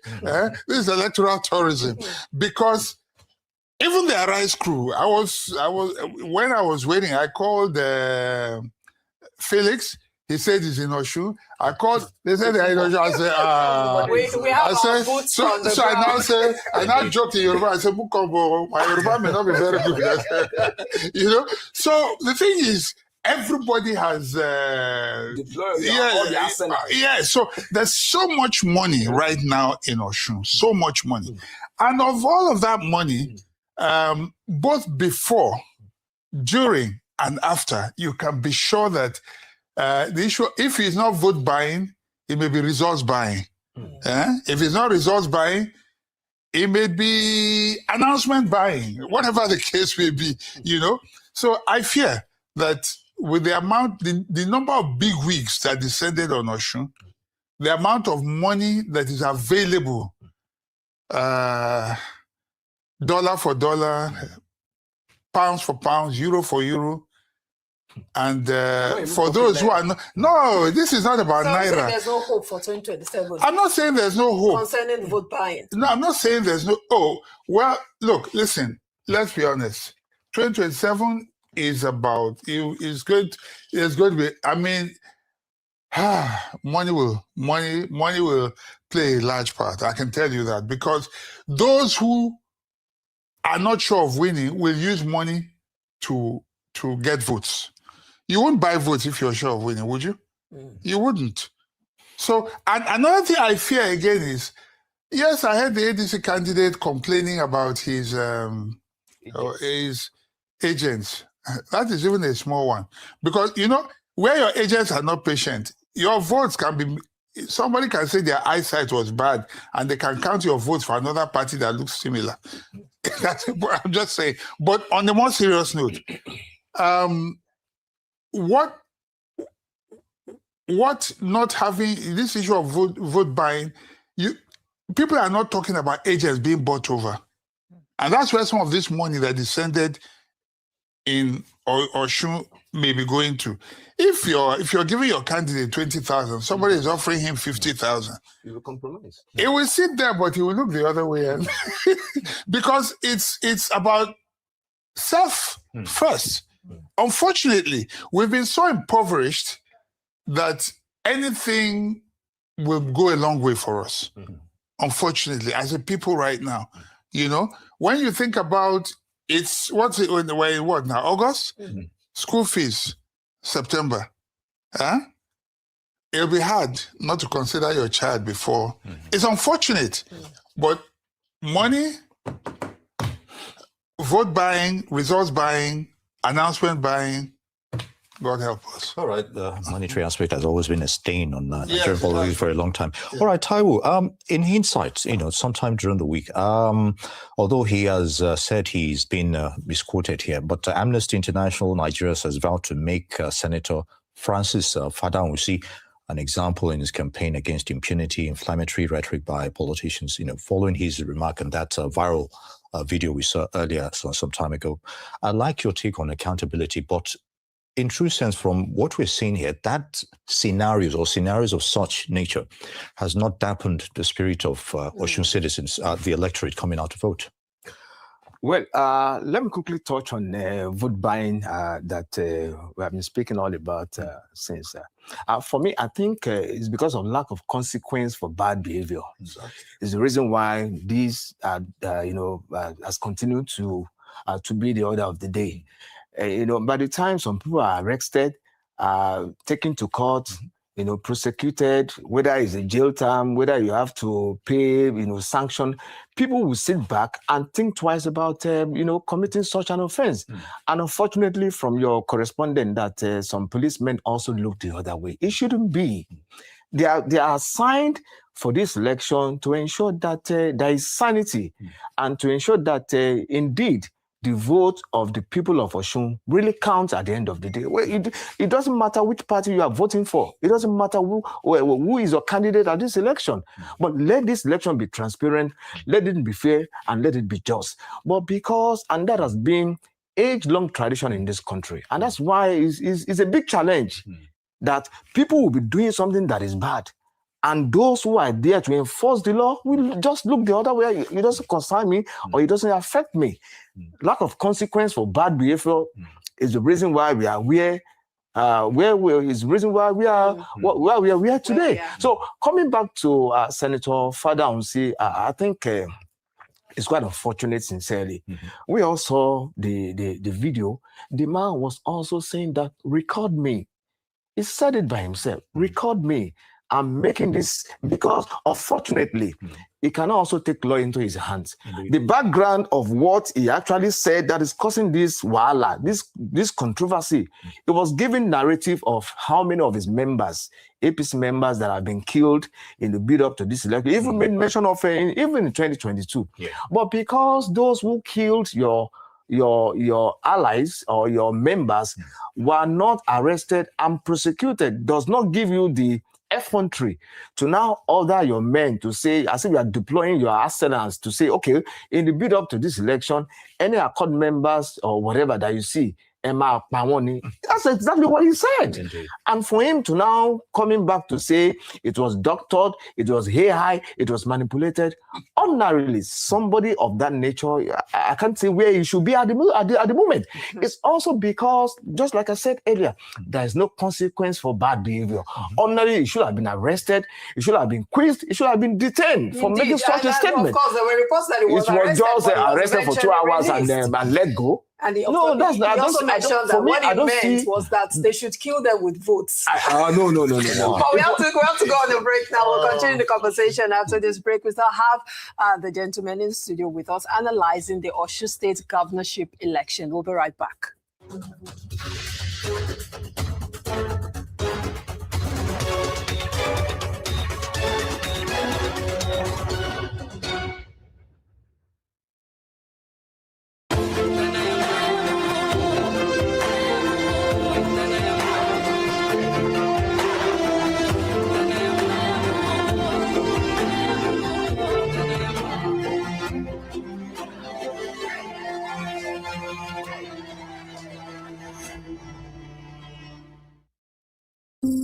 I grew up in Imesili. We started business as LBA in 1998. 7 years later, we started exporting cocoa to Europe, UK, and US. This is what we have been doing up to now. In business, see, there's always up and down in any business. The only thing we need is perseverance. One should be able to stand and know what you want. Be focused. About 4 or 5 years after starting the business, we bought some cocoa at high price with the hope of selling. But when the dollar was deregulated, there was shortfall, gap. We had some challenges, got some loans, we were working, exporting. At the end of the day, we came back into the business full. UBA Bank is very, very supportive. When you are talking of banks, you are not talking of the structures, not the building, but those people behind the veil. That is, we are talking of the leadership, the workers, very, very effective in discharging their duties. So we enjoy their performances very well.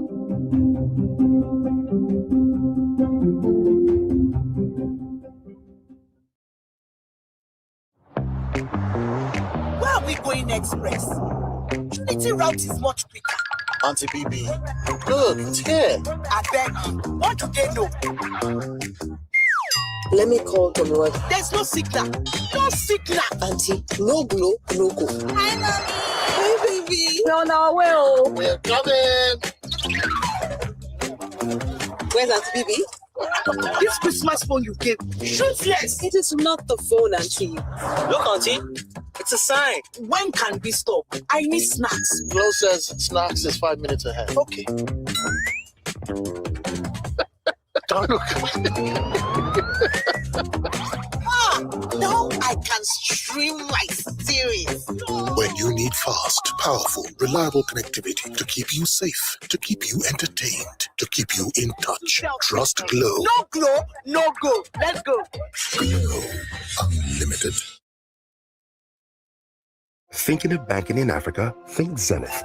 In today's fast-moving, fast-changing world, you need a financial partner that understands your unique expectations. A bank digitally connected across Africa and global financial centers with the enabling platform to facilitate seamlessly whenever, wherever, however. A bank with smart financial solutions from a systemized blend of technology and human touch.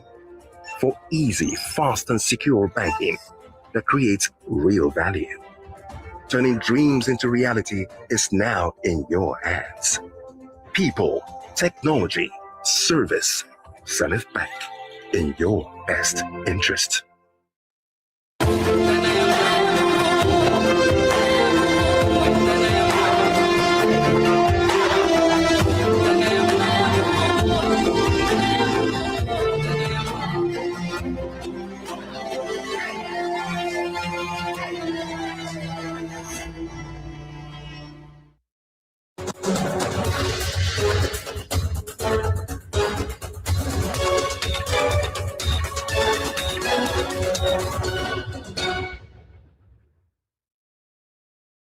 Good to have you back. We're still on this special episode of News Day covering the Osun State elections. And of course, we still have Dr. Victor Ohai with us. And of course, Taiwo Olapade. It's good to have you both again, gentlemen. Obviously, when we had that break, we were still talking about the issue of the Fadausi saga sometime during the week.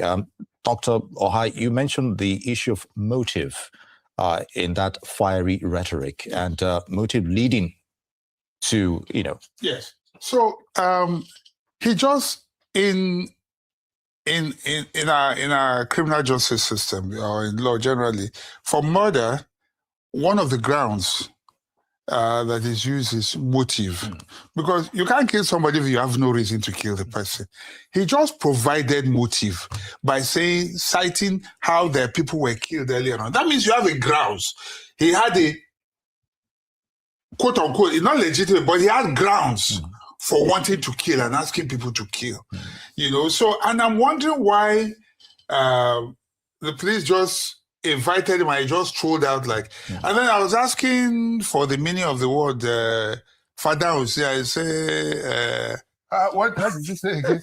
The oracle protect me. So it's like the oracles of the powers that be have protected him have insulated him, because no ordinary person will get away with this.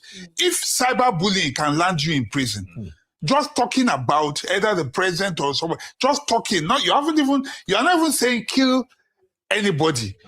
Just cyber stalking or bullying can land you in jail. I'm wondering why this man should be walking on the streets free.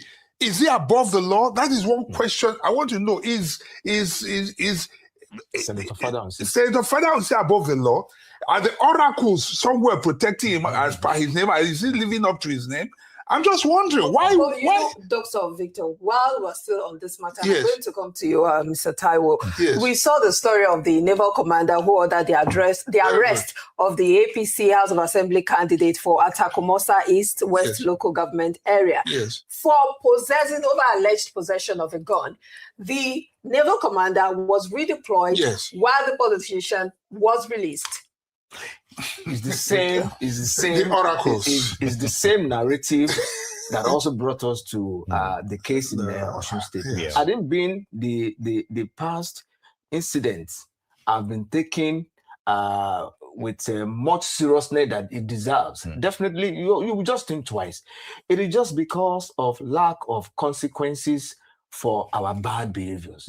And those who are also law enforcement agency, whether you like it or not, you must also be above board. You must be an exemplary, you must be an example to the society, because But in this case, the enforcement law agents, that's what I'm saying. He became the victim. He was redeployed for become the haunted. That's the case. And it's quite unfortunate. And definitely, whether you like it or not, some calls must have, immediately that incident occur. All sort of calls, release him, is our candidate, is our friend, we can't rule a country in that manner. We can't. If you have committed an offense, you must be ready for the consequence. Indeed. Doctor, let's talk about the incumbency factor here regarding Governor Adeleke. If he hadn't moved to a court party, do you think the party would have even gained as much traction as we've seen over the 1 year or so or thereabout in terms of, and can we actually separate the individual from the party. He's the only governor in the party. No. Yes, I know, of course. And then the issue of PDP not appearing in these elections, was that also a factor that is playing for, for good for the governor to boost his chances here? Okay. The first thing is incumbency. If you watched the town hall, as I'm sure you did, he didn't need to talk about what he was going to do. All he mentioned were the things he'd done at the various places for the people of Osun. And that seemed to have been enough for quite a number of people. And so when he moved, you see, this is the thing about, I've always said that parties here are SPVs, special purpose vehicles. And not in every case, there are in some cases where the party itself, the structure of the party can make you. And we've seen cases like that. But there are cases where the individual is even bigger than the party. And that seems to be the case here. And that's where the power of incumbency comes in. Because, of course, he's still in power. Recall such a thing happened. It happened in Edo State with former Governor Obaseki, where he moved from APC when he was about to be denied the ticket, and then moved over to PDP. And state machinery, of course, was at his disposal. And so performance, what you have done, also speaks for you. So that's where the incumbency factor comes in. And you cannot rule out the Adeleke factor as well. That family has, over the years, demonstrated right from their father, who was a senator, I think, in the First Republic. They have demonstrated that they are a strong force in yes, like the Sarakis. I don't know if they are strong anymore. I don't know if that example is it. But this legacy has been sustained over the years through good service. They have been good to their people. Before he came, half salary was a way of life. And I was speaking to someone just this morning, and he said, whoever can pay salaries to Osun, the civil servants in Osun, will win the people's heart. Just give them their salary and you don't have a problem. That's why they will never forgive people like Aregbe, who started the half salary, Oyetola, who took it to another level, and then he came. And then I like to call him Jackson Adeleke. So Jackson Adeleke came and changed the narrative and restored hope back to the people. Enjoying the support of Labour on account of civil service welfare, as you just mentioned. Yes. So you can be sure. And Labour and civil servants are very influential. They are family members. They are the ones who go out there to talk to. So he has a lot of that, which is why when he moved to Accord, it was like, and people understood why he moved, because it didn't appear like, PDP had been, sort of decimated at the center, and it would have been risky for him to have remained there. If you remember, there were thoughts that he might be considering moving to APC after being cited at body loan route a few times. Yes, maybe the Oyetola factor. Didn't quite work out. You're not talking about. You could have done it, but Oyetola, you can't have. Sorry. Yes. The thing is, Oyetola would not have agreed to have two captains in one boat. He reckoned he was the body loan. The capone of APC in Osun State, and I don't think he wanted that competition. Okay, let me come to Taiwo. Still talking about former Governor Oyetola. During the Arise town hall, Governor Ademola Adeleke had insinuated that the APC candidate Bola Oyebamiji was a stooge of former Governor Oyetola. What does that say about Nigerian politics, godfatherism, and power play when it comes to politics? Well, in terms of godfatherism, it may sincerely, let's speak the truth now. It may take a while for us to say we really want to eliminate or reduce the extent, the influence of godfatherism or godfathers in our politics, until we take power back to the people, that the wish of the people will determine the fate of, when you even say Godfather only has just one vote. Of course, he can command people to say, this is my candidate, follow him. But he himself, Dr. Victor is disagreeing. himself, no, I'm coming to something. I'm just trying to analyze it.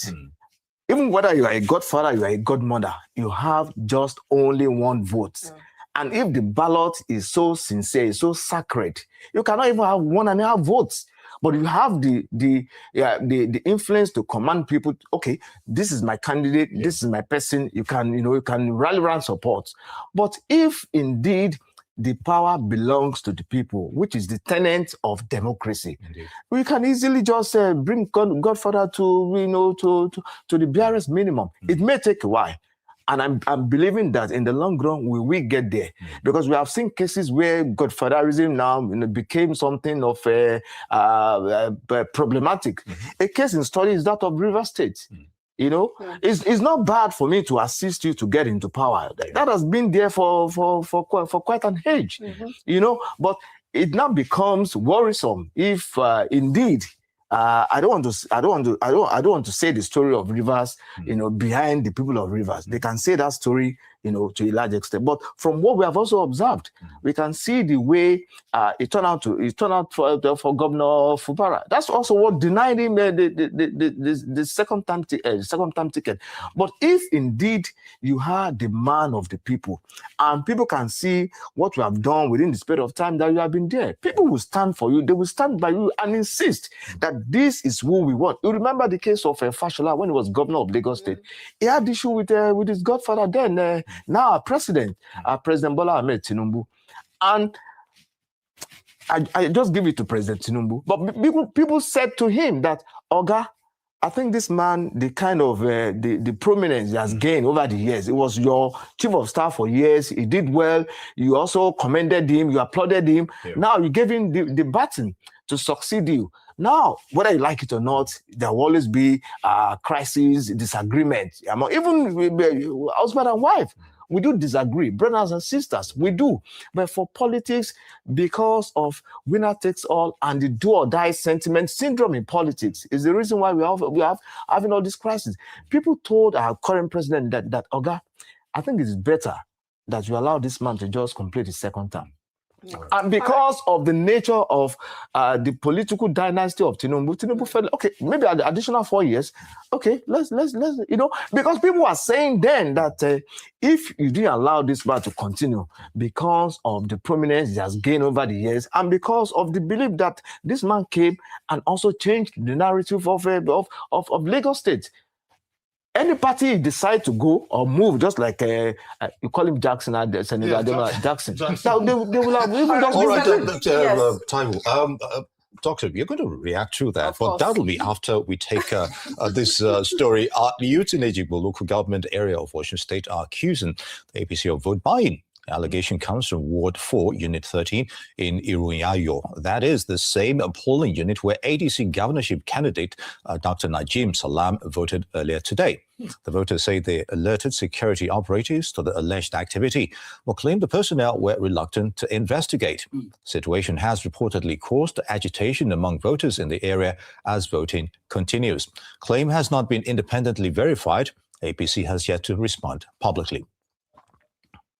All right, Doctor, I'd like your thoughts on that before we go back to the issue of incumbency, and godfatherism as well. We'll talk about godfatherism first. Okay. No, if you want to which one? You can conclude with godfatherism, then let's react. Let's react to this.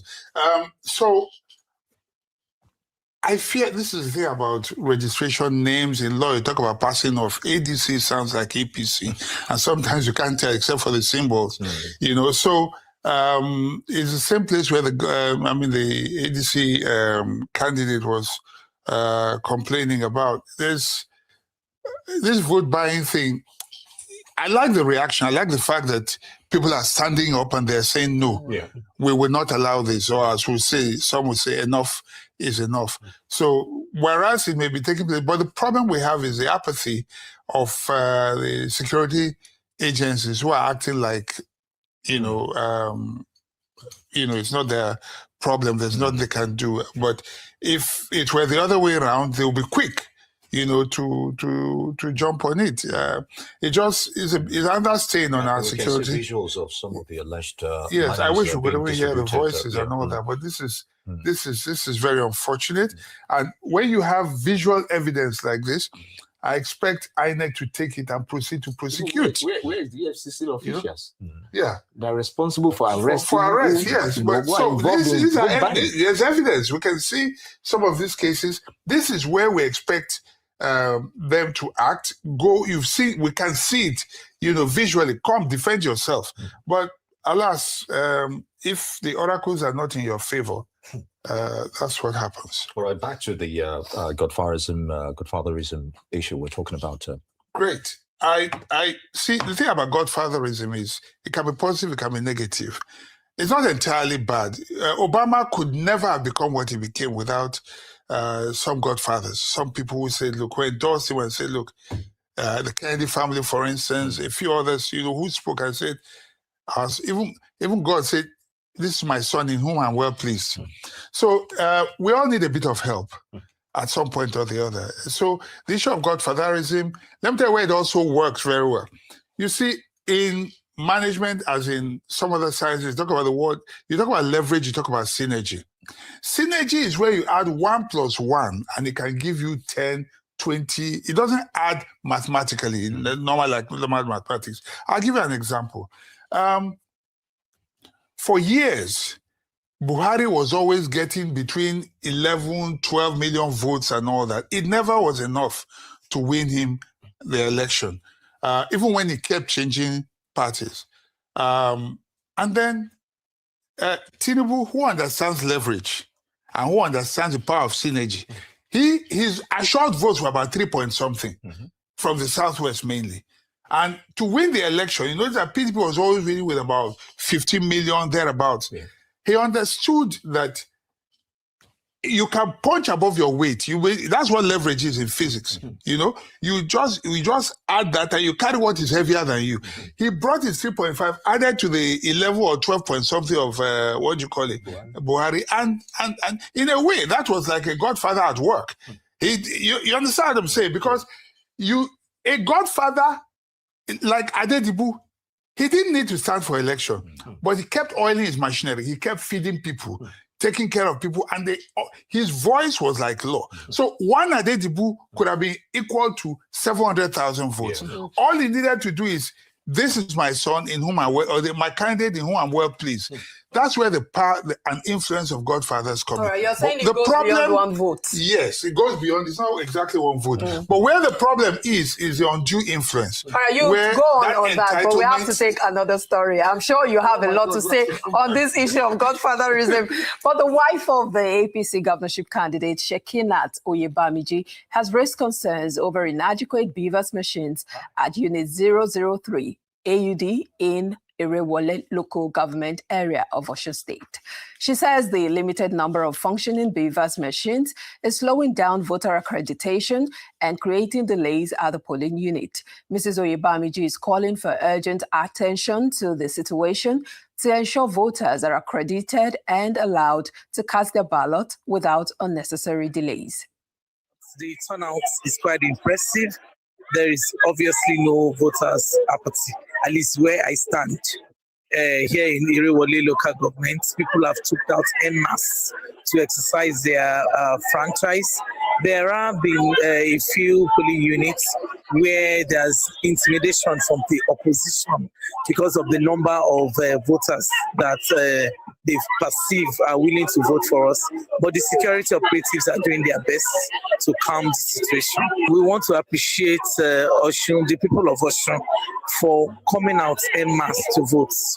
This is really important at this junction in the life of the state. It is important that they vote to ensure that the change that is needed in Osun is entrenched democratically. The INEC officials have been doing their duties diligently and professionally, I must say. But the BVAS machine, it would have been better if there was more. For example, in these polling units, there are over 2,000 voters. and they have two beavers machine. One starts from A to F, the other is from F downwards. That means effectively there is only one beavers machine, really. So that caused a lot of rancor because everybody wanted to vote and go home as soon as possible. But all in all, they are doing well. Meanwhile, the wife of Osun State Governor Ademola Adeleke has urged voters across the state to come out and exercise their franchise. She says the voting process has been peaceful so far and encouraged residents to participate in the election without fear. She also appealed to voters to remain calm and orderly as the process continues.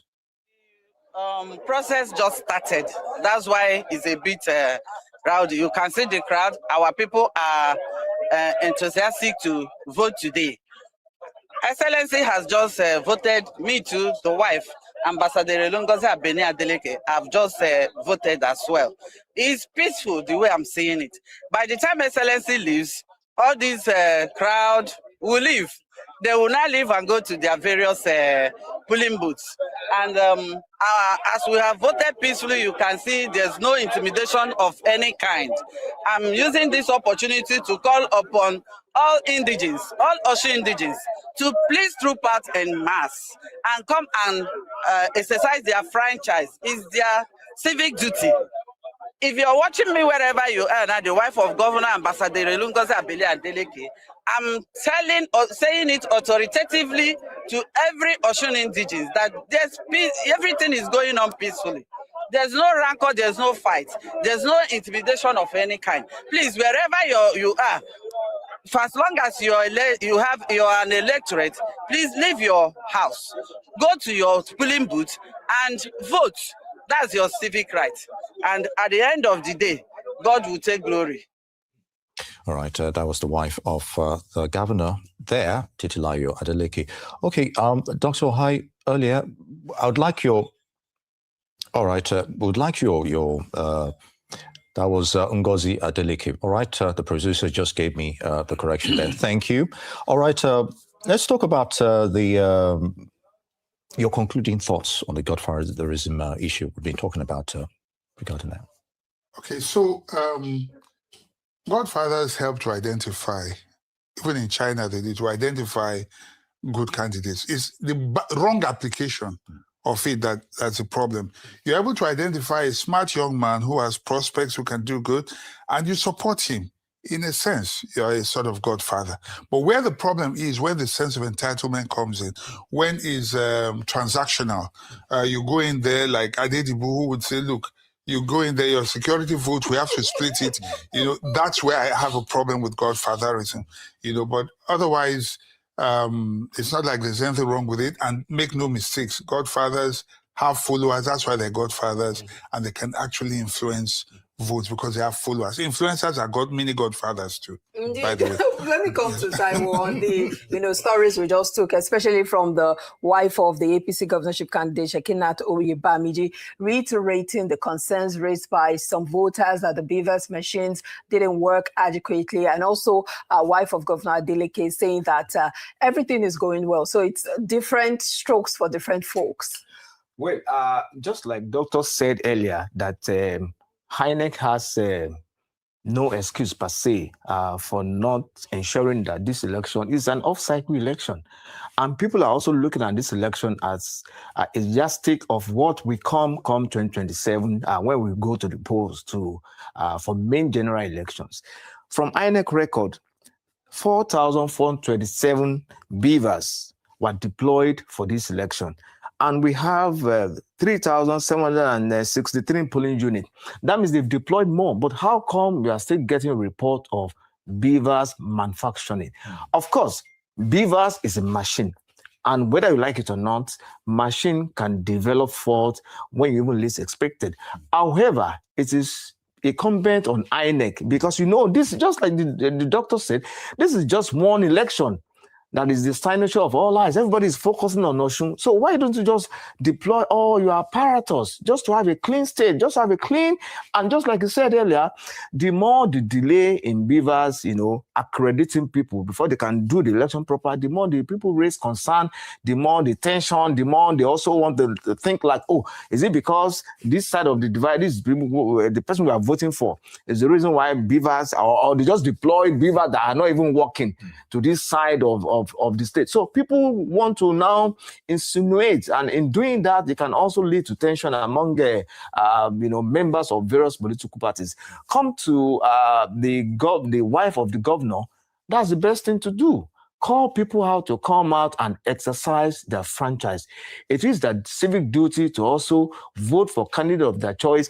But one good thing about this election is the fact that even so long you're on the queue till 2:30 p.m. this afternoon, whether it takes till 12 p.m. or 12 a.m. or 11 p.m. for the beavers machine to work, you will be given the right to vote for your choice at this election. Hours, because there are countries where you can vote and still go about your daily activities, work and vote. It's work in progress. Maybe we'll get there one day. It's work in progress. All right, Dr. Hai, let me digress a little. We've seen two female respondents just before we have this current discussion. But Adia Buyemisi of the ADP is the only woman out of these 15 contestants. So, when you hear calls about affirmative action for more women participation in politics, and so are we there yet?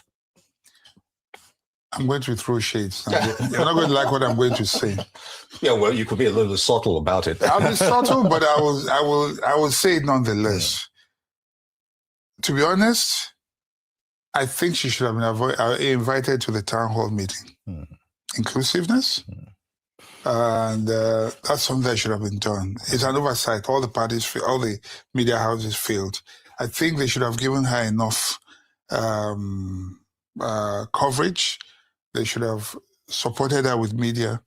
Because you're saying it now. Well, sorry to butt in. I recall that the AAC candidate wasn't even invited. No, I know, two of them. Yes. They were not. No, see, AAC is characteristic. It is in their character. If they had not come. So they've been saying that women should also be forceful, show interest in the debate, in the town hall. Is it true when they say that women are not supporters of women? No, I'm not, of course, Dr. Hai, the high camera. Just allow my argument go. Okay. And don't try to counter that argument. If she had come, you probably would look at her as being rude. No, you can't say that. Thank God you demonstrate. I mean, Arise demonstrated. I knew when I saw those two people that they were not originally invited, and they came. But that speaks to what Arise stands for, exactly, which is very good. We are open. This is why that's the beauty of things like this. A woman should not sit and watch. Thank you. It's important to move, like you have said. Don't wait to be served. You go out there, take it, snatch it. What are the other things? And run away with it. But can you snatch it with a political platform like the ADP? Does it actually have much grounding in Osun State? So if you say, so what was NDC before? A party that just got registered. Indeed. So you want to say to yourself, what was Labour before Peter Obi? You want to say to yourself, what was Accord? So it's not really, those are not excuses. But it still borders on the individual, like we mentioned. So one person can make a difference. Yeah. It's either you have a strong party or you have a strong individual. And we have seen cases where strong individuals have made a difference. They go in there and they pull the weight of the party with them, into the battlefield, in a manner of speaking. Okay? And then we have cases where there are people subsumed by the party structure. So either way is one way or another. You're either pushing or you're pulling, and so in the case of ADP, they chose a woman. That in itself was not, maybe they didn't, I can't say whether they chose a woman that was strong enough, but they probably, if they chose somebody like, what's that influencer again? Kemi, Olunloyo. Yes. Oh, Olunloyo. you can be sure that if they had just gone to invite her and she agreed, and she was on the ballot, you can't ignore her. All right. All right, we'll have to go on the break again, but it's been a very interesting and engaging session with our analysts in the studio. We'll take a break now. We'll be back with more. Don't go away.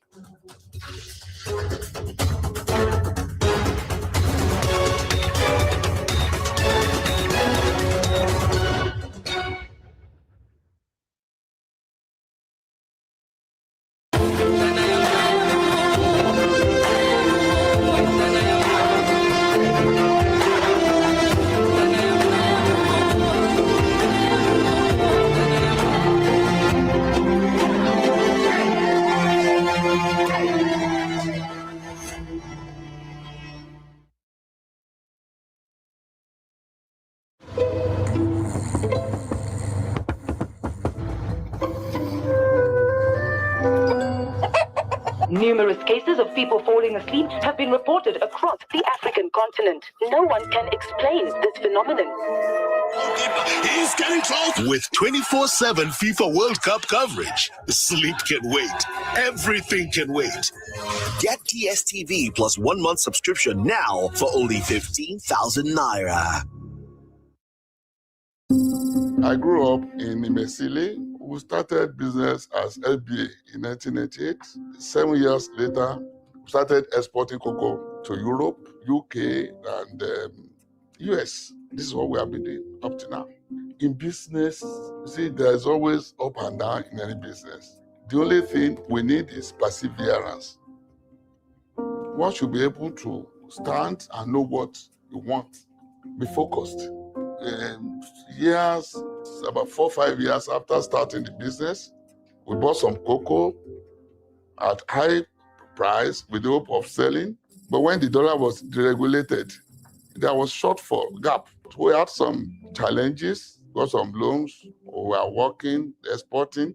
At the end of the day, we came back into the business full. UBA Bank is very, very supportive. When you are talking of banks, you are not talking of the structures, not the building, but those people behind the veil. That is, we are talking of the leadership, the workers, very, very effective in discharging their duties. So we enjoy their performances very well.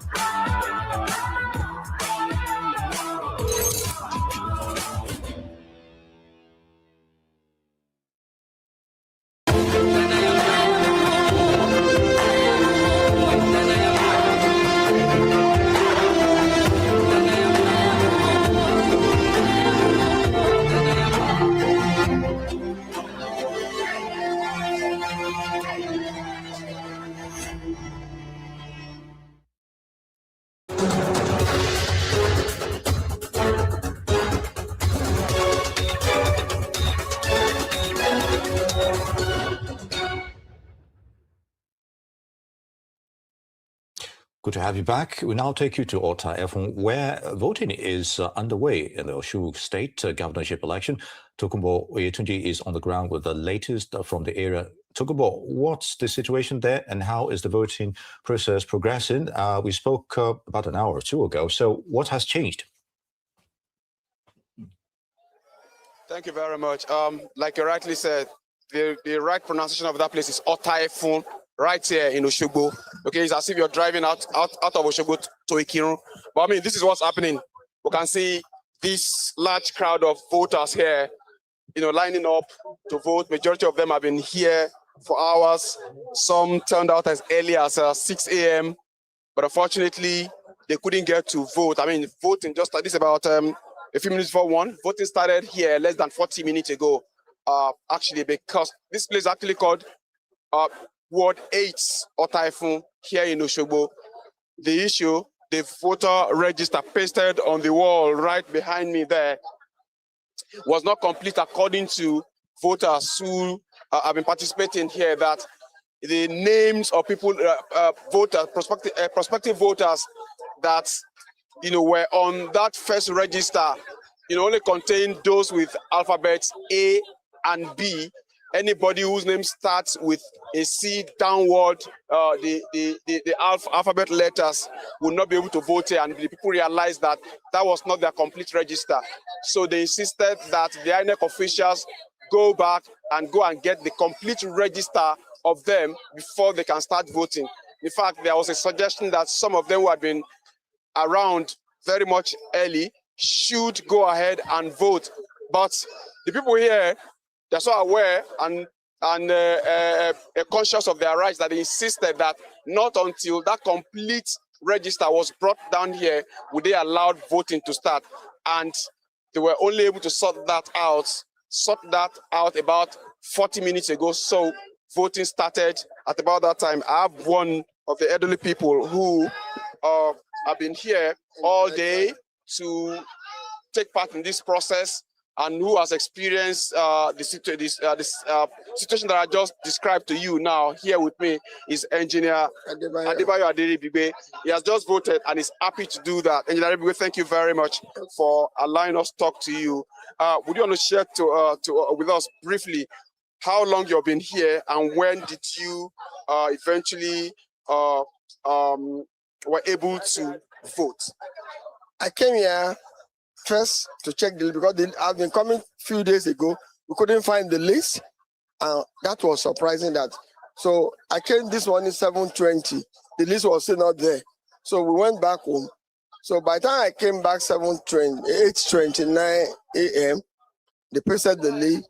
I was happy to see my name at number 136. So, however, people that are conscious of their right, they described that the list was not complete. What we should have is around 2,000. But what they brought, the number of voters should be around 2,000, between 1,700 and something they said, and 2,000. But there were many here before they now decentralized. So they say, you have been, no, they said they have seen the list before. It was around 2,000. So because I saw my mind, let us vote. They said, but don't vote. We will not allow anybody to vote here until the list is complete. So they went for it. It's unfortunate when they came back, they brought another list of another area, and we rejected. The young ones rejected. You have to go and look for the remaining part of that. But eventually they brought it. And people have been patient, waiting since morning. So we started voting around 13:10. That's about 1:10 p.m. So, but persevering that it is my right, it will come again in the next 4 years. As a retiree, now the duty I have to pay. And you have performed that duty now. Now I see that majority of the people here, especially the younger ones, are a bit agitated about the fact that voting started very late. As an elder in this community, what are people doing to ensure to just calm them down? Because as many of them that are here will be allowed to vote for as long as they are on the queue. Well, I told them, there was serious delay, and they say we should not worry. They are going to ask for extension. Okay. You said it, but we should appeal to people to stay on the line by 2:30. So those of people that are my colleagues, my friends, and my senior at work. So I'm trying to call them. They have started. They say, what are we gaining? I say we are gaining a lot. We are gaining a lot by performing it, because we are saying the country is not good. But you are not voting. You are making somebody to be richer by one vote. Because if there is one vote different and you are luckily you are the one not voting, maybe the person you don't want will have that advantage. You're not voting is disadvantage to your favorite, and advantage to somebody you don't want, because that's the situation. So I'm calling everybody. They have started. You should not mind. And for the young ones, they say, Baba, I say, please, let us exercise patience. You are trying to calm them down. That's the message. Thank you very much, Mr. Adeniyi. It's impressive. The turnout is impressive. I can see that. Because initially we were looking for their names. We go to about 5 polling booths. We check. Now the register is complete and the turnout is this impressive. Thank you very much, Mr. Adeniyi, for allowing us to talk to you. That is the experience of one of the senior citizens voting at this particular unit. What it tried to explain was that some people actually got frustrated while waiting on the line without anything happening, so they had to go back to their homes. So as an elder here and a few other young men who know that they need to participate in this process, they're trying to bring those people back, explaining to them that the situation has now come to, has been normalized, and now they can participate. Accreditation is ongoing there. People are voting, just like Mr. Adeniyi told us, that for as long, and they've got the commitment of the officials here that as many of them as are here on the line, as at 2:30 p.m. will be allowed to vote, no matter how late it goes into the evening. So that is a situation here, from Otaifun here in Oshogbo. All right, Tokunbo, I'm sure you already have the map of Osun State in your head right now, following this electoral tourism that you're doing. But let's talk about the know-how and technical knowledge of the officials, because we understand that INEC deployed some NYC core members to officiate as ad hoc officials for this election. How vast are they in the processes? Do they understand what to do? Because, of course, that can affect the process itself.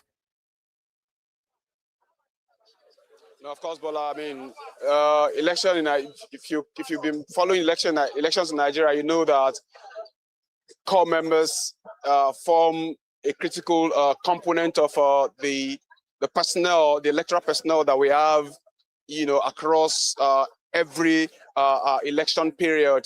Just is the same situation here, but anywhere you have them, you always have a very more experienced person who supervises their activities, apart from the training that they go through by the Independent National Electoral Commissions on what to do. So there's nothing that I've seen that speaks to lack of knowledge on the part of the young men and women that are in charge of this system and the machines. So it's not that I mean, there's nothing to show that they're not experienced enough. There's nothing to show that they're not well trained. There's nothing to show that they're not competent. I mean, their competence is not in doubt. As far as this election that I've been reporting today is concerned, across the polling units that I've been to.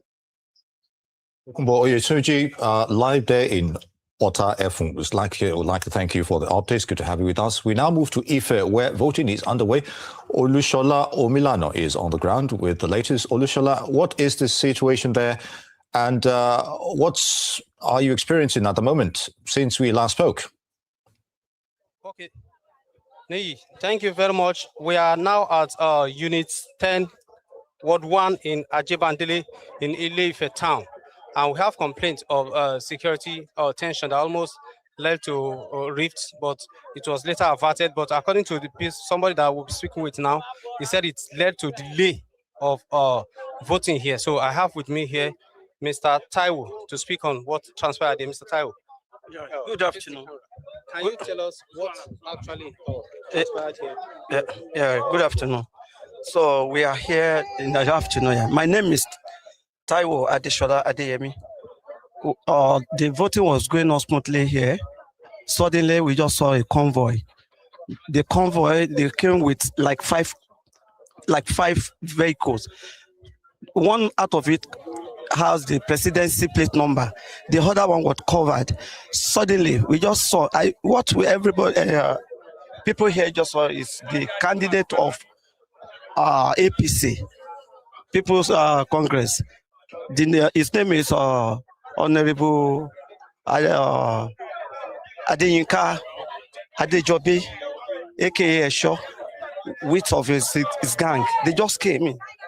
Suddenly, we just saw some minutes later, we saw another convoy that came in with the presence. When the guy come down, now that is the equipment House of Assembly service now. It just came in.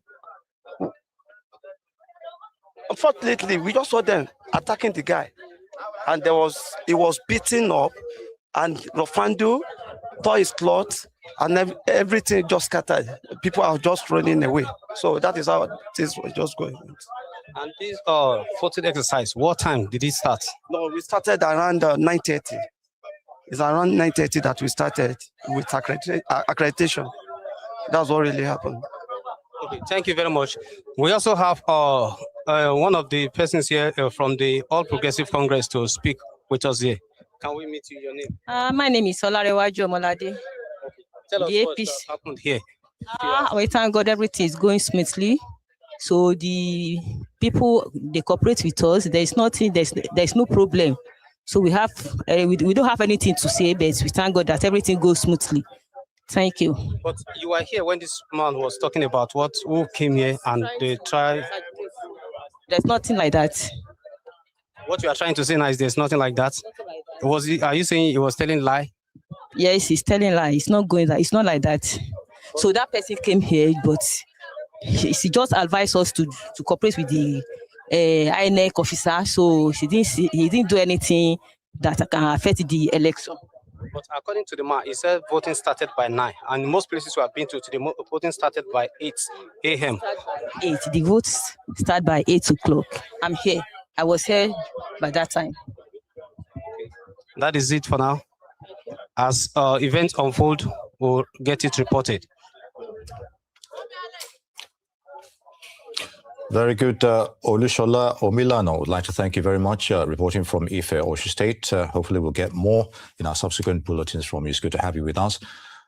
And of course, gentlemen, just one final question. What are your thoughts going forward for these elections? There's been a mixed bag of activities, skirmishes, vote buying and what have you. We can't take that away from Nigeria's political scene. But briefly, 30 seconds each. What's the way forward? Okay, I think for me, I'm so happy, I'm so glad that we see this large turnout, because in the build-up to this election, the level of violence that were recorded, the number of killings, as at the last count, maybe around 33 people were killed just because of one off-cycle election. And we had a former president that says that my coming into power or electing me does not warrant or does not deserve the killing of one single Nigerian. And now we are talking about just governorship election. It's so sad. But I like the courage, the passion of the people of Osun, that despite what has happened in the past, they still came out in their large number to exercise their franchise for political party, or in other way around, the candidate of their choice. So I want to see this continue, and INEC on their part, we so much trust them. Let this transparency and accountability in this election, let it continue, so that in the long run, whoever emerged the winner at this election, it will be so easy for the other political party to say, we accept this result in good faith. Good. All right, Doctor. Yeah, so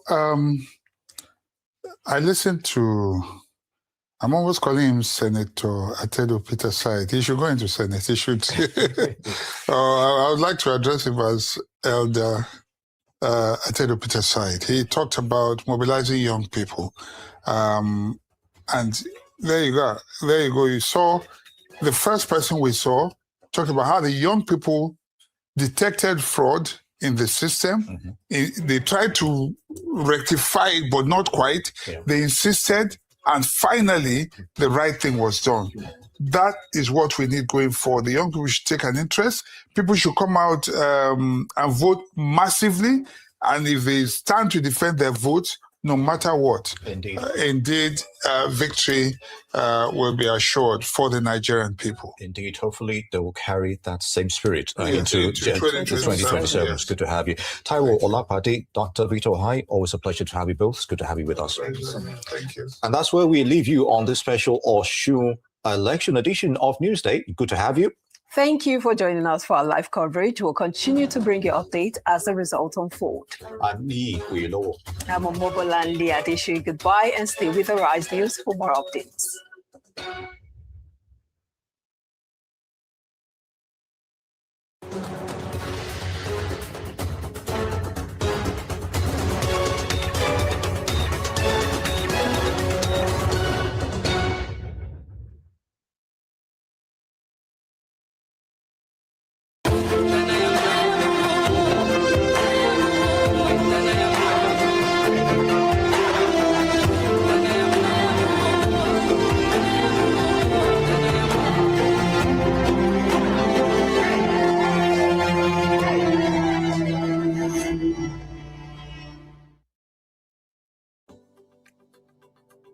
A recent German geological survey estimates Nigerian mineral wealth at $700 billion, a conservative figure likely to rise with further exploration. Yet, the sector contributes less than 1% to GDP. Fidelity Bank has climbed to the top of Nigerian banking industry as the highest contributor to non-oil export foreign exchange earnings. The key, our in-depth understanding of what constitutes bankable projects. At Fidelity Bank Corporate, we provide blended finance, patient equity, rigorous counterparty screening, international off-taker purchase guarantees, escrow management, FX hedging, and regulatory coordination. The outcome, finance plants generating 10,000 plus jobs, significant export revenue, and positioning Nigeria in global supply chains. We turn vision into bankable projects with proven financing architecture. Speak to us today. Thank you.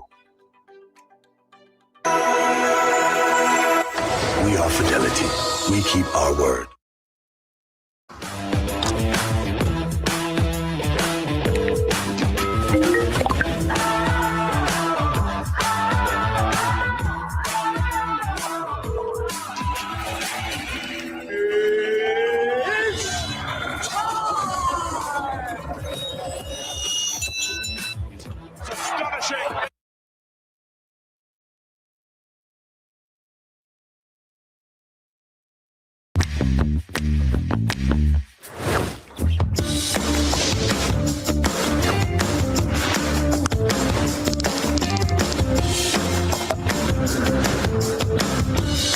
Welcome to Licky Licky.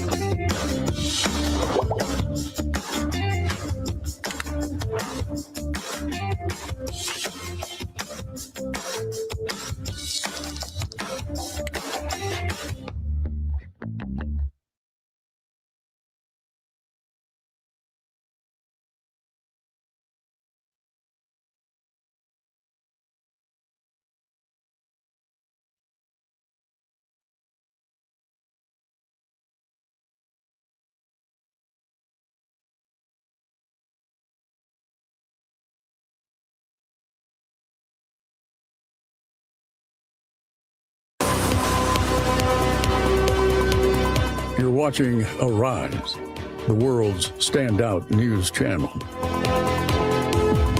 Arise News, awards, and beyond.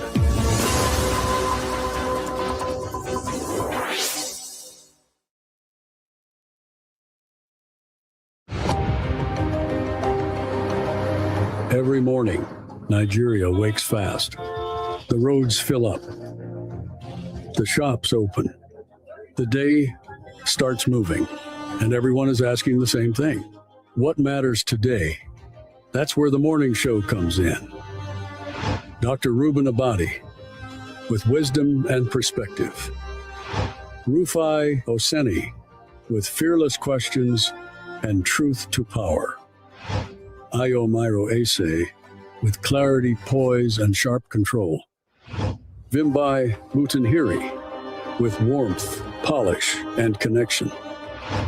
OG Ope, with the trends, the buzz, and the pulse of the culture.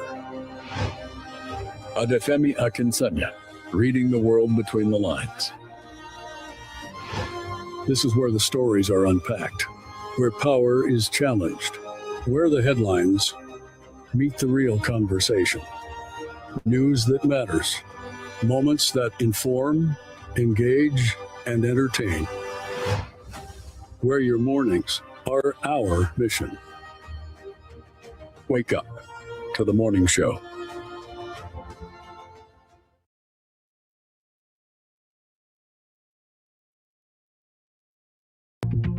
Are you tired of the same old news cycle? Ready to spice things up?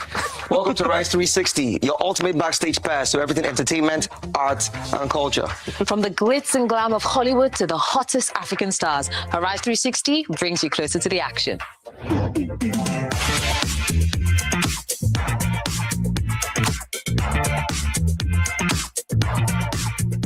From music to the latest movies, we've got it all. Why scroll endlessly on your phone when we can bring the world of entertainment straight to you? We're talking exclusive interviews, red carpet moments, and behind-the-scenes stories that will keep you buzzing. Let's celebrate the vibrant culture and creativity that makes us proud to be Nigerian. This is a Rise 360, where entertainment meets lifestyle. With a dash of spice. Catch us every weekday at 5 p.m. on the Arise News Channel. And now, let's get this party started!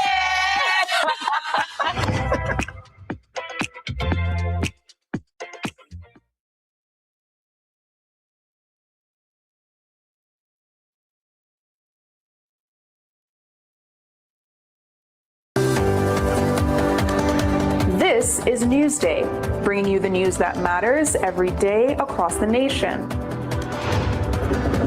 From Lagos, where business and ambition set the pace, to Kano, where commerce and culture converge. From Port Harcourt, where oil and ordinary life collide, to Maiduguri, where resilience defines the day. In every region, we keep track of the moment. From politics to business, showbiz to sport, every day is your day, and every day is a news day. We bring you the story every day.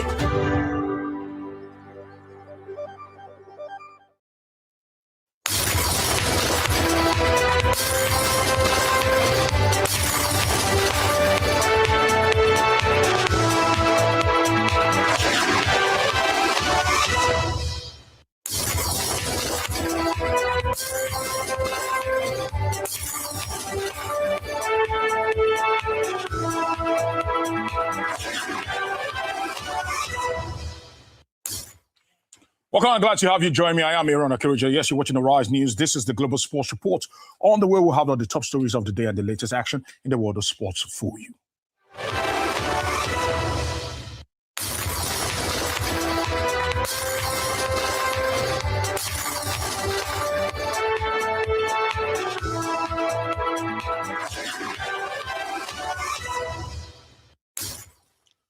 Welcome and glad to have you on the show today. Let's start it off with the big news rocking the world of sport. And that is the fact that Nigeria's Super Falcons will miss the 2027 FIFA Women's World Cup for the first time in the tournament's history after losing 2-1 to South Africa in a playoff at the Moulay Rashid Stadium in Morocco on Thursday. The defeat ended Nigeria's hope of reaching the Intercontinental Playoff, where the winners of the two African players' matches would have earned another route to the World Cup. The Super Falcons and the Bayana met in Casablanca after both teams failed to secure automatic World Cup qualification at the Women's Africa Cup of Nations. Nigeria lost 1-0 to Cameroon in the WAFCON quarterfinals, while South Africa were beaten 2-1 by host Morocco in the same stage. The result meant both teams had to contest in the playoff, with the losers set to be eliminated from the World Cup race and the winner advancing to the preliminary rounds of the Intercontinental Confederation playoff. The calm before the storm here in Casablanca. What a bang swing shot coming up here. And I think that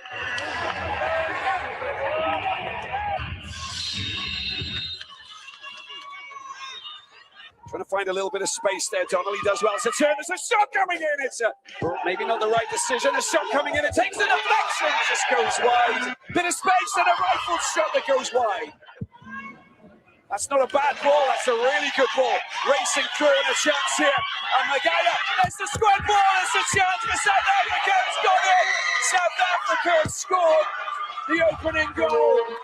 And how about that? She's ever present. Follow-up shot. There's the rifled effort. Picked up once again. There's the high ball over the top and a chance for a header. What a save that is from Schwartz. Corner coming in. Anybody up for it? Well, there's a shot coming in. It's taken a deflection. A second goal's been scored. South Africa captain Refilwe Jane has made it 2-0 for South Africa. It somehow found its way through traffic. Jennifer Etchikini with the penalty. Oh, she fires it into the corner. Nigeria get one back. There's such an important goal, that really is. The corner is whipped in. It's come off the crossbar and goes out for a goal kick. Picked up. There's the high ball. Oh, the far post! It's a great save. It's all finished. South Africa celebrates. And they take a step closer towards the FIFA Women's World Cup 2027 in Brazil. And the star that's being celebrated is Kaylin Schwartz of JVW. And now the Nigeria Football Federation has set up a fact-finding committee to investigate the country's recent struggles in international football, with particular attention on the Super Falcons' failure to qualify for the 2027 FIFA Women's World Cup. Now, the decision follows Nigeria's disappointing campaign at the ongoing Women's Africa Cup of Nations in Morocco, where the Super Falcons were eliminated in the quarterfinals before suffering a 2-1 defeat to South Africa in the playoff for a place in the Interconfederations playoff. The Nigeria Football Federation has set up a fact-finding committee to investigate the country's recent struggles in international football, with particular attention on the Super Falcons' failure to qualify for the Women's World Cup. The decision follows Nigeria's disappointing campaign at the ongoing Women's Africa Cup of Nations in Morocco, where the Super Falcons were eliminated in the quarterfinals before suffering a 2-1 defeat to South Africa in the playoffs in the Interconfederation playoff. Now, the NFF said the committee would examine the setback suffered by the national teams and make recommendations aimed at preventing a repeat. Ambassador Fani Amu M1 will chair the committee, while former Nigeria international Ladan Boso, Desire Okparanozie, and Mutia Adekbojo alongside Dr. Alex Mana will serve as members. Mr. Nasiru Jibril has been appointed secretary of the committee. The NFF said the committee's fact-finding and recommendations will help guard